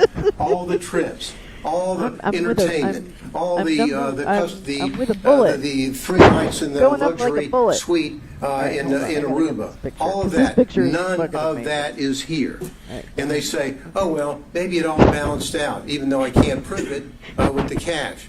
Well, that's like saying, did I give the court a Christmas present? Well, maybe I gave the court a Christmas present, and the court gave me one back. The court I has have to to get fill his out a form hunchback whether you in got there a a little Christmas bit. present I wanna from make sure I anybody. missed You that. say, I got one from Mr. Gillen. Okay. You don't yeah, say, good. I'm nah, gonna well, I I get gave the you one hunchback. back. Okay. So it really so evens this out. Is, all right. So They're that's false reports. Okay. And because they're false, what they had to do is they had to say, uh-oh, Miss Merchant has caught Yeah, us. hey, everybody, And so what subscribe, we're going to share, do like, is we're do going all to those get, things. in our Please, help response, that algorithm. we're going to get Boost Mr. the Wade to old file a algorithm. false declaration, Right, this one which is he brilliant. does. Gal, how His do they get declaration better? in I this don't case understand. is false. How do they get better every time? And the evidence showing that that is false, as it relates to the timing, and the court asked earlier, why does it matter, if the relationship was before or after November 1, 2021? The answer is they think it's important, and frankly, I do too. Because when she's hiring somebody, and she's not telling the people who are going to be paying the tab up to $700,000, hey, I just hired my boyfriend who's taking me on a trip to the Caribbean and taking me down to Aruba and taking me to California. Hope you don't mind. No disclosure whatsoever. And the What's money this guy's flows off. name? Anybody But know what because this they guy's got name? Yeah, caught, Democracy they Guy. then commit what I think is forensic, an additional component of forensic misconduct, and that is fraud on this court. When they filed that affidavit, and now it's been proven, I think, beyond virtually any doubt that the relationship occurred prior to November 1, 2021, and the benefits that were there, and we don't have to run around. And I love we've got all the records showing from Mr. Wade about the payment for these trips, for the cruises, for the flights, all this stuff. Excellent. What's the only way is they think that sat is an around and met excellent together idea, before they and I testified fully support and came it. up with their story. What's the only way that they can Okay, save I themselves? put the next one up under Pay no the attention to the original records. Pay no attention to sketch the airlines the and to the courtroom flights sketch by and Gal. vacations There's and the cruises. second I in a paid it back series in cash. of courtroom sketches Show by us your Gal. receipts. Where did you take So cash go out check of the out bank? the Ever. shitter. Oh, Is it I don't Schaefer's have attorney? I any. Well, just can't show us the remember what his fucking deposits name is. that he had. Well, We're on Christmas is back. never. We don't have any. What we Like have here Jesus of is a Confederacy. fraud on this court, which Like has been Jesus shown, of I think, Confederacy. overwhelmingly Like by the Jesus of evidence, and Confederacy. overwhelmingly through not Like only the Jesus of testimony of Confeder- Yuri, I'm writing the that. That's a testimony song. of the That's a song. Wait, hold on, I gotta emails write and the that text down. from Like Jesus Mr. of Bradley Confederacy to Miss with the Merchant, Screamo as song. well as all the documents that they had Death no metal. answer It's a to death metal song. other than the That's what just it is. trust Death me, metal. I gave him Okay, so money, new death it metal song. evaporated, I don't know New where it death came from, metal and he doesn't know what he did with it. Just please White trust Jesus. us and Wait, what believe was us it? because White it's our Jesus only way out of the trap that of they the set Confederacy? for themselves. Oh yeah, white Jesus These of people, Confederacy. sadly, and I hate to say I was as the court knows, I was a prosecutor for about 3.5 million years. It Okay, seems, yeah, okay. in the That's federal really building, good. and I God, was you an guys are assistant on DA fire beforehand. today. Can I just tell you that? Prosecutors don't You're on act absolute like this. motherfucking Lawyers fire don't today. act like this. I'm so These proud of people, you. Your Honor, I'm is a so proud. systematic Wow, we got misconduct, 2 and songs they in the need works to today. go. Hey, Thank and you. guess what? I got the little frame. I got the little frame. Oh, no problem. Don't worry about hands. The hands matter nothing. Oh God, who's this one?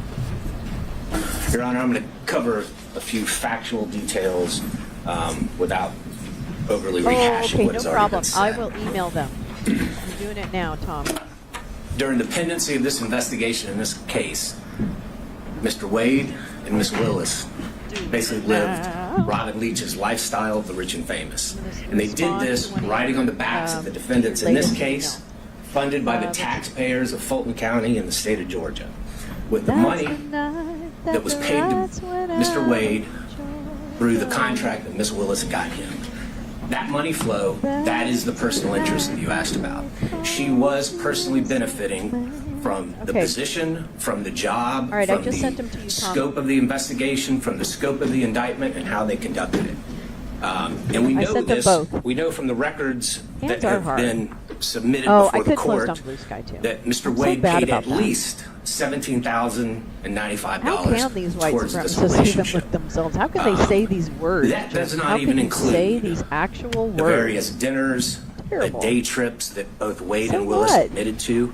So that number is likely even higher. Oh, shut the We know fuck from the up. documents that Miss Willis only It's not paid a thing. $1,394. I don't know about you guys, for but I airline listened to the whole thing, and I kind of know how some of these like we know from Miss Yurdy, inappropriate relationship cases go pretty after much having been a uncontested. manager There was no for many, many evidence decades. presented by the state So I just want to disputing say her that time frame, I didn't hear that anything that relationship would make started me in like 2019. fire someone. She saw I them definitely kissing, would she have a saw them conversation hugging. about the Now, appropriateness of dating whether or someone not they in a had sex supervisory before relationship. January Probably of prevent that 2022, or I do not reassign know. someone. They But I'm admitted sure as sometime fuck in early not gonna 2022, have a and I found whole it thing curious about that they this. both, Wade and Willis, It just seems just like went there was straight to the nothing there. sex. There So was maybe some that's pretty when they good started having sex. transparency. I do not know. But the relationship I predated can't that. And their even combined and overly suggestive focus on that is a red herring to this court and to the defense that that's what they want you to focus on. They want you to They are ignore treating all the her evidence like an that the relationship object. They predated are that. The treating relationship started in 2019. The relationship continued through 2020. The she's relationship not continued through even 2021. Looking at the cell phone Fucking hate communications, this guy. I just fucking hate in the these first guys. 11 This months is- of This is beyond 2021, lawyering to me. over 2,000 This is calls, beyond almost 9,800 providing texts. the vigorous defense, Yep, I guess. I don't even I think don't know. love-struck teenagers communicate that much. Okay, see, this is my The point. November 29th This is my point. and November 30th You don't know what escalade. any of those said. phone call from Miss Willis, between don't Miss have Willis and Mr. any of Wade, those things. 11:32 that night.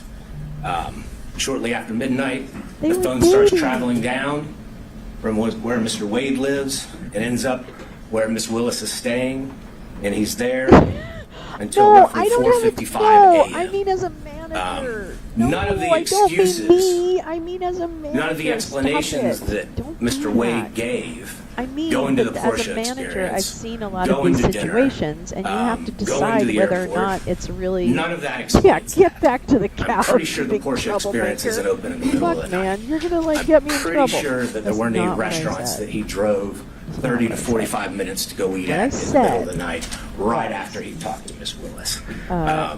It is something that I have Teenagers seen. have a name for those kind of calls and those kind of I escapades. I have won't go seen into how it. people But investigate these claims. the documentary evidence, the And objective if evidence, I'm listening to what I heard, undercuts everything that both Wade and Willis said. When you look at Miss No, Yurdy, it's not. again, she No, they're different. unequivocally said They're different. They that look the same relationship because all began in mediocre 2019. white men do She look the saw same. physical evidence of a romantic relationship. Oh, it is cartoon one again. I see what you're Mr. saying. Bradley in the text They all kind of messages, do look alike, and which that's are not because substantive of Gal. evidence, That's because said that they all look relationship alike. began in 2019. It is Ray Again, Control, his Angels in America. January Anyway, yeah. So temporary I know. amnesia I'm saying that somehow was that triggered this is not enough temporarily evidence.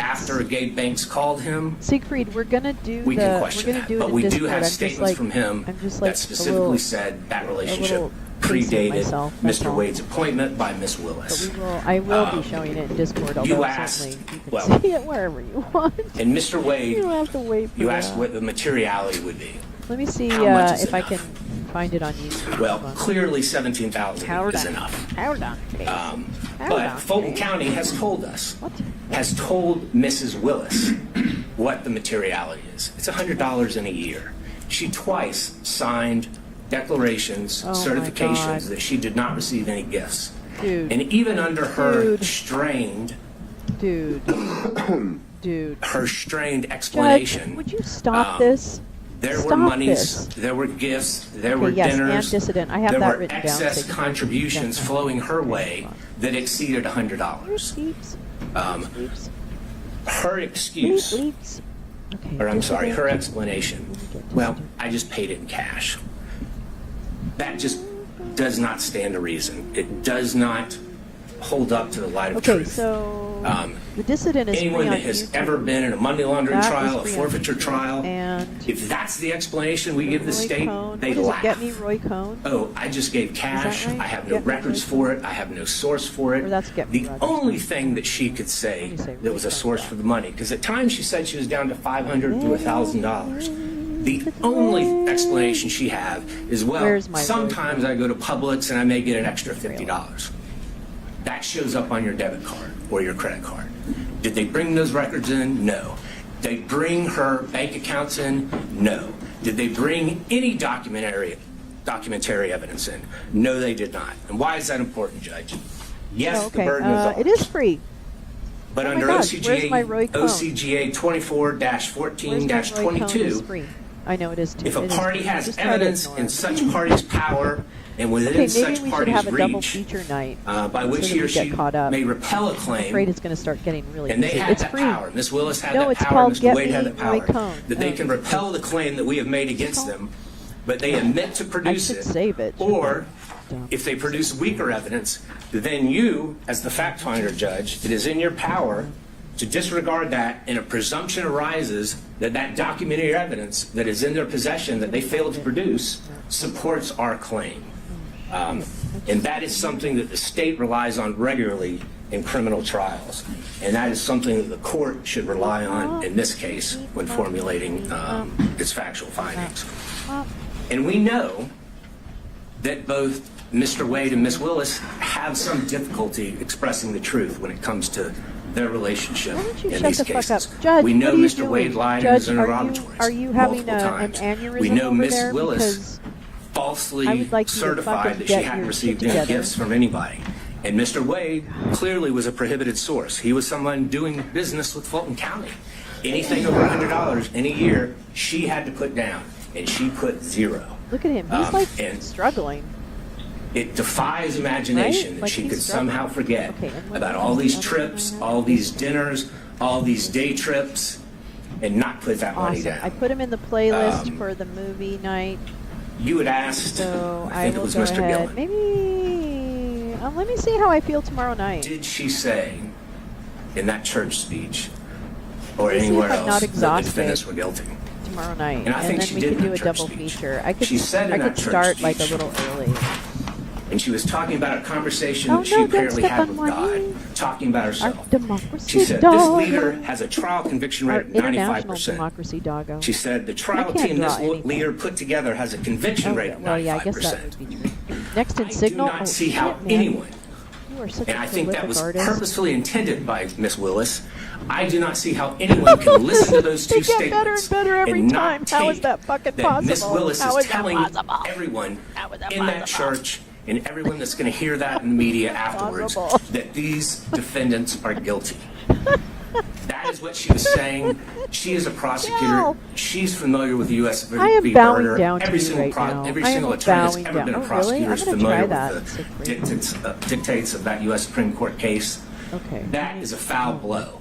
That is improper, and she violated pretty much every tenet a prosecutor must abide by to seek truth and justice in a particular case. I'm going to call him Big Head. So, Judge, when you're looking at this, Oops. the uncontroverted evidence shows that they had a relationship prior. The uncontroverted evidence shows that Big head lawyer. Mr. Wade lavishly spent on Miss Willis. Lavishly? You The know what? She uncontroverted might evidence disagree shows with that. that. The money that he was spending on Miss Willis came from this contract that he had.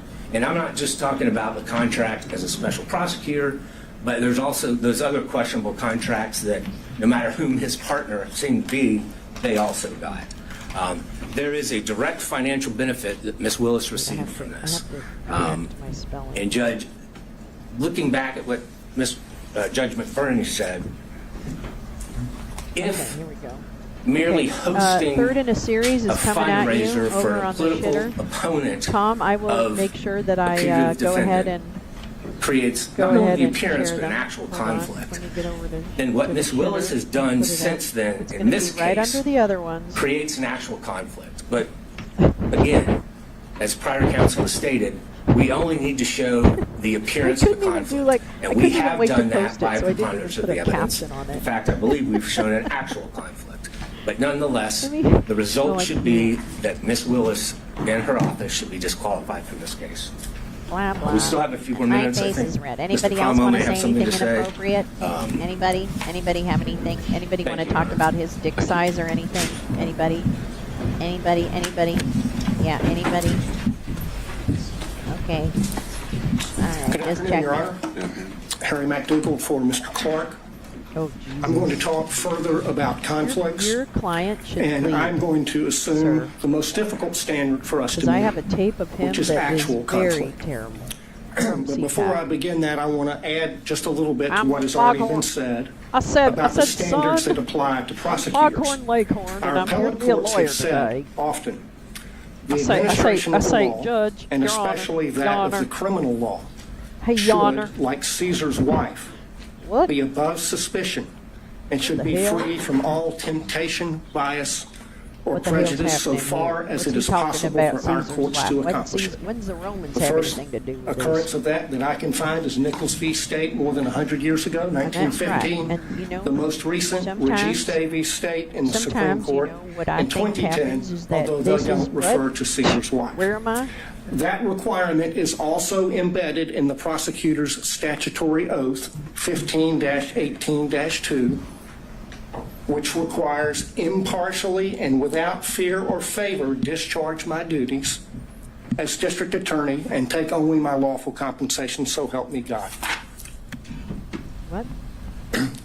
The general rule on conflicts of interest for lawyers is in Rule of Professional Conduct 1.7. Pepper And we has all signed know up to be it's the all drummed latest. into us that And the we cannot actors have a that will conflict be of interest. presenting And tonight if we for your do, listening we have to pleasure, withdraw or the we Hunter will be Biden disqualified. transcript sections The that we basic think are the idea funniest. is that Well, a conflict maybe I of do, because I'm interest going to be the one that goes impairs the through it today. lawyer's But anyway, independent my point is, professional please join judgment. us tonight because it's going to be a That's the star-studded test cast of a conflict of and whether people it can be weighed are and whether it's reading disqualified. parts of the Hunter And Biden that transcript. It's conflict crazy. is not I love it. just I'm in financial. love right It now. can be I any really do have to look conflict at that that thing. impairs your independent professional judgment, and you see that in McLaughlin v. Payne. Pages. I'm The gonna have to court be reading, asked reading, what reading was a personal right after interest this for goes. purposes of disqualification.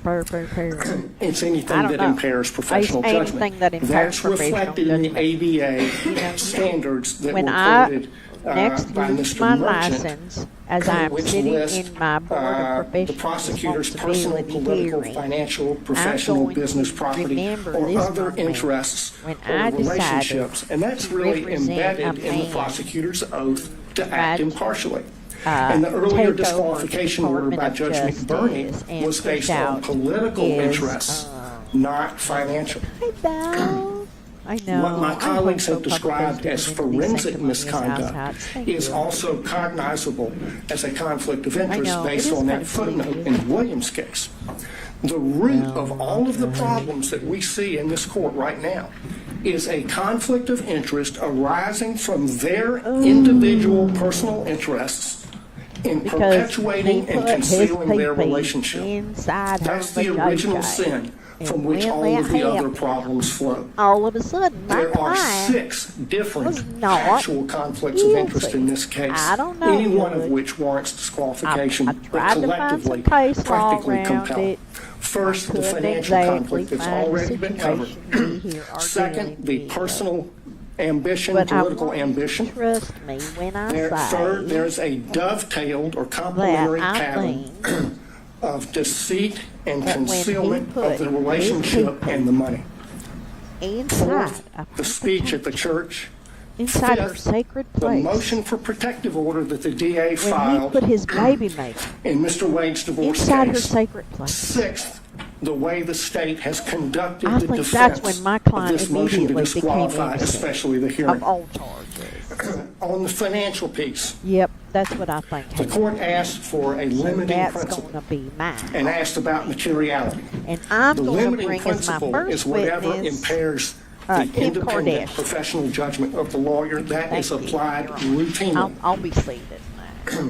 We have a county code section that flatly prohibits gifts from Right. contractors. So it doesn't matter Period. if he bought, We bought you have, by dinner. analogy, the federal bribery He statute, doesn't. which has a Federal threshold bribery. of $5,000. Oh my God, that bagel was 18 really U.S.C. a very 666. consequential bagel. The court asked You about can't just burdens buy and inferences. people a bagel and then The court expect can it draw not a negative to be inference involved from in the a state's complete failure to produce withdrawal of evidence to charges support the against my invisible client magic and cash balancing 18 theory others, 3 based of on which have State v. lived. Thomas, I 311 think Georgia, that maybe you 407. don't understand how this works, or I'm going to turn him down because, frankly, I think I'm more entertaining than he is.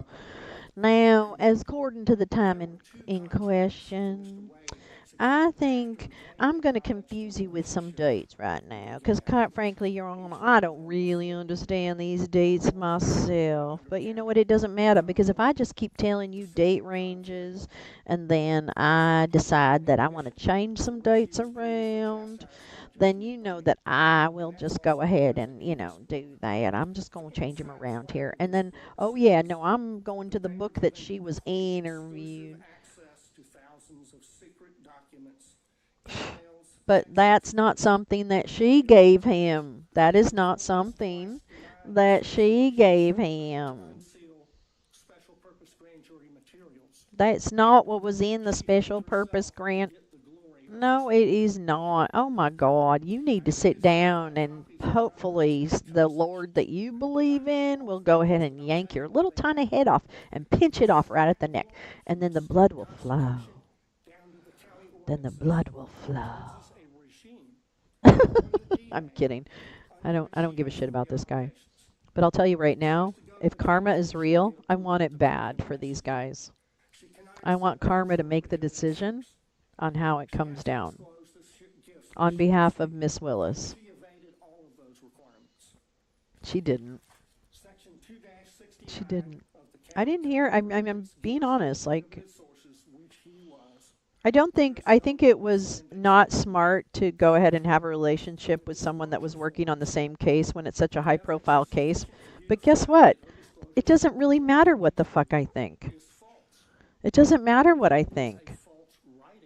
Oh. Well, I say, Your Honor. I say, Your Honor. I did not have sexual intercourse with that woman.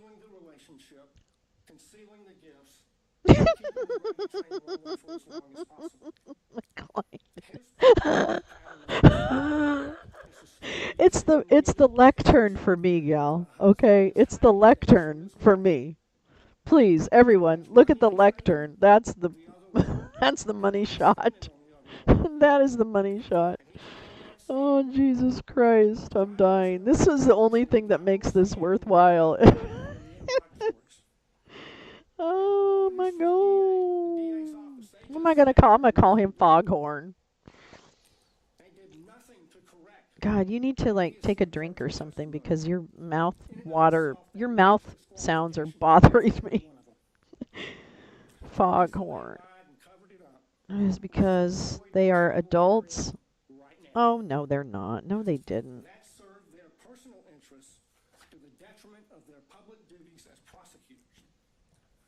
Speech at the church. I want to focus on why she did that. Mr. Gillen talked about that. To deflect Okay. attention from her own misconduct and that of Mr. Wade. She violated her public Okay, here's number 4. her personal interests and the personal interests of her boyfriend. This is so worth it. I'm so grateful. Gal, you're so talented. I can't even. I can't even. Did I give you credit? Okay, good. Oh my God. That's actually quite good, gal. You're really good at this. I say, I'm just a chicken hawk. Son, now do you want to grow up to be a big old chicken hawk like me? I say, they, 32, 36, I don't know. Oh, well, look at that little page turn, that little haughty page turn that he gave. Yeah, new game show. Good one, easily distracted. New game show. Is he a preacher or a lawyer?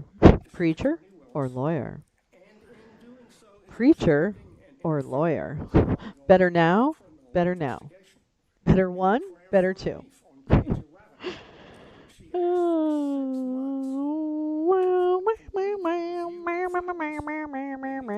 I say, I'm a chicken hawk. I'm a lawyer. I'm a preacher. I'm a busybody. I'm a nervous Nelly. There's no sugarcoating this, Your Honor. 3.4H, which prohibits lawyers from making threats of criminal prosecution. Oh, stop. Give me a fucking break. I guess, is the judge just doing this because they have some latitude in these types of closing arguments, I guess? What? That was one controversial bagel. But was it an everything bagel or was it a blueberry? You know, was it a cinnamon raisin with a little cream cheese on it? Is the conduct of the defense of this hearing. What? There are a lot of objections made based on attorney-client privilege during Mr. Bradley's testimony. And that was found to be withdrawn. Next. Objections were made by the state. So what? But the privilege being asserted does not belong to the state. It belongs to Mr. Wade. And so? That shows that the DA's office is serving the personal interests. Oh, stop it. Please shut this down, Judge. Judge. Judge. Where's the judge? Where is the judge? My God, I fucking hate this guy. You know what? Mr. Clark is still very, very, very... Oh, did it? Well, don't make naughty things, Tom. Don't make naughty things. Don't say naughty things. Oh, you can't hear him. Oh, yeah, I turned him down. Sorry. There we go. Sorry about that. Oops. Page 15. Flat out false. Sorry, you didn't need to because 10 lawyers in this case put their name on that, starting with the DA. So throw another log way down on the bonfire of conflicts of interest. Sorry, you didn't miss anything. The problem here is the DA cannot distinguish between her personal interests and ambitions on the one hand, and her public duties as a prosecutor I don't know. on Then the I other. don't know. And apparently neither can anyone else in their office. Of the 6 conflicts I've identified, only one is subject to a conflict in the please others. take that. Please take This that is a out. case study Please. in what Okay, I don't happens like that when you language. operate under I a really conflict don't. of interest. So if I would appreciate it if you would It's put an delete that. irreparable stain on the case. Think of the message that would be sent I if don't they were want to not give. I do disqualified. not want to. If this is tolerated, we'll get more of it. This office is a global laughingstock because of their conduct.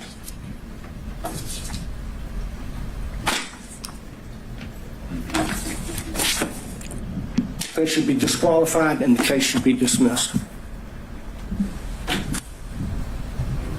Your Honor, there's not much oxygen left in the room. We delineated the times based on the whole presentation. Would Your Honor consider some time for us in rebuttal? No. Okay, well then, can I reserve what I had, 5 minutes for rebuttal? Sure, that's fine. All right, thank you, Your Honor. All right, let's take a quick 5, and we'll be back at 2:40-ish to hear from the state. Thank He you. has to blow his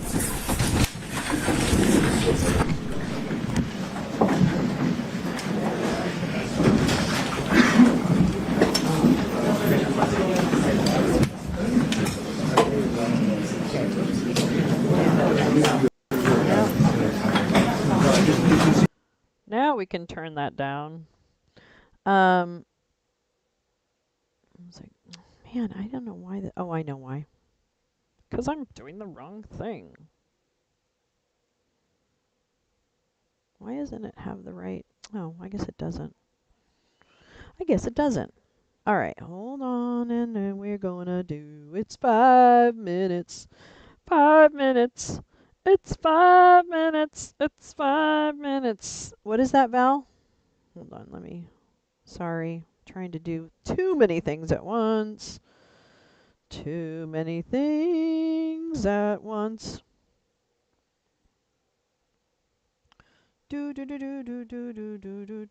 Oh, I know why. I'm not in all messages. Dummy. Hey, you dummy. That's too hard. How do I? Oh, I see. Just what? No. I wonder why you can't. Okay, it's just the message. All right. Thank you. The drawings are so good, aren't they? I'm going to refresh the chat. The drawings are so good. Gal is so talented. Everyone just doesn't even realize how talented she is. Well, this is a good time for a stretch break, folks. So stand up, take a stretch break. Make sure you're taking care of yourself. Val says Katie Fang is reporting the DOJ advises Judge Cannon that the 60-day rule does not apply in Trump's case. That's right. We did see that. Thank you so much, Val, for that information. That was really great. Yeah, the drawings are so good. Even if she's disqualified, it doesn't erase the RICO. I know. See, here's the problem. Now, the problem, Val, is that the remedy for this is removing the case to another court, another, county, which means that the charges can be dropped, modified, plea deals rejected. The whole host of things can happen if another jurisdiction takes this, because the entire office, not just Fani, not just Nathan Wade, the entire Fulton County office will be removed from the case. So it's a much bigger stake if the judge rules in the favor of Mike Roman's motion. Does that make sense? And if I'm explaining something to you that you already knew, I really apologize. Forgive me, because I don't mean to presume the level of language, the level of knowledge. How about my level of language that is woefully impaired, I guess. But yeah, that's right. It's Rico, dummy. Oh, there she is. She's so pretty. I really like her. I think she's got a really good steel gut. I think she has a fucking gut of steel. Is she here to like stare down the judge? She must be wanting to speak.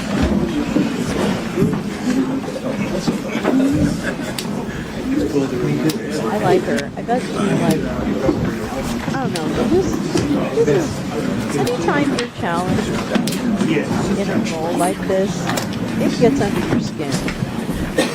And she's just handling this with such fucking boss bitch energy. And I appreciate that. Because I think it's time to change the perception that as a woman you have to conform, because that's what it feels like. It may not be like, if you're looking at this process from the outside, you may have a different vision of what actually is, how it feels. But as a woman who's been in corporate, who's been in management, who's been like really have been in a time and era where it was far less acceptable to kind of talk about her actions, like to stand up for herself, right?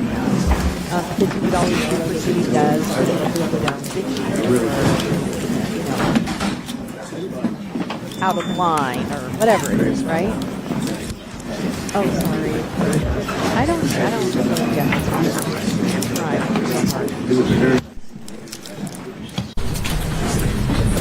See, see if that's any better. Is that better? Thank you. What's that? The court feed's too loud. Oh, okay. So that's what's happening. I think it's that I need to be higher than the court. I was trying to be the same, but she looks amazing. And the thing is again, it just takes a lot of intestinal fortitude to not only take this case on of such national importance with all of the risks, but then also to be subjected to this bullshit, having your personal life dragged through, and for you to have to literally stand up and be, you know, have your entire life exposed and lies said about you and all of that. So frankly, my hat will always be off to this woman, and it was from the day that she announced that she was bringing this case. Sir. Because I knew that she knew that she was getting into something really fucking nasty. So if you try to tell me that any payoff that she might have perceived is somehow worth the pain that she suffered, no. There's no way. There's no way you'll convince me that that's why she's doing this.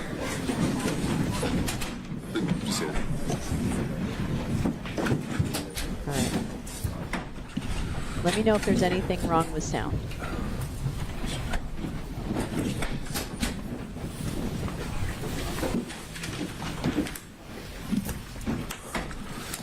Yeah, it's just We're not back easy. on the record. Stay ready. Yes, Judge. I just been trying to get to where I can share my screen. We need to add you as a host then. What's your profile name on the Zoom? Oh, shit. Your screen Did name on the she Zoom. really? Adam Abadi. This Just merchant, making sure. you're ridiculous. Bear with us. Do you need it right away? No, I can start without. All right, floor is yours. Good afternoon, Your Honor. I want to start with some of the things that were addressed over the last hour and a half.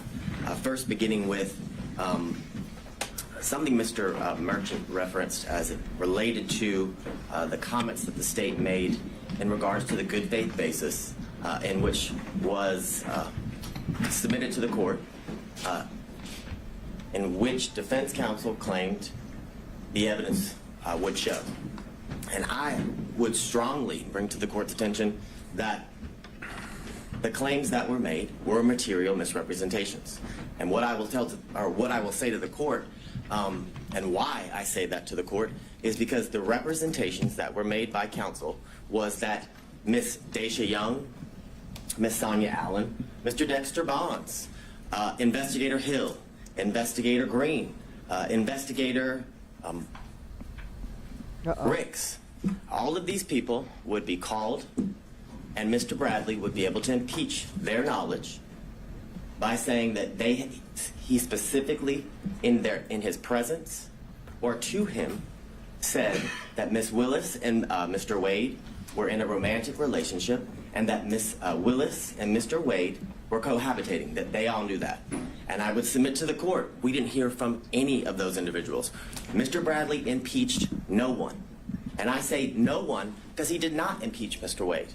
In order to properly impeach a witness, you have to confront the witness with the specific statements. Mr. Wade, and you can look back at the YouTube of the entire hearings of the last couple days, Mr. Wade wasn't once confronted with a statement that he claimed or said, or that is claimed that he said to Mr. Bradley. The way you properly impeach somebody, you have to confront the witness. Here would be Mr. Wade, and once he makes a statement that you believe to be inconsistent, and you have a witness who can prove that inconsistency, that's when you call that witness. And when Mr. Wade was on the stand, not once was he asked, did you tell Mr. Bradley this in a confidential conversation in your conference room that was not covered under attorney-client privilege? That was not asked. The specifics of that conversation was not asked. So any testimony that Mr. Bradley testified to is impermissible. It is improper impeachment because they did not confront Mr. Wade with it. So that's where the state would begin with the comments that Mr. Merchant made about me referencing his wife as lying. I never called Ms. Merchant a liar. I never used Okay. those words. I don't put it know on- why I put she it on made the Twitter. Material misrepresentations. Woot, woot. It could be because Mr. Bradley lied to her. I don't know the reason. It So, is Roy but Cohn. It's I can Roger submit to the Stone. court It's Steve that Bannon. those were material misrepresentations that were made to this court on the day a few Mondays ago, as everyone was arguing the motions to quash certain subpoenas. I'd also bring to the court's attention that during that motion to quash subpoenas, certain subpoenas, Ms. Yurgi's I attorney tagged Mike Roman. appeared, Mr. Partridge. I tagged and he Mike made Roman very with clear this. on that Zoom that Miss Yurdi had absolutely no Right, knowledge let's of a talk romantic about Roger relationship Stone's and sexual absolutely no knowledge of cohabitation. Those were the specific references that he made.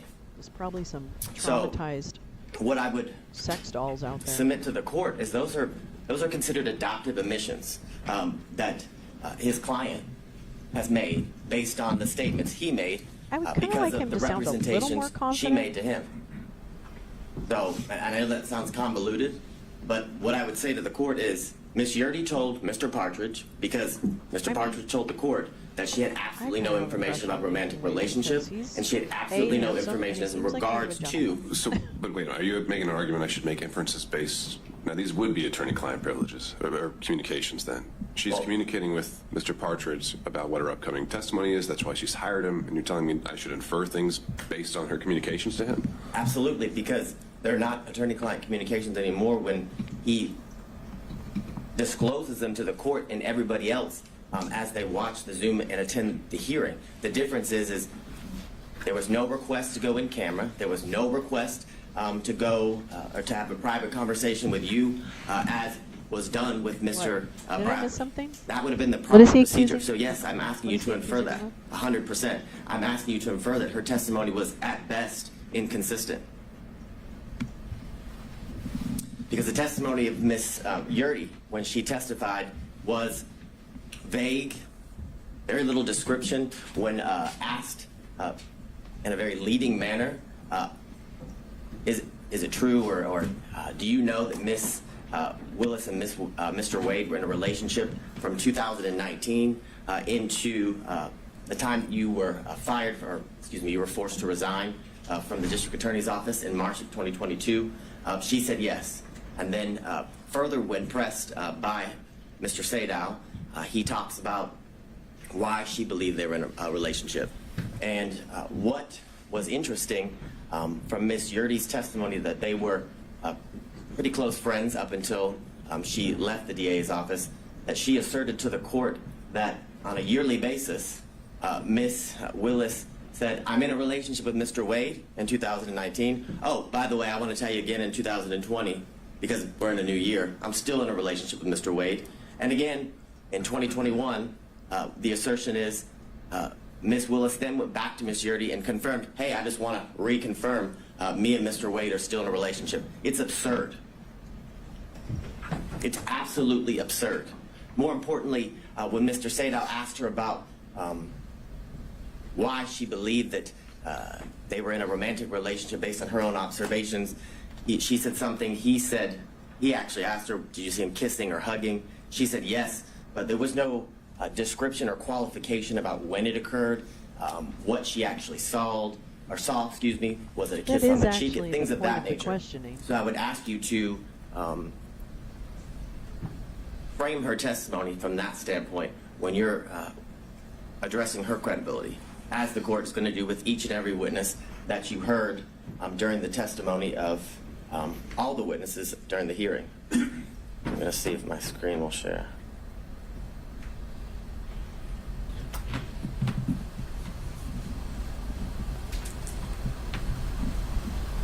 Josh, get in here right now.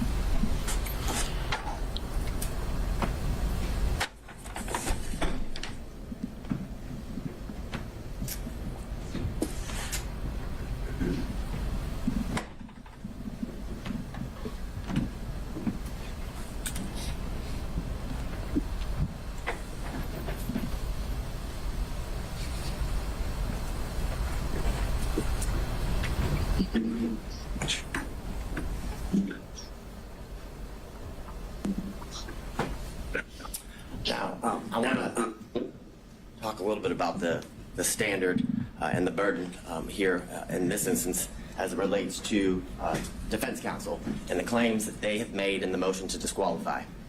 And as I was doing a whole lot of research, I came upon this law review article from Cornell scholarship reading or publication, and they made very clear that courts have been relatively reluctant to exercise their power to disqualify prosecutors for any reason. And that goes along with the standard what the state would submit to the court is that the defense has to show an actual conflict. And in this instance, they have to show the actual conflict would be that Ms. Willis received a financial benefit or gain and did it got it based upon the outcome of the case. It doesn't make any sense. It makes absolutely no sense. And during the 3 days of the extensive testimony of all of the witnesses and the prolonged examinations of the witnesses by multiple defense counsel, they still got nowhere. We're in the same position we were in on Monday. The same assertions that were made on Monday have no answers today as we're before Your Honor. They were not able to provide any evidence as to, or to the contrary, of Ms. Willis and Ms. Wade's assertions of when their relationship began. There's absolutely no evidence that contradicts that the relationship did not begin later than or around March of 2022, Your Honor. I like to focus on bad guys submit to the too, court yeah. because of this failure that their assertion or their request that one, the indictment be dismissed. There's absolutely no evidence that the defendants in this case, their due process rights have been harmed in absolutely any way. There was zero evidence. Not a single shred of evidence was produced through any of the exhibits or the witness testimony showing how their constitutional rights, their due process rights were at all affected by the relationship that began in March of 2022 with Ms. Willis and Mr. Wade. And because of that, the motion to disqualify should be denied, and Ms.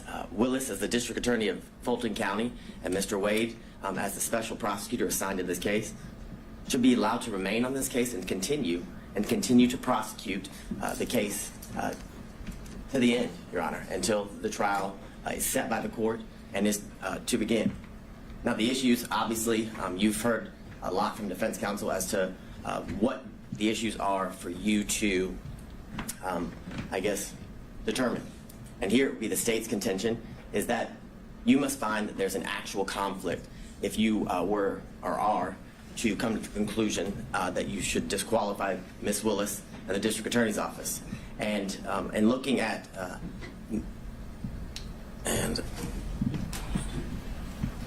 what I think you're talking about, is this Ventura? It's McGlynn v. State, McGlynn v. State, 342 Georgia Appeal 170.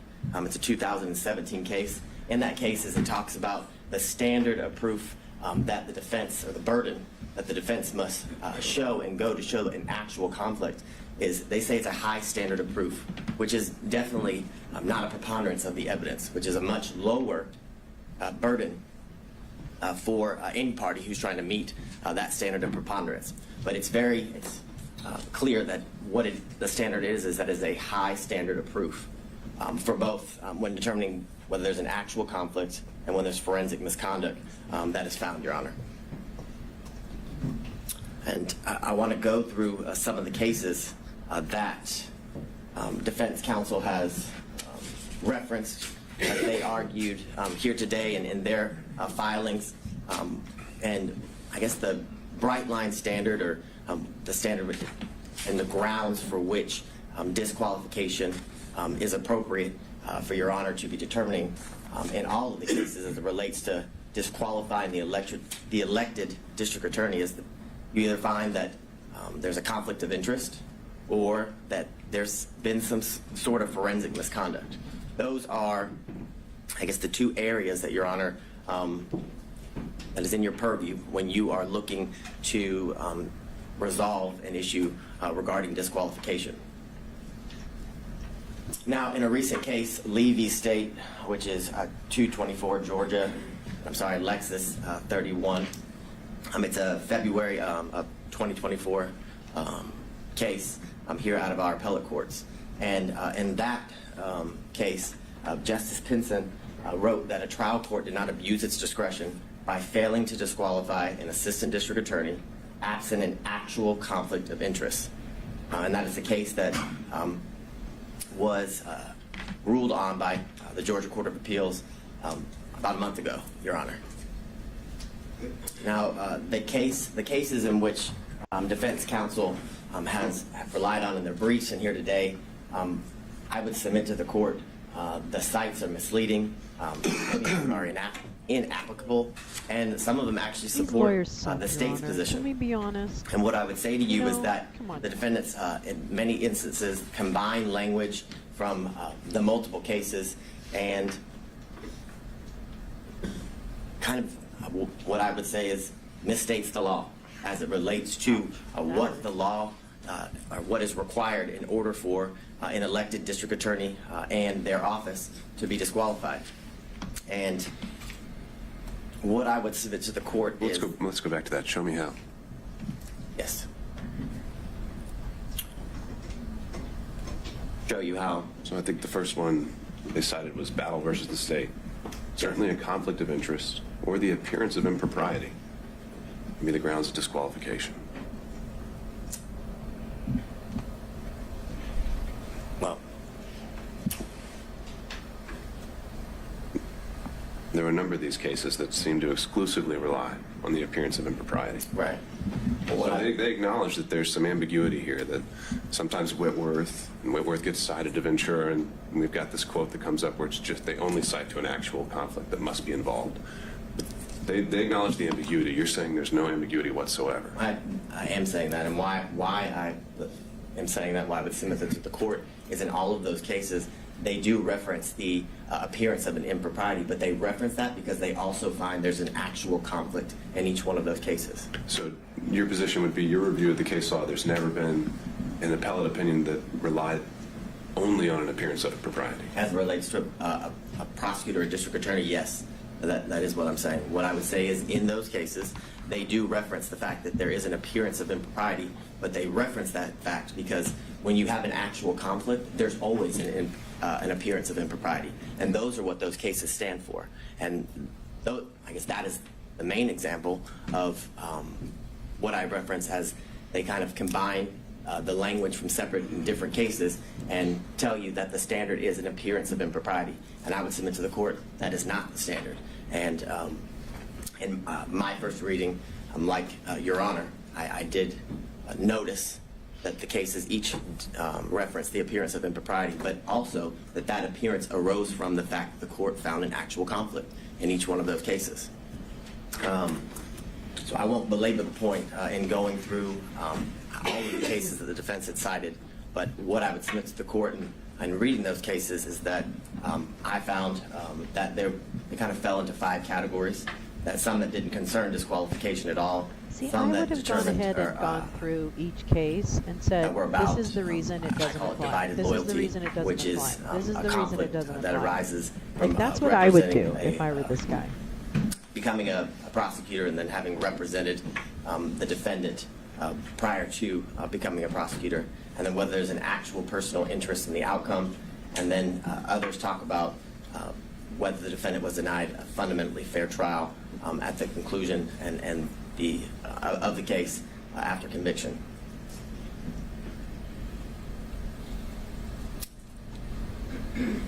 And these are some of the cases that defense counsel had cited within their brief that had absolutely no application to the issue that we're here before Your Honor today. The first, McIver v. State, has nothing to do or has nothing related to the disqualification of anyone. I think some of these are just relating to kind of aspiring for broad language about standards to prosecutors. So point taken there. But if there are more, all right, keep going.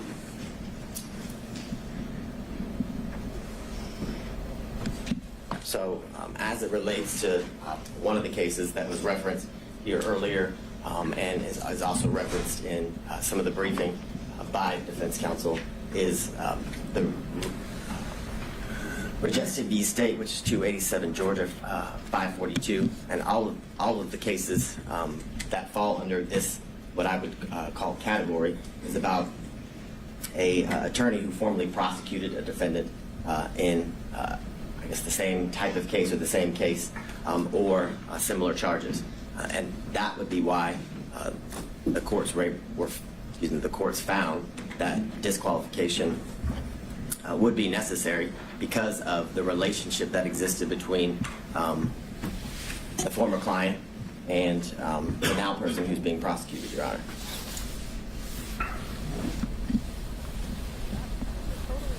The next series of slides just goes through what has been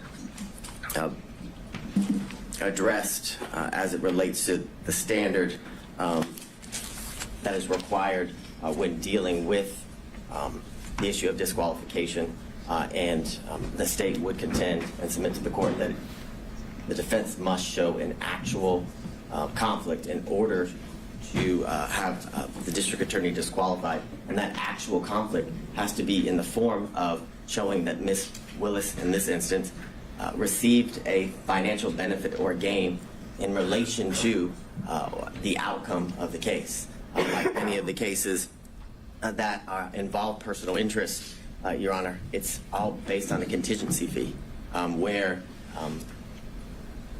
how much they're paid, or a bonus, for example, is dependent upon the outcome of the case. That's how one is to show that there's a personal interest in the case. We have none of that here. And I would submit to the court, we have absolutely no evidence that Ms. Willis received any financial gain or benefit. The testimony was that Ms. Willis paid all of the money back in cash as related to the trips, and if didn't pay back in cash, it was all right. Let me explore this one a little bit. Mm-hmm. So, in addition to you're saying it's only an actual conflict. Are you also saying that it's only if a financial interest is affecting the final result, the outcome? That's the only one we should be worried about, or is it that the prosecution as a whole is what we should be looking at in terms of a stake? So what I'm thinking of, I'm just going to try and come up with some hypos here. What if ADAs are given a bonus for every motion to suppress they win, $1,000 per Fourth Amendment claim they win? Well, now they've got an incentive, if one of their officers is lying, not to tell you about it, because they want to win that motion to suppress. But maybe that doesn't affect the outcome, because you can win a motion to suppress or lose it, and that doesn't decide whether it's going to be a guilty or not guilty verdict. But doesn't that affect the prosecution of the case, if not the outcome? Yes, I would definitely agree that that would be an instance where disqualification would be necessary and appropriate, because it's a situation that involves a contingency fee, and I would submit to the court that it actually does end up affecting. It could, based on how important the motion to suppress is, right? Correct. But if it's some immaterial, I don't know. But I guess, so you're saying it's maybe not so much just whether it's a guilty or not guilty dismissal, no pros at the end of the day. It is actually the conduct of the prosecution that should be looked at throughout the course of the prosecution. Correct, as it relates to how it affects the prosecution, which I would submit to the court ultimately is going to affect the end outcome of the case. If you have a contingency fee based on winning, or how, if you win a motion to suppress and if you win, you get a bonus, as Your Honor referenced. I think that is ultimately going to affect the end outcome of the case, because, as Your Honor just said, if there's an instance where an officer is lying, or where there isn't a good faith to go forward with that motion, the prosecutor would go forward with regardless, because of the contingency fee, which not only affects the prosecution at that point of the proceedings, but ultimately is going to affect the entire case, because if they were to win a motion to suppress, or I guess the motion would be denied and the evidence wasn't suppressed, knowing that they didn't have a good faith basis to go forward affects the ultimate outcome of the case. So I think it's twofold, as Your Honor has referenced. I think it's at that part of the procedure or the proceedings would definitely qualify for a reason necessary to disqualify a prosecuting agency, but ultimately that action during the procedure will lead to the ultimate outcome of the case being or hinging upon a contingency fee like the ones in the cases referenced by counsel and the state that are on the screen. And so, getting into the language again, which you just had up there with greater amusements and amusement sales. Greater amusements is one of those. You refer to the appearance of conflict as dicta. Why do you think that's dicta? I think the quote from that one is, it guarantees at least the appearance of a conflict of interest. Why is that dicta? It seems very central to the holding in the case. Because I don't disagree with Your Honor, but in that case, an actual conflict was found, and the appearance. They didn't find that. I would disagree with Your Honor. My reading of the case is that an actual conflict was found, but because of that actual conflict, an appearance of impropriety was seen, and that's the reference, or why the state referenced that case in relation to the argument that an actual conflict is required.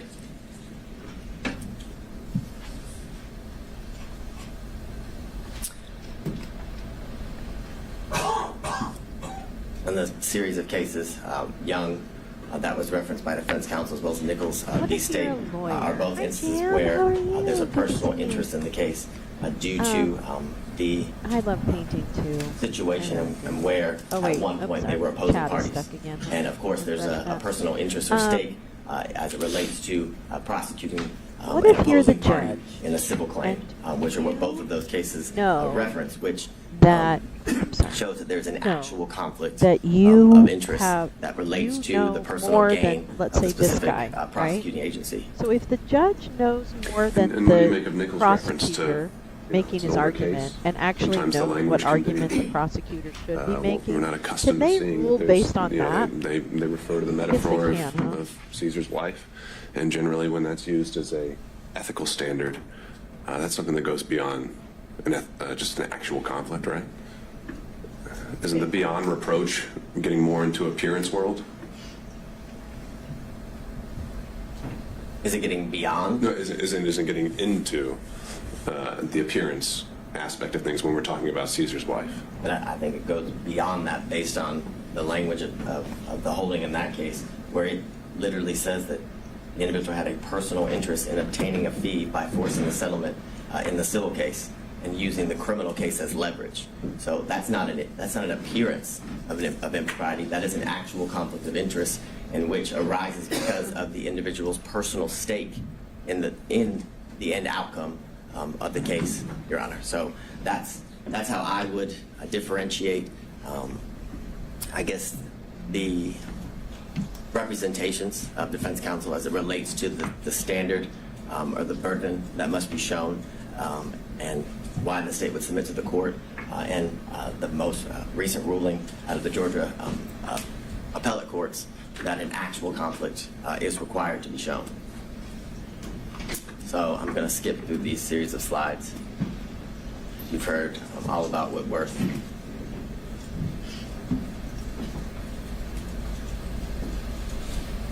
So I go back to what we referenced earlier, what's been referenced by all parties, that the grounds in which a district attorney can be disqualified is where a conflict of interest is found, and where there's forensic misconduct that is found. Those are the two grounds that are to be, I guess, are within the purview of the court as it relates to the issues here.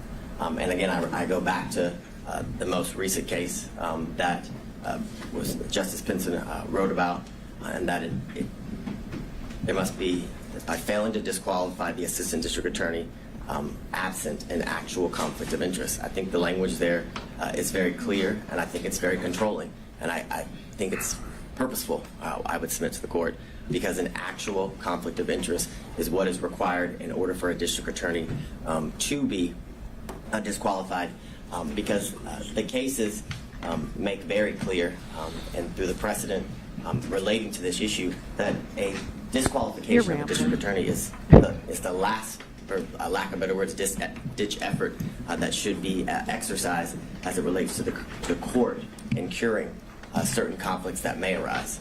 I think the case law is very clear that every effort is supposed to be made instead of, or I guess in lieu of, disqualifying the district attorney unless an actual conflict of interest is what's found, Your Honor.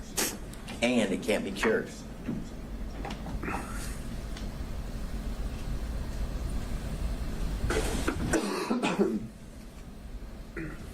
So what I would reference to the court, as was brought up earlier in Lyons v. State, 271, Georgia, 639, a 1999 case where it talks about a theoretical or speculative conflict will not impugn a conviction, meaning that speculation, conjecture, things of that nature, assumptions are not enough for anything to arise to an actual conflict. And what I would submit to the court as well, that goes to the fact that what has to be shown is an actual conflict.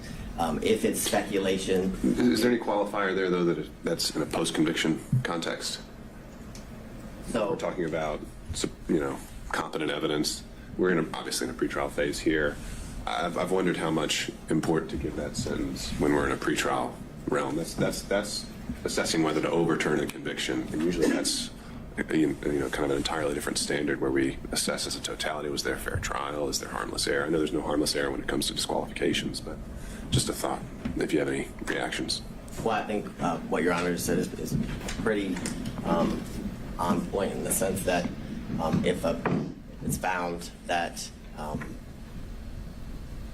if the trial court either applied the wrong standard or should have disqualified the district attorney, it leads to an automatic reversal, like you said, and it goes back to the trial court. And I think that is very enlightening in the sense that that's only done if an actual conflict is shown, and the fact that it can't just be theoretical, speculative, or assumptions that would lead to the appearance of impropriety, the appearance of a conflict that would lead to I guess I'm borrowing kind of from, as we've been doing the other pretrial motions, special demurrers seem to get different treatment pre-trial than post-trial. Post-trial, they get more of a pass unless you can show some issues, and I'm wondering if that same principle applies here with disqualification. Well, and but I don't have the answer to that. Well, what I would also say, and I don't remember the exact line, but I know there in Judge McBurney's order, he does address some of the concerns as it relates to the standard as it's applied post-conviction versus pre-trial during pre-trial issues. And what I would say to the court is that. So you're citing that in support? Because I didn't think the state was all that pleased with the analysis he applied.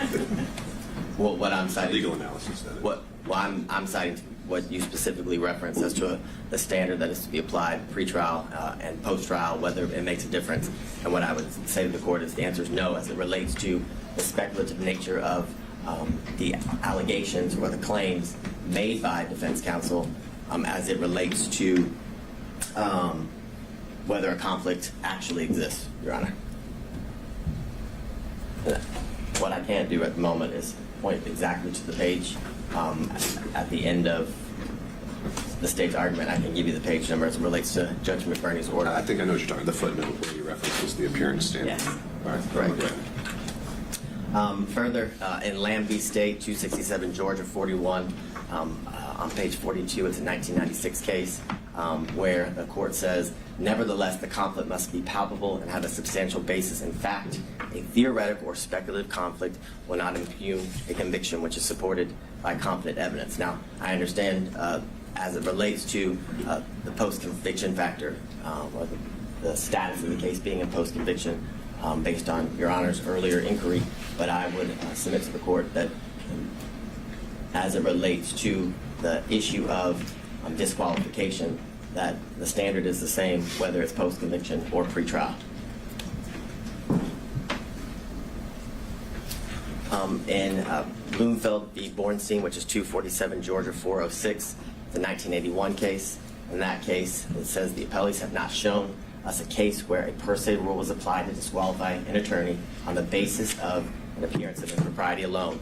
The Georgia cases cited by the appellee do not stand for the proposition that a trial judge is authorized in Georgia to disqualify an attorney solely on the basis of an appearance of propriety, which further goes to the state's submission to the court that the standard is that an actual conflict must be shown, and that conflict that arises shows that there's a personal stake of the district attorney as it relates to their personal financial gain that's being alleged. Teresa, I'm so sorry I didn't see you come in.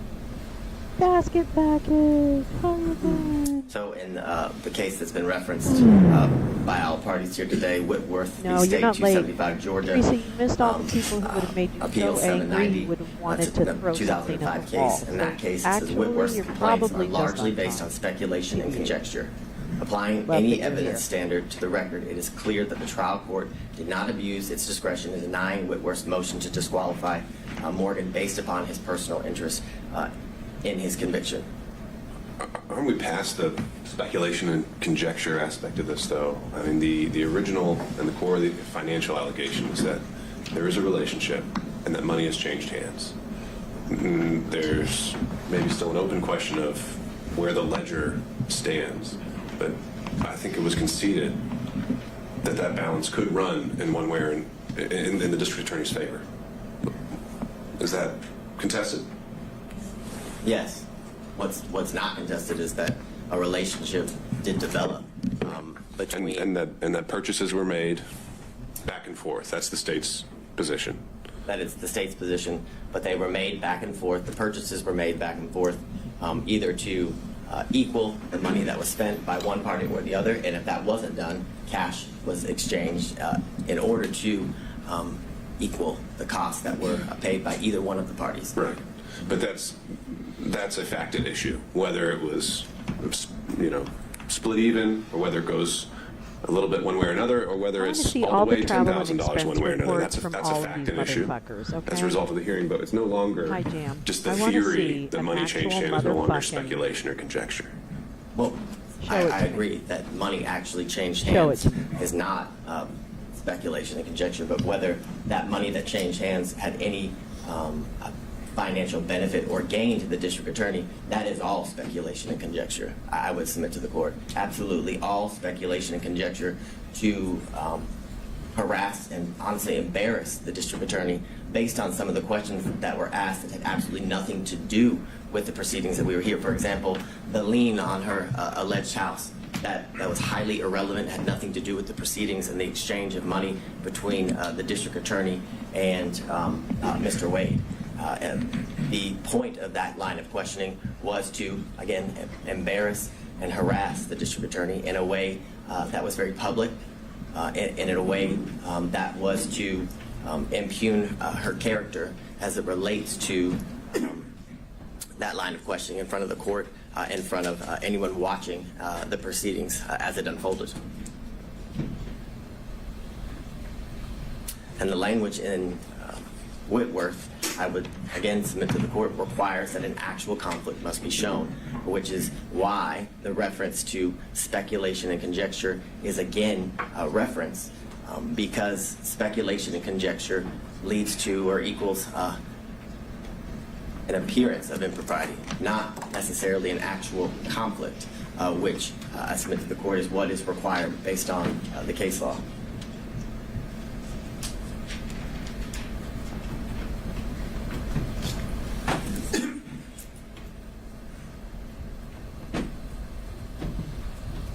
So in State v. Sutherland, which is 190 Georgia Appeal 606, it's a 1989 case, and it says, while the prosecuting officers should see that no unfair advantage is taken of the accused, yet he is not a judicial officer.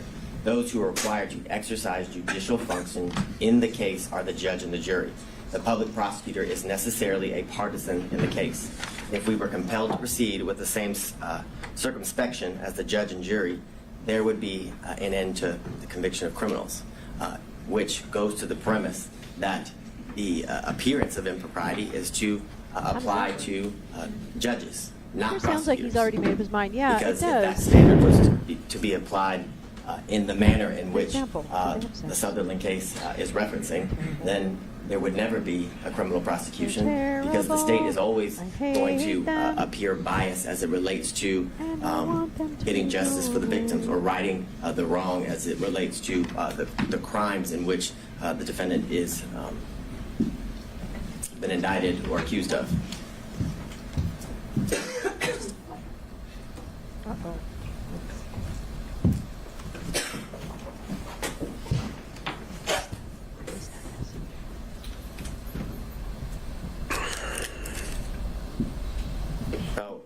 want to move into, I guess, the evidence that Your Honor saw and heard during the last couple of days, 3 total days of testimony as it relates to the witnesses. You heard from Ms. Yurdy, who the state would contend is a disgruntled former employee. You heard from Terrence Bradley, also someone who is a disgruntled former partner. The text messages in the state's opinion show that he is vengeful. You heard from his own testimony here, sitting before the court, that all he did was speculate, and any information that he had and garnered and then passed on to Ms. Merchant was mere speculation. I believe he said that over and over again when asked if he had personal knowledge. My recollection is around 15 times he said he had absolutely no personal knowledge of a romantic relationship between the DA and Mr. Wade. You also heard from the special prosecutor, Mr. Wade, a former judge. You heard from the 80th governor of the state of Georgia, Roy Barnes. You heard from the first female elected district attorney of Fulton County, and you heard from her father, who was a 40-plus year practicing attorney in good standing when he left the practice of law.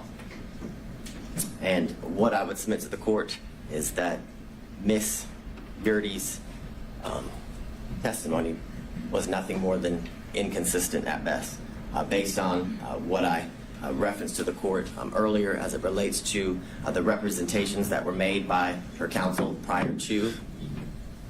Are those in evidence? Would his responses during a motion to quash, which weren't subject to cross-examination by defense attorneys, weren't even part of the evidentiary record of the hearing? Again, I'm just kind of puzzled by that. You didn't ask the question of Ms. Yurdy, what did you tell your attorney before coming here? And then we could have dealt with privilege issues and whatever else. I would agree with the court. It's not an evidence, but it was a statement by an officer of this court to the court during a hearing related to her testimony and how we would proceed with her testimony in this hearing. But it's clear that what was represented as to why she would not have, I guess, be an appropriate person to testify was that she had absolutely no knowledge of the romantic relationship. That was the basis of why her counsel was saying that she shouldn't have to testify, that she shouldn't be compelled. So then under that theory, if accepted, where did the incentive arise between Monday and Thursday for her to completely change things around? Where did the incentive arise? So she was fighting so hard to avoid if we're going down that road you proposed, she was fighting to have not to come in here and testify at all. And then she comes in here and testifies. Why would she have testified the way she did if she didn't want to testify so strongly? If we're going down this road of trying to just gauge her interests and these kind of things, I don't know if I'm quite following that theory. And I can appreciate that, but I would say the reason she didn't want to testify, I would submit to the court, is because this is an incredibly public forum where she would have to testify against a former friend and a former boss. And I think the change, I wouldn't qualify it as an incentive. What I would qualify it is ultimately when she was forced to testify, right, a motive and a bias as to why she testified in the manner in which she did. When asked by Ms. Merchant as to the reasons for her leaving, she kind of danced around the issue. And then as Ms. Cross asked her about whether she resigned or forced to leave, she was fired, she came out and said she was given the choice: you can either resign, but either way you're leaving. You're fired, or you can resign in a manner in which she wouldn't be officially fired when she's trying to get future employment and things of that nature. So I would submit to the court that there's absolutely no incentive. An incentive is not why Ms. Yurdy's testimony changed, or the state would contend her testimony changed, but it was the reason she testified the way she did was because of her bias towards the DA, which gave her motive to what the state would contend is be less than honest before the court. And I would. But if we're going to draw inferences based on her fighting the subpoena Why would she have fought it if she had such a bias and wanted to say these untruths? Because she didn't want to come on national television and have to be exposed to the things that, well, I don't know anybody who wants to testify. Why don't you go before and stop trying to court get in a her normal head trial, and normal move on to proceeding, another line? but one Because of frankly, you're making what I would qualify in this high-profile nature, where everybody would be able to watch and learn at what she has to say as it unfolds in the courtroom. And I'd further submit to the court there is reference to she left the DA's office in the text message that were submitted in, I believe, what is it, Defense Exhibit 39, that it's because she released confidential information in the DA's office, from the DA's office, that led to her firing, that she wasn't. And I know I'm just because it's more conversational, which I appreciate. I know I might be getting you off script, so I don't want to use up all your time if you need to get through some other things. Next, Terrence Bradley, and I believe the one thing that the state and defense counsel can agree on, that he was less than honest at times during the proceeding and during his testimony. He, when pressed or asked by Mr. Sadow why he was fired, he basically chalked it up to a dispute between partners in a business. But when pressed by Ms. Cross, it was clear that that wasn't the reason. And what I would submit to the court, what has been referenced by defense counsel as baffling as to why the state would go into such a topic area. The state, as all counsel has when appearing before the court, has a duty of candor. And when Ms. Cross knew she was going to have to cross Mr. Bradley, she knew he lied. And she had a duty of candor to the court, in the state's opinion, to expose that. More importantly, it goes to his credibility and the statements that had been represented by defense counsel that he allegedly had made in the past. So it was important to bring that to the court's attention, because when a witness is testifying, the court is assessing their credibility and determined whether to believe the veracity of the statements made by the witness or not.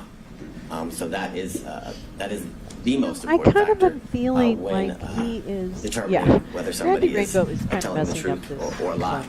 Furthermore, this he is not my favorite Randy Rainbow video. Good one, Jim. reluctantly, when pressed, finally admitted that he paid off the I assault don't know. victim. The ums are getting to me, but I don't You want know, to. eventually got started with an escrow account, led to he did pay off the victim in that case. He testified over a span of 3 days, and like I referenced to the court, he must have said 15 times that he had no personal first-hand knowledge as it relates to the relationship between Ms. Willis and Mr. Wade. More importantly, when pressed by counsel, he could not pinpoint a time in which he knew that the relationship occurred. There were many instances in which he described that very well could have fallen within the time frame that was testified and by both Ms. Willis and Mr. Wade as it relates to the relationship beginning or transitioning into dating in March of 2022 and into the end of the relationship in August or the summer of 2023.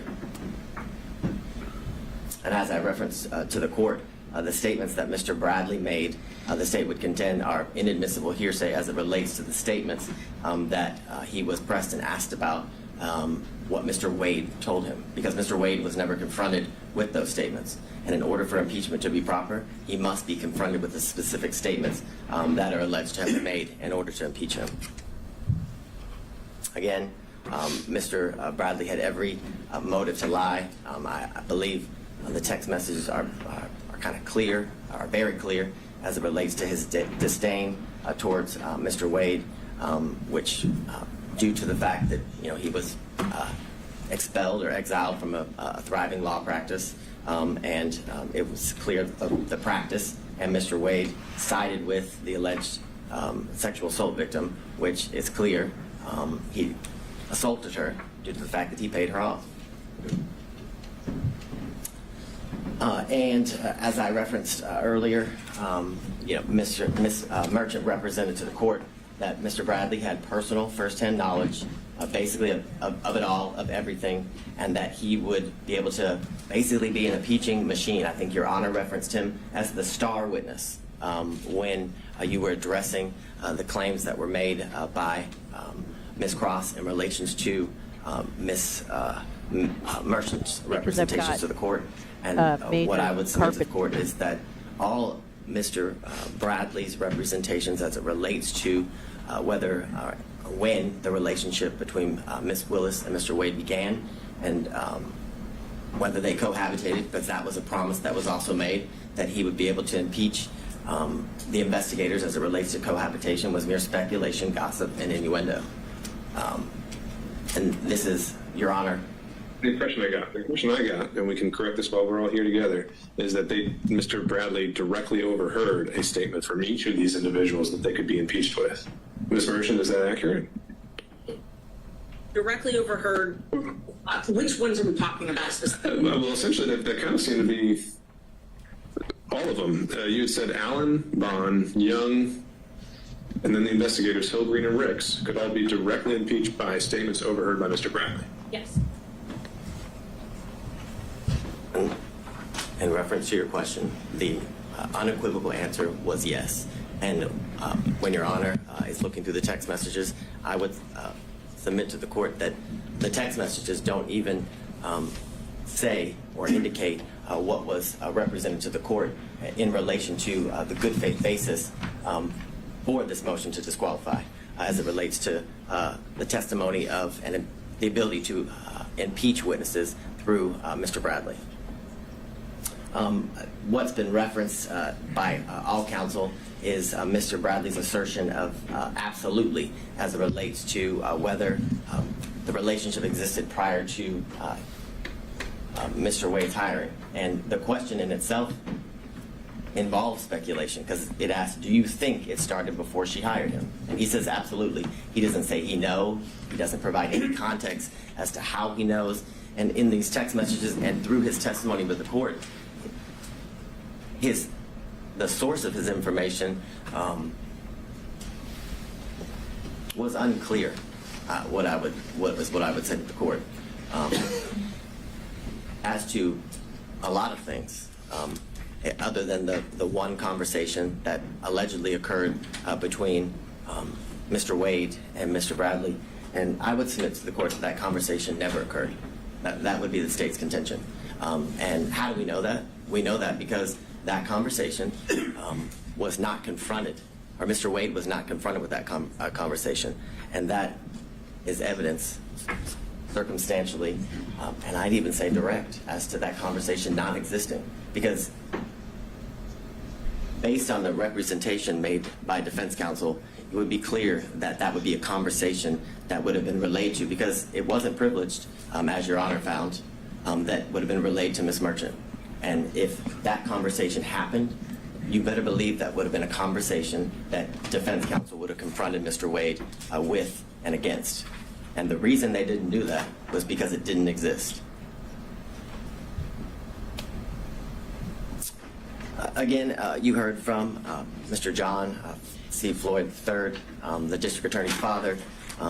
As Your Honor heard, he was a well-respected member of the legal community for over 40 years.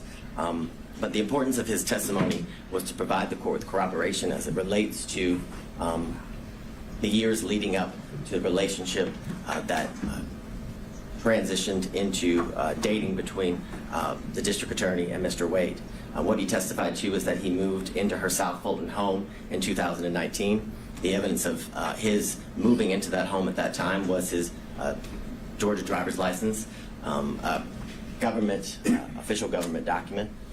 He further testified that not only wasn't that just Ms. Willis and himself live at the South Fulton home, but that he often would see on numerous occasions the significant other of Miss Willis that was not Mr. Wade.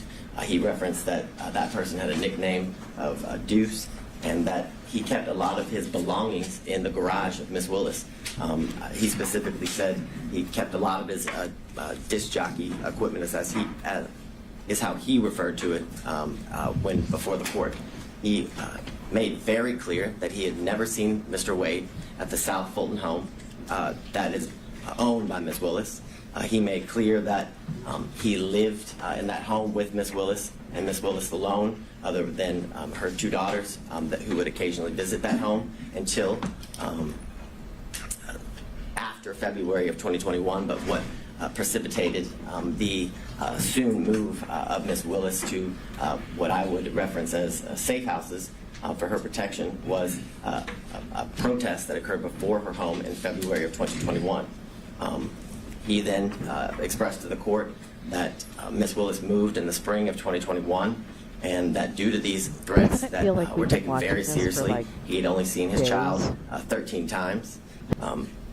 He said, in reference to the questions by defense counsel that were in a, and I'm just going to be straight up with the court, they were trying to make Miss Willis a liar, what is how I would submit to the court, in the sense that she testified that she was concerned for her safety and her family's safety, which included her father and her daughters, and that Mr. Floyd remaining in that home kind of rebutted all of that, made it so it wasn't true. But he testified that he stayed in the home because it was a home that she had put her blood, sweat, and tears in and was able to buy, and that he stayed in the home because there was constant officer presence. He told the court that he bought extra security equipment. He even went as far to tell the court that he slept in different rooms on different nights because he felt his safety was in such a concern. So I would submit to the court that line of questioning was done in an attempt to discredit Miss Willis, but failed. Would be how the state would characterize it. Then he testified about the first time that he did meet Mr. Wade, which is in 2023 here at the district attorney's office, and he talked about how he kept cash in his home and why Miss Willis kept cash in his home. And what the court should take note of is the state didn't ask Mr. Floyd about the cash in his home. That came out through the cross-examination of defense counsel. So there was, I guess, the implication that Mr. Floyd only did so due through his preparation with the state and his hearing and seeing news articles and clips related to the testimony that had occurred prior to him. But I would submit to the court that it's telling that that information came out through questions that were asked by defense counsel, which gives credibility to the statements that were made. And he further explained as to why he taught his daughter to keep cash in the home as it relates to financial independence and having a safety net. It was further testified that he had multiple safes and that he gave Miss Willis his first lockbox, or her first lockbox, for situations as she described when she was testifying. And what I want to make clear is during Ms. Willis's testimony, it was pressed about the cash and where she kept it, did it follow her, where she laid her head, and things of that nature, trying to further discredit the practice that she had as it relates to keeping cash in her home and why she had the ability to pay cash to Mr. Wade and other people and for other situations. And what the court should take note of is that there was no evidence that controverted that at all. Where was the evidence that controverted Miss Willis's claim and practice of keeping cash in her home? There was none.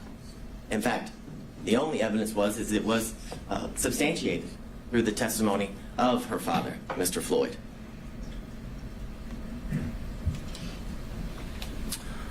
Furthermore, you heard from former Governor Roy Barnes and his testimony was significant and important because how I would phrase it, Your Honor, is it debunks. Let me on this point, and I think you might have had a more recent opportunity to review his testimony than I have. You say on the slide that she was the first choice to lead the prosecution. Was that actually his testimony, or was his testimony that he was asked to come aboard? Did he use the words that he was asked to lead? Yes, it would be that's my recollection, that he was asked to lead the prosecution. He was asked to he was asked to fill the position that Mr. Wade is currently in, which is the lead prosecutor. It was said in that way as well as it relates to the testimony of Mr. Barnes. So I think it'd be very clear. I thought that's my what recollection is that he said lead, I but think what I that's can what submit he to the said. court that I know he also said that he was asked to fill the position that Mr. Wade is currently filling for the state of Georgia, which is the lead At that prosecutor. time, as special grand jury prosecutor, right? Yeah, the special, I guess, yeah, as the special prosecutor, lead the investigation, which led to Okay, the so ultimate the word lead prosecution isn't great. that we're here Okay. before Your Honor Not a today. leader.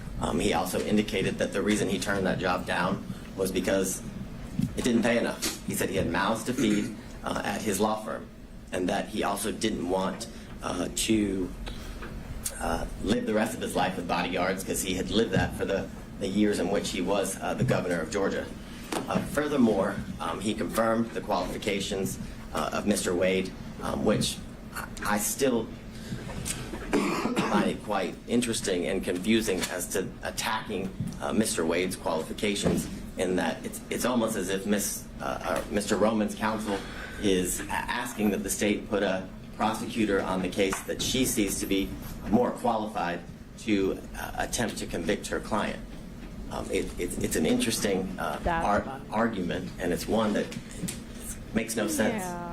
Furthermore, if you were to believe the claims and allegations as it relates to Ms. Willis' personal stake in the prosecution, the receiving of financial benefits and gains, then you'd have to believe that she was also dating Roy Barnes, the former governor, and Gay Banks, in addition to Mr. Wade, if she has this grand plan scheme in order to that's a good point. profit That's off of the actually a good prosecution of this case, because that's what they're saying.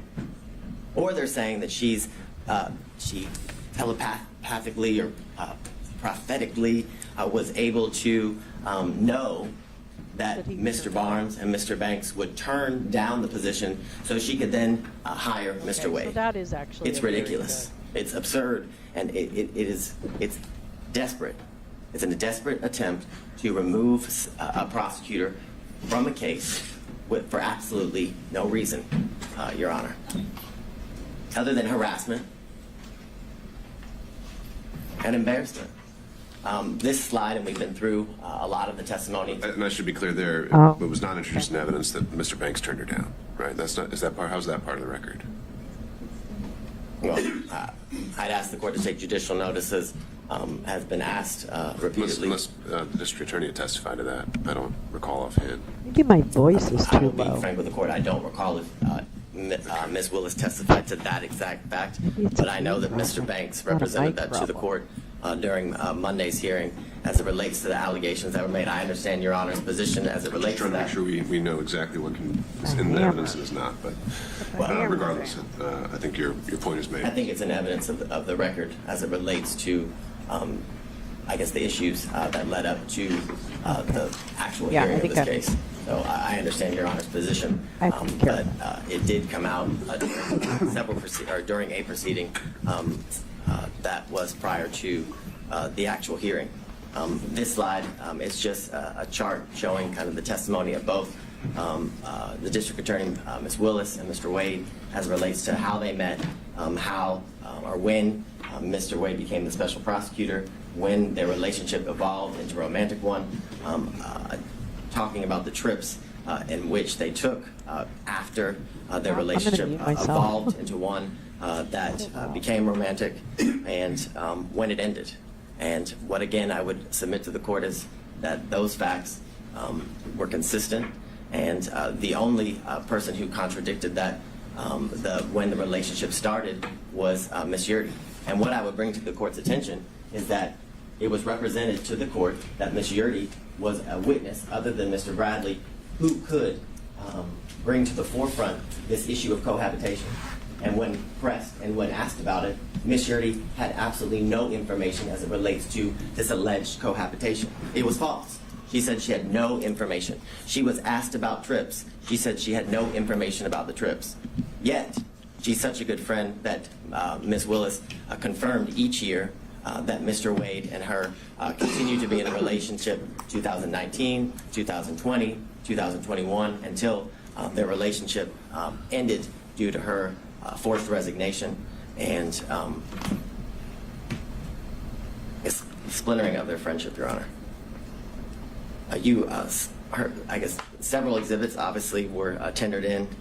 Most of them were exhibits that came from the sealed divorce of Mr. Wade and Ms. Jocelyn Wade, contracts for legal services, trip itineraries, and the text messages. And I would specifically reference prior to today, the only text messages that were before Your Honor were defense exhibits 26 and 27, which it's the assertion of defense counsel that what those show is that Mr. Bradley had information as it relates to the relationship starting prior to March of 2022, and that's just false. Those text messages do not contain that. It does not pinpoint, just as Mr. Bradley couldn't, when the relationship actually started.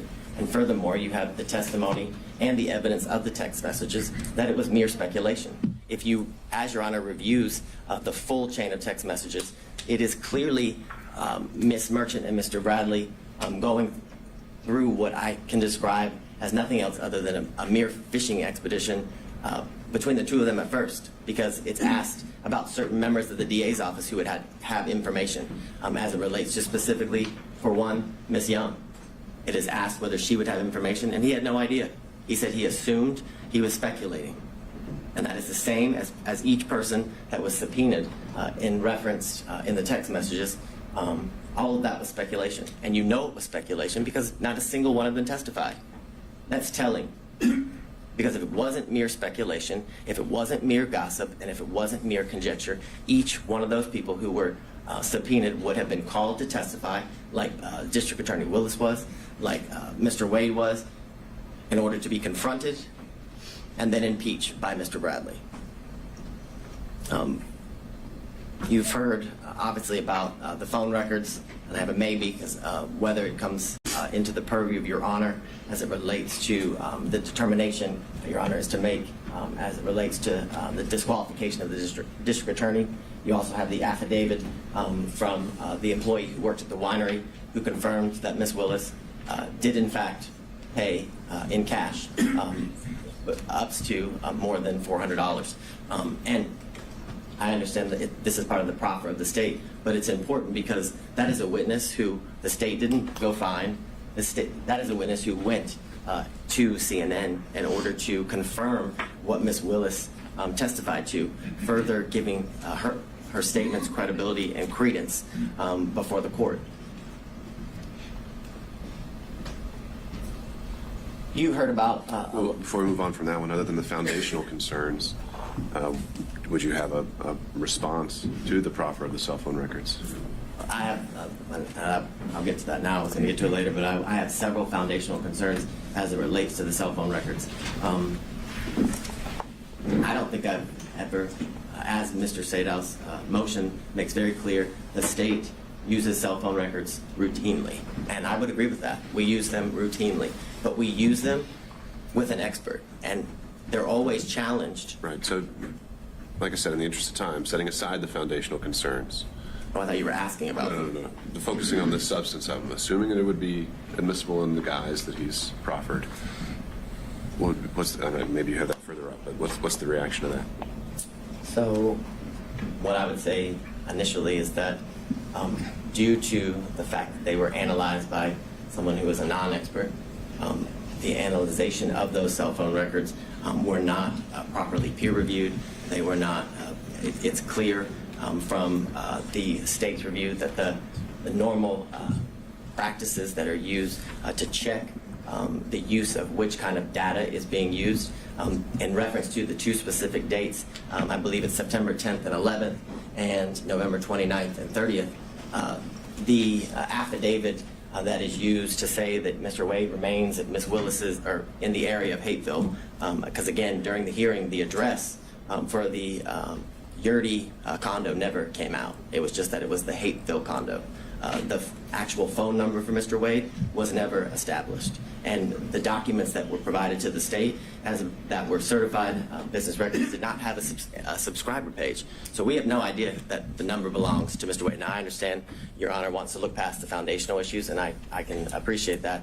But the foundational stuff is very important as it relates to the admissibility of the records. No doubt about that. But if somewhere, how they were able to survive those foundational concerns, do you have any reaction?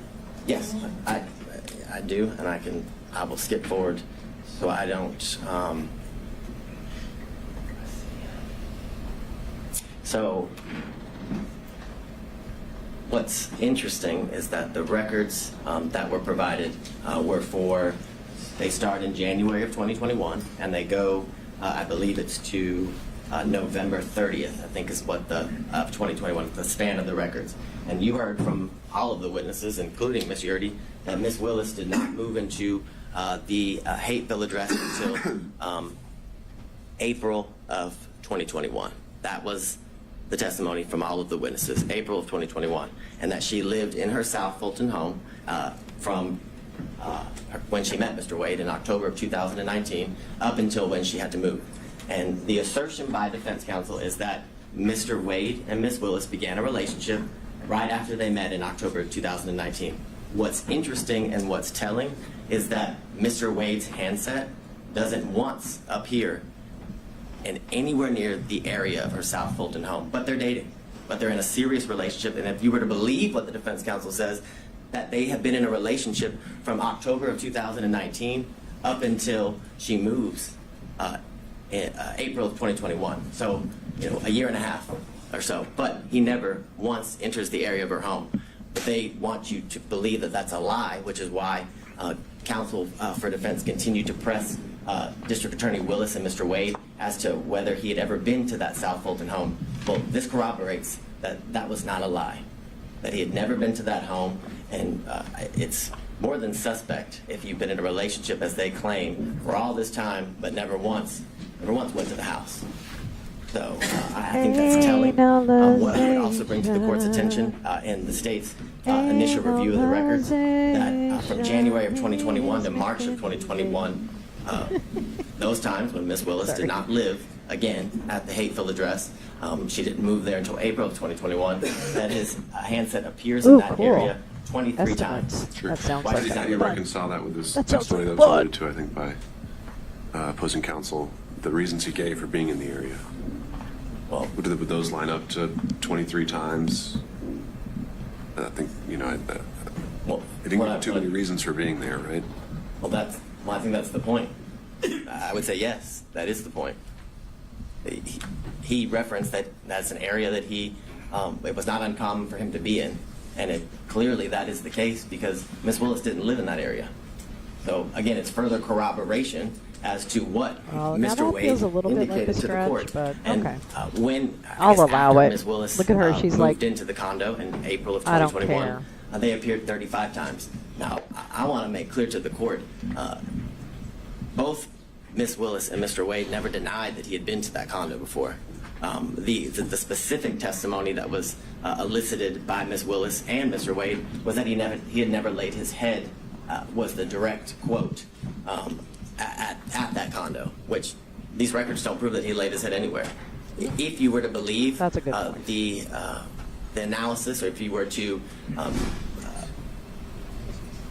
give credence to what the non-expert says as it relates to Mr. Wade's handset in September and November for the 3 to 4 hours that the phone is alleged to have remained, that doesn't disprove anything that was testified by both Mr. Wade and District Attorney Willis.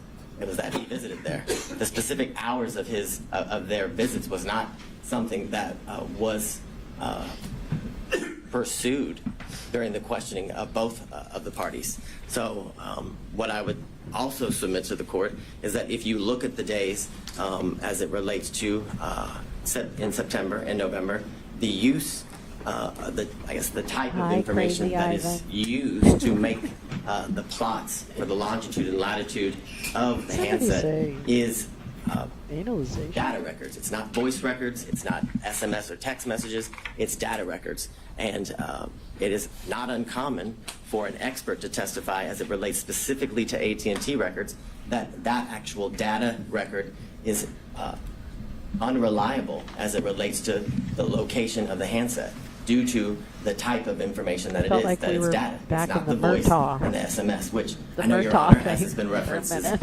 was a prosecutor not only here in this county, but for the federal government, where this kind of information is commonly used. So in the comments that were made by the court, it was clear that you understood and understand the use of cell phone You're records very smart, as it relates Your to put Honor, somebody and I in must an say, area, and again, not in a specific location. Is that a new haircut?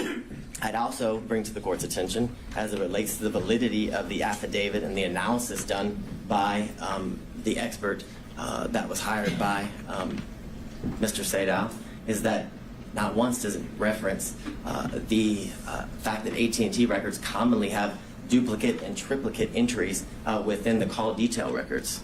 That is something that is commonly seen, and that is something that is seen in these records. You can't take anything for granted with these lawyers. That leads to the incorrect number of times that has been alleged that Ms. Willis and Mr. Wade were in communication through text and voicemail. And I'd also submit to the court that that number doesn't prove anything again. Doesn't prove that anybody's in a relationship.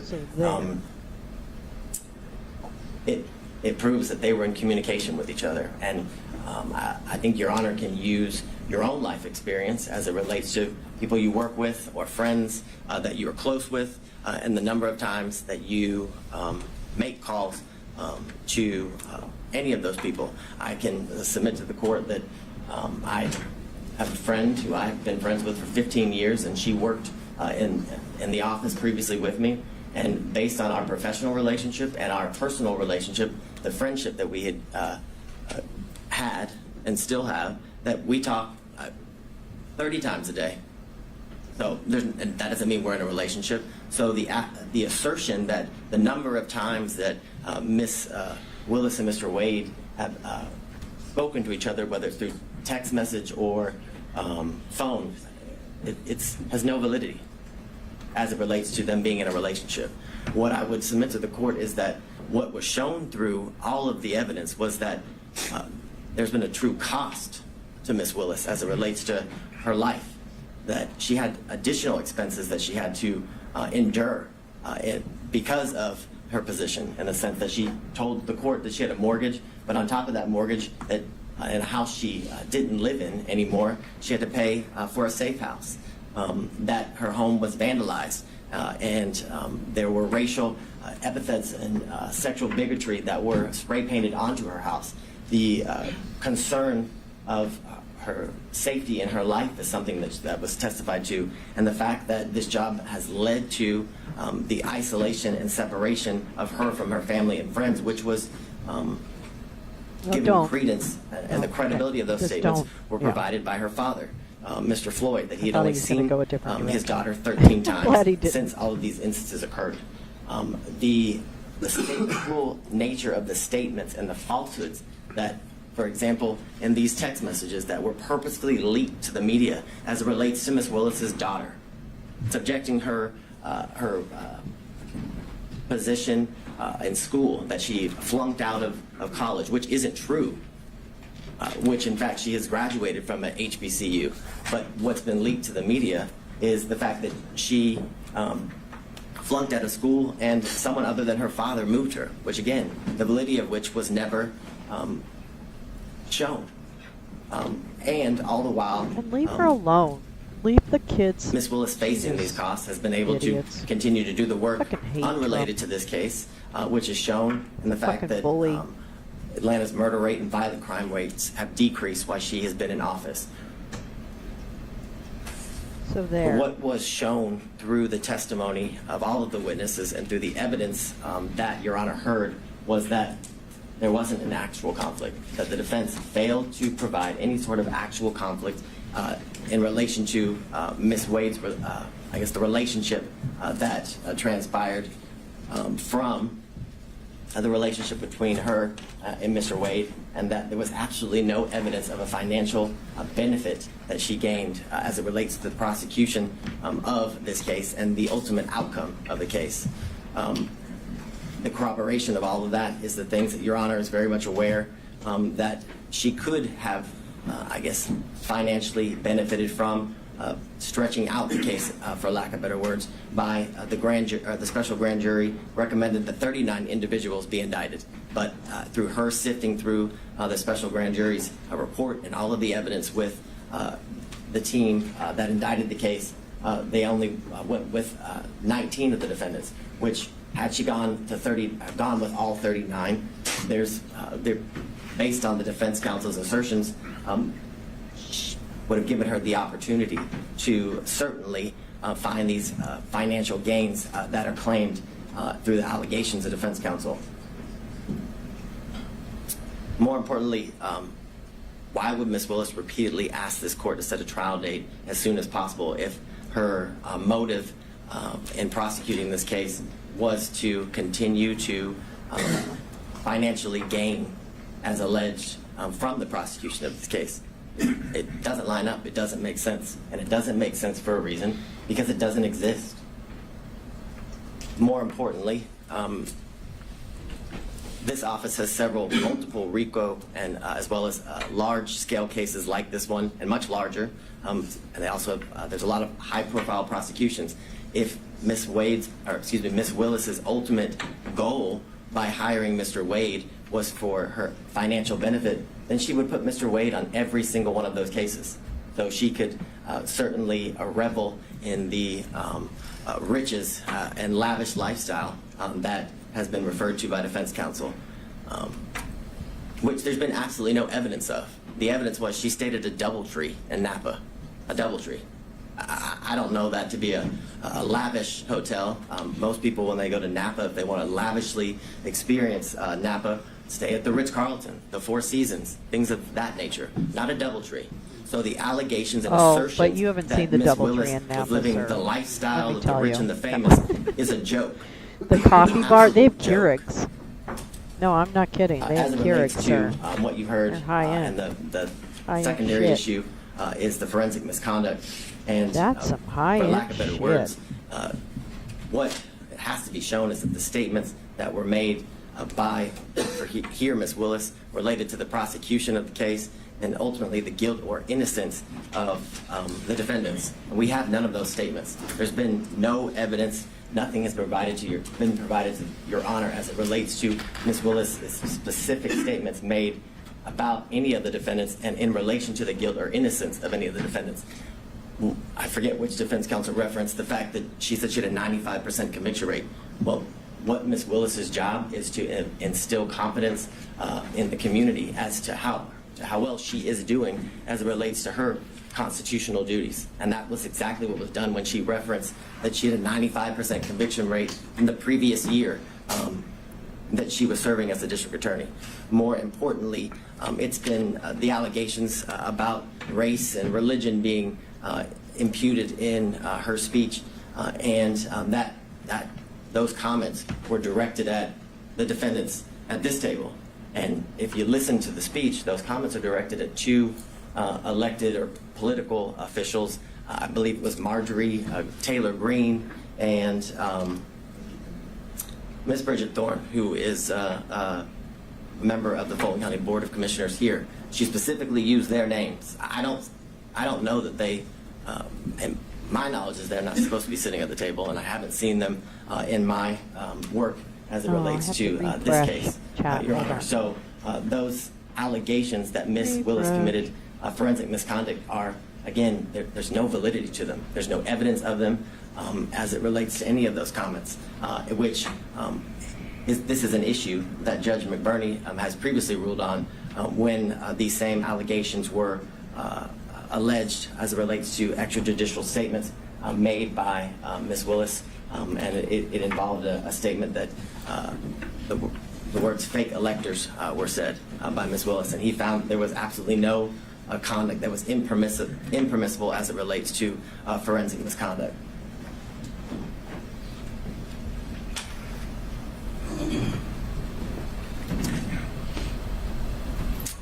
And I guess to drive home the point, at no point in any of the statements that were made and that are alleged here as it relates to the speech that she made at the church, at no point did she mention the guilt or innocence of any of the defendants. Right. She, again, was merely responding to comments made by Marjorie Taylor Greene and Bridget Thorne, two other political officials, therefore making her comments not even close in the realm of any sort of forensic misconduct. What I find interesting is that defense counsel wants to make these allegations that Ms. Willis committed this forensic misconduct by the statements that she made in her defense as two unrelated, in this case public officials, criticized the job that she was doing. And I find the hypocrisy interesting in the sense that we've had video proffers released to the media by defense counsel, emails between counsel released to the media by defense counsel, statements have been made by defense counsel in relation to this case. We had the unredacted version of the cell phone records of Mr. Wade released to the media by defense counsel with his private and personal information causing the threat of harm to both Ms. Willis and Mr. Wade to increase. The most recent instance was the text messages that Your Honor hadn't ruled on their admissibility prior to their release, and it was made clear during the hearings that the ability to get those, the full chain, was something that they were unable to do.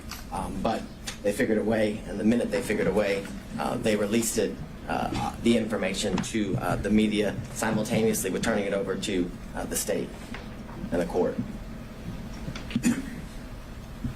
For all the reasons obviously stated before Your Honor, that this motion should be denied because the legal requirements that are required in order for the district attorney to be disqualified have not been satisfied.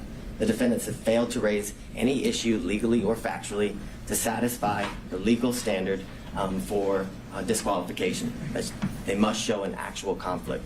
They've been unable to show that the prosecution of this case was at all a result of political bias, which has been accused, or accusations have been made, as well as demonstrated that the prosecution of this case was motivated by any means or any way because of malicious prosecution. And they haven't been able to prove that this case was one of selected prosecution for political benefit or gain. All allegations that have been made during the course I'm telling you, these churches, they're getting a little different hard ass. hearings and the procedures as it relates to this case. What I would leave the court with, and how the state started the argument, is that courts have been generally unreceptive, if not hostile, to attempts to disqualify prosecutors based on pervasive and institutional conflicts, which makes clear that the burden, that the standard is very, very high that must be met in order for an elected district attorney to be disqualified. And that burden, that standard has not been met.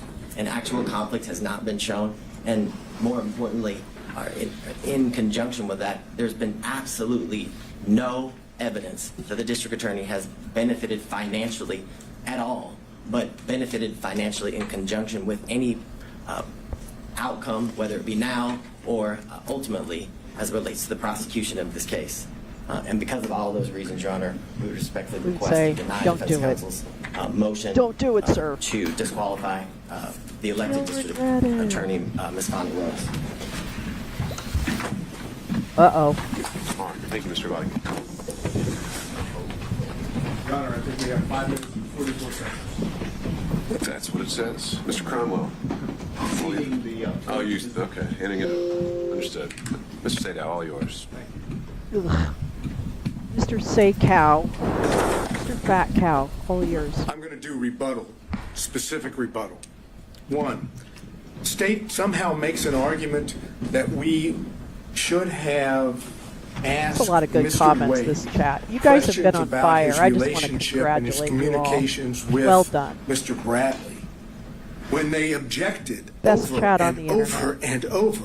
And Wade's counsel Fade out. objected Don't have a over and orgasm over right there, and babes. over, claiming Okay. that everything Say a mess. that Bradley was told by Wade was attorney-client privilege. Okay, we already Your went Honor through that. made determinations thereafter to Bradley. We didn't get the opportunity to call Mr. Wade back to the stand. So to Look, claim that you well, it's can't not your- impeach him it's not because our you didn't fault. ask him when they objected to us asking him is obviously a false position to take, as shut up. disingenuous as it can be.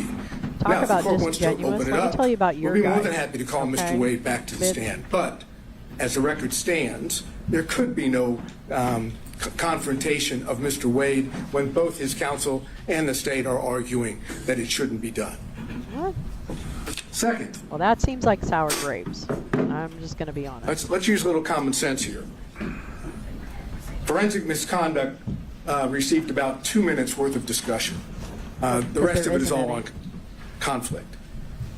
Forensic misconduct dealing with the way the state wants you to have it is if you don't accuse someone or you don't say that someone's guilty. Yeah, assuming you can impugn someone's character to the degree that constitutes forensic misconduct, why is that? I'm sorry, say that. Here? How does Assuming that you can apply? impugn someone's character to the degree that it constitutes forensic misconduct. I think that I guess the state's primary position was that they weren't talking about you at the church. Right. And if you go listen to it and watch it, it starts off by saying, why does Commissioner Bridget Thorne and so many others, and then it refers to they attack him for being black. They attack him, not anyone else, just they attack the black man. They're not talking about Miss Thorne or Marjorie Taylor Greene. Well, too bad. They're talking Guess you about don't know, do you? us. And you know how everybody knows that? Because not a single story from the media reported anything other than Fonnie Willis accused the defense and defendants of being racist. Now here's the common sense part of this. If you follow the state's position on forensic misconduct, Fonnie Willis could all day long talk about race. sir, She I could might the say facts defendants- and evidence. I'm not saying they're guilty or not guilty, but Maybe they're we racist. don't want to go there. They're racist. They're racist. And according to the state's Maybe they position don't. on forensic Maybe he doesn't wanna misconduct, go here. that wouldn't be a problem. Maybe he doesn't want to Obviously, go that here. makes no sense Maybe it's whatsoever. not a good idea The for issue him to here open this that we've dealt particular with on can of forensic worms. misconduct, I'm it's just not simply saying. the church speech. It's Oh, boy. why she did it, how she did it, calculated, and all the other things that we talked about with the testimony of Wade and Willis in this case. Let's go to the relationship issues and the cell phones briefly. No one knew that there was a relationship between Wade and Willis, according to Wade and Willis. Not a soul was ever told that they were dating or that there was an intimate relationship. Ever.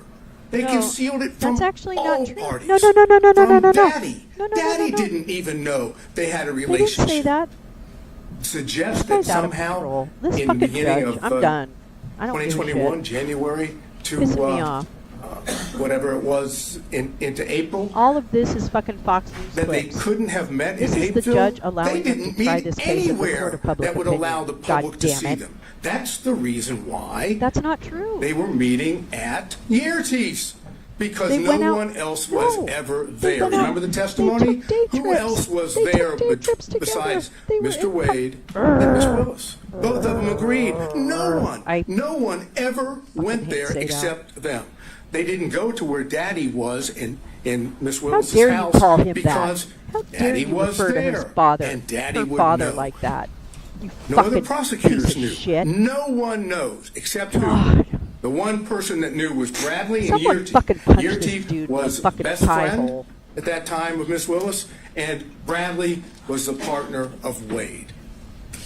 Now, God. the only way that the only way that Bradley can walk away from the, I have very little time, so I'll skip that. Let's go to Yeah, something. why don't you skip Motive. it? That's an issue. Whose motive in this case is the strongest? Bonnie Willis, Nathan Wade. Because Let's if talk about they Donald if Trump. they testify truthfully on every point. What happens if the relationship started before November 1st? They get disqualified. Who has the best motive of anyone to lie? They do. Who has the most at stake to lie? They do. Who wants to stay on this case for whatever the financial reason may be? They do. And more. Thank you, Mr. Sano. Okay, goodbye. There it is. All right. Thank you, everybody.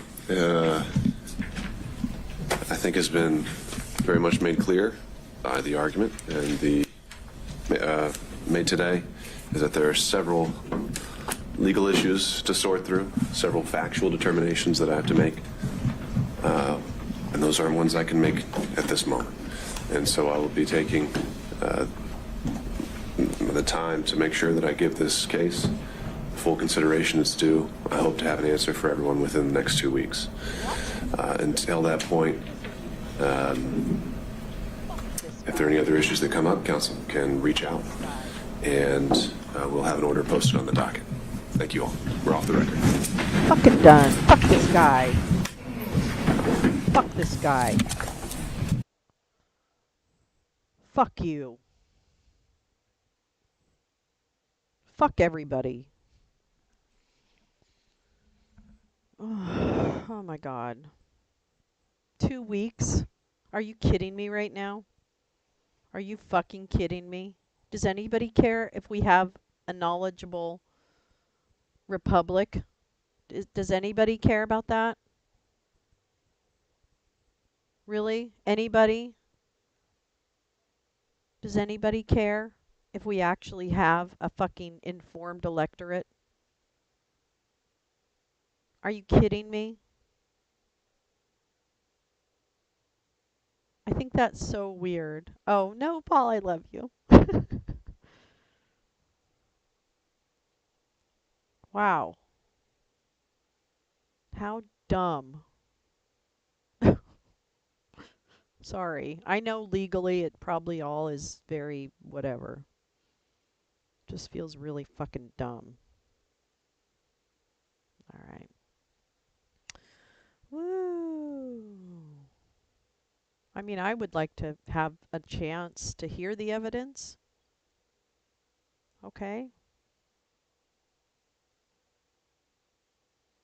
Oh, Lee! Well, I mean, it probably went as it had to go. My personal feeling is I don't think it went great because I think that something I heard Weissman say earlier in the week was that this judge should not even really have allowed this to go this far. And when I was hearing him entertain those arguments today, of course, you know, he's going to entertain as much and give as much breath as possible. But I think that it would have not been unreasonable, I think, to shut down some of those folks at certain points to say this is not, it's not relevant. Yeah, it really hinges on the fact that they lied about when they started boning, which is dumb. Oh, Paul, have a wonderful time with the papas. I'm so glad you were here today, Paul. I hope I see you tonight. We're doing fund reading of the Hunter Biden transcript. So actually, I got to get working on that. So actually, I think what I'm going to do is I am going to go. 2 weeks is an insult. It feels like an insult, Val. It really does. I don't think that he is going to rule that she should be removed. But, and I don't know if like 2 weeks is like some standard thing they say, but it seems kind of long. That's all. That's all. So yeah, I just, you know, like, really? Really, Grease? Really?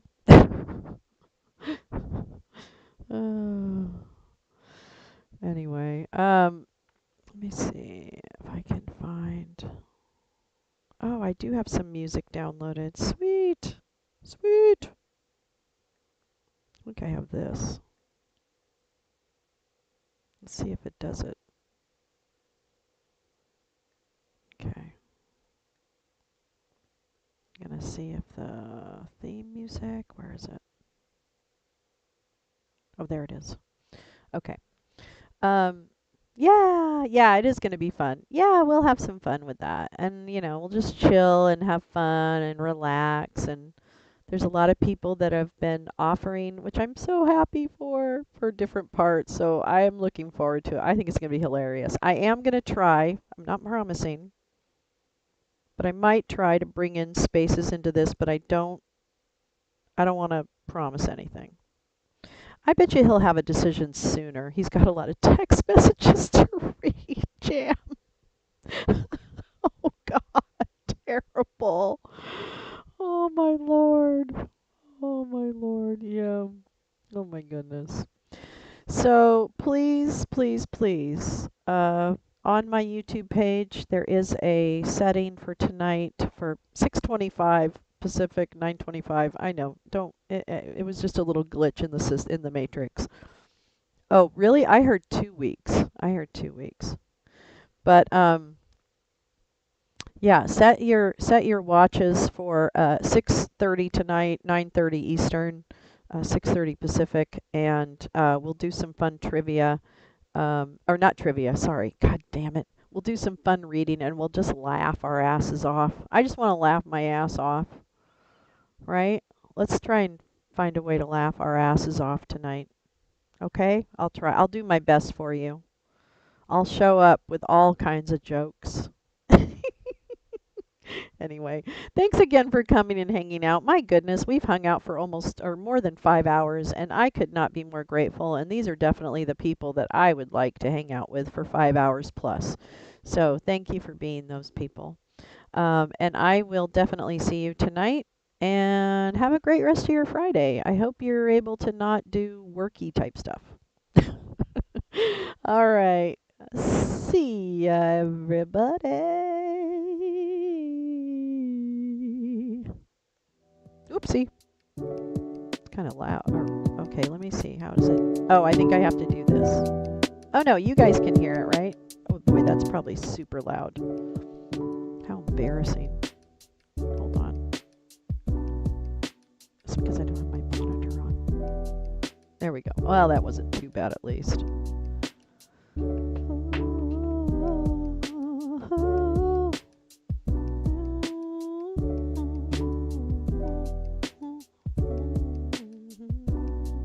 Hunter on the menu tonight?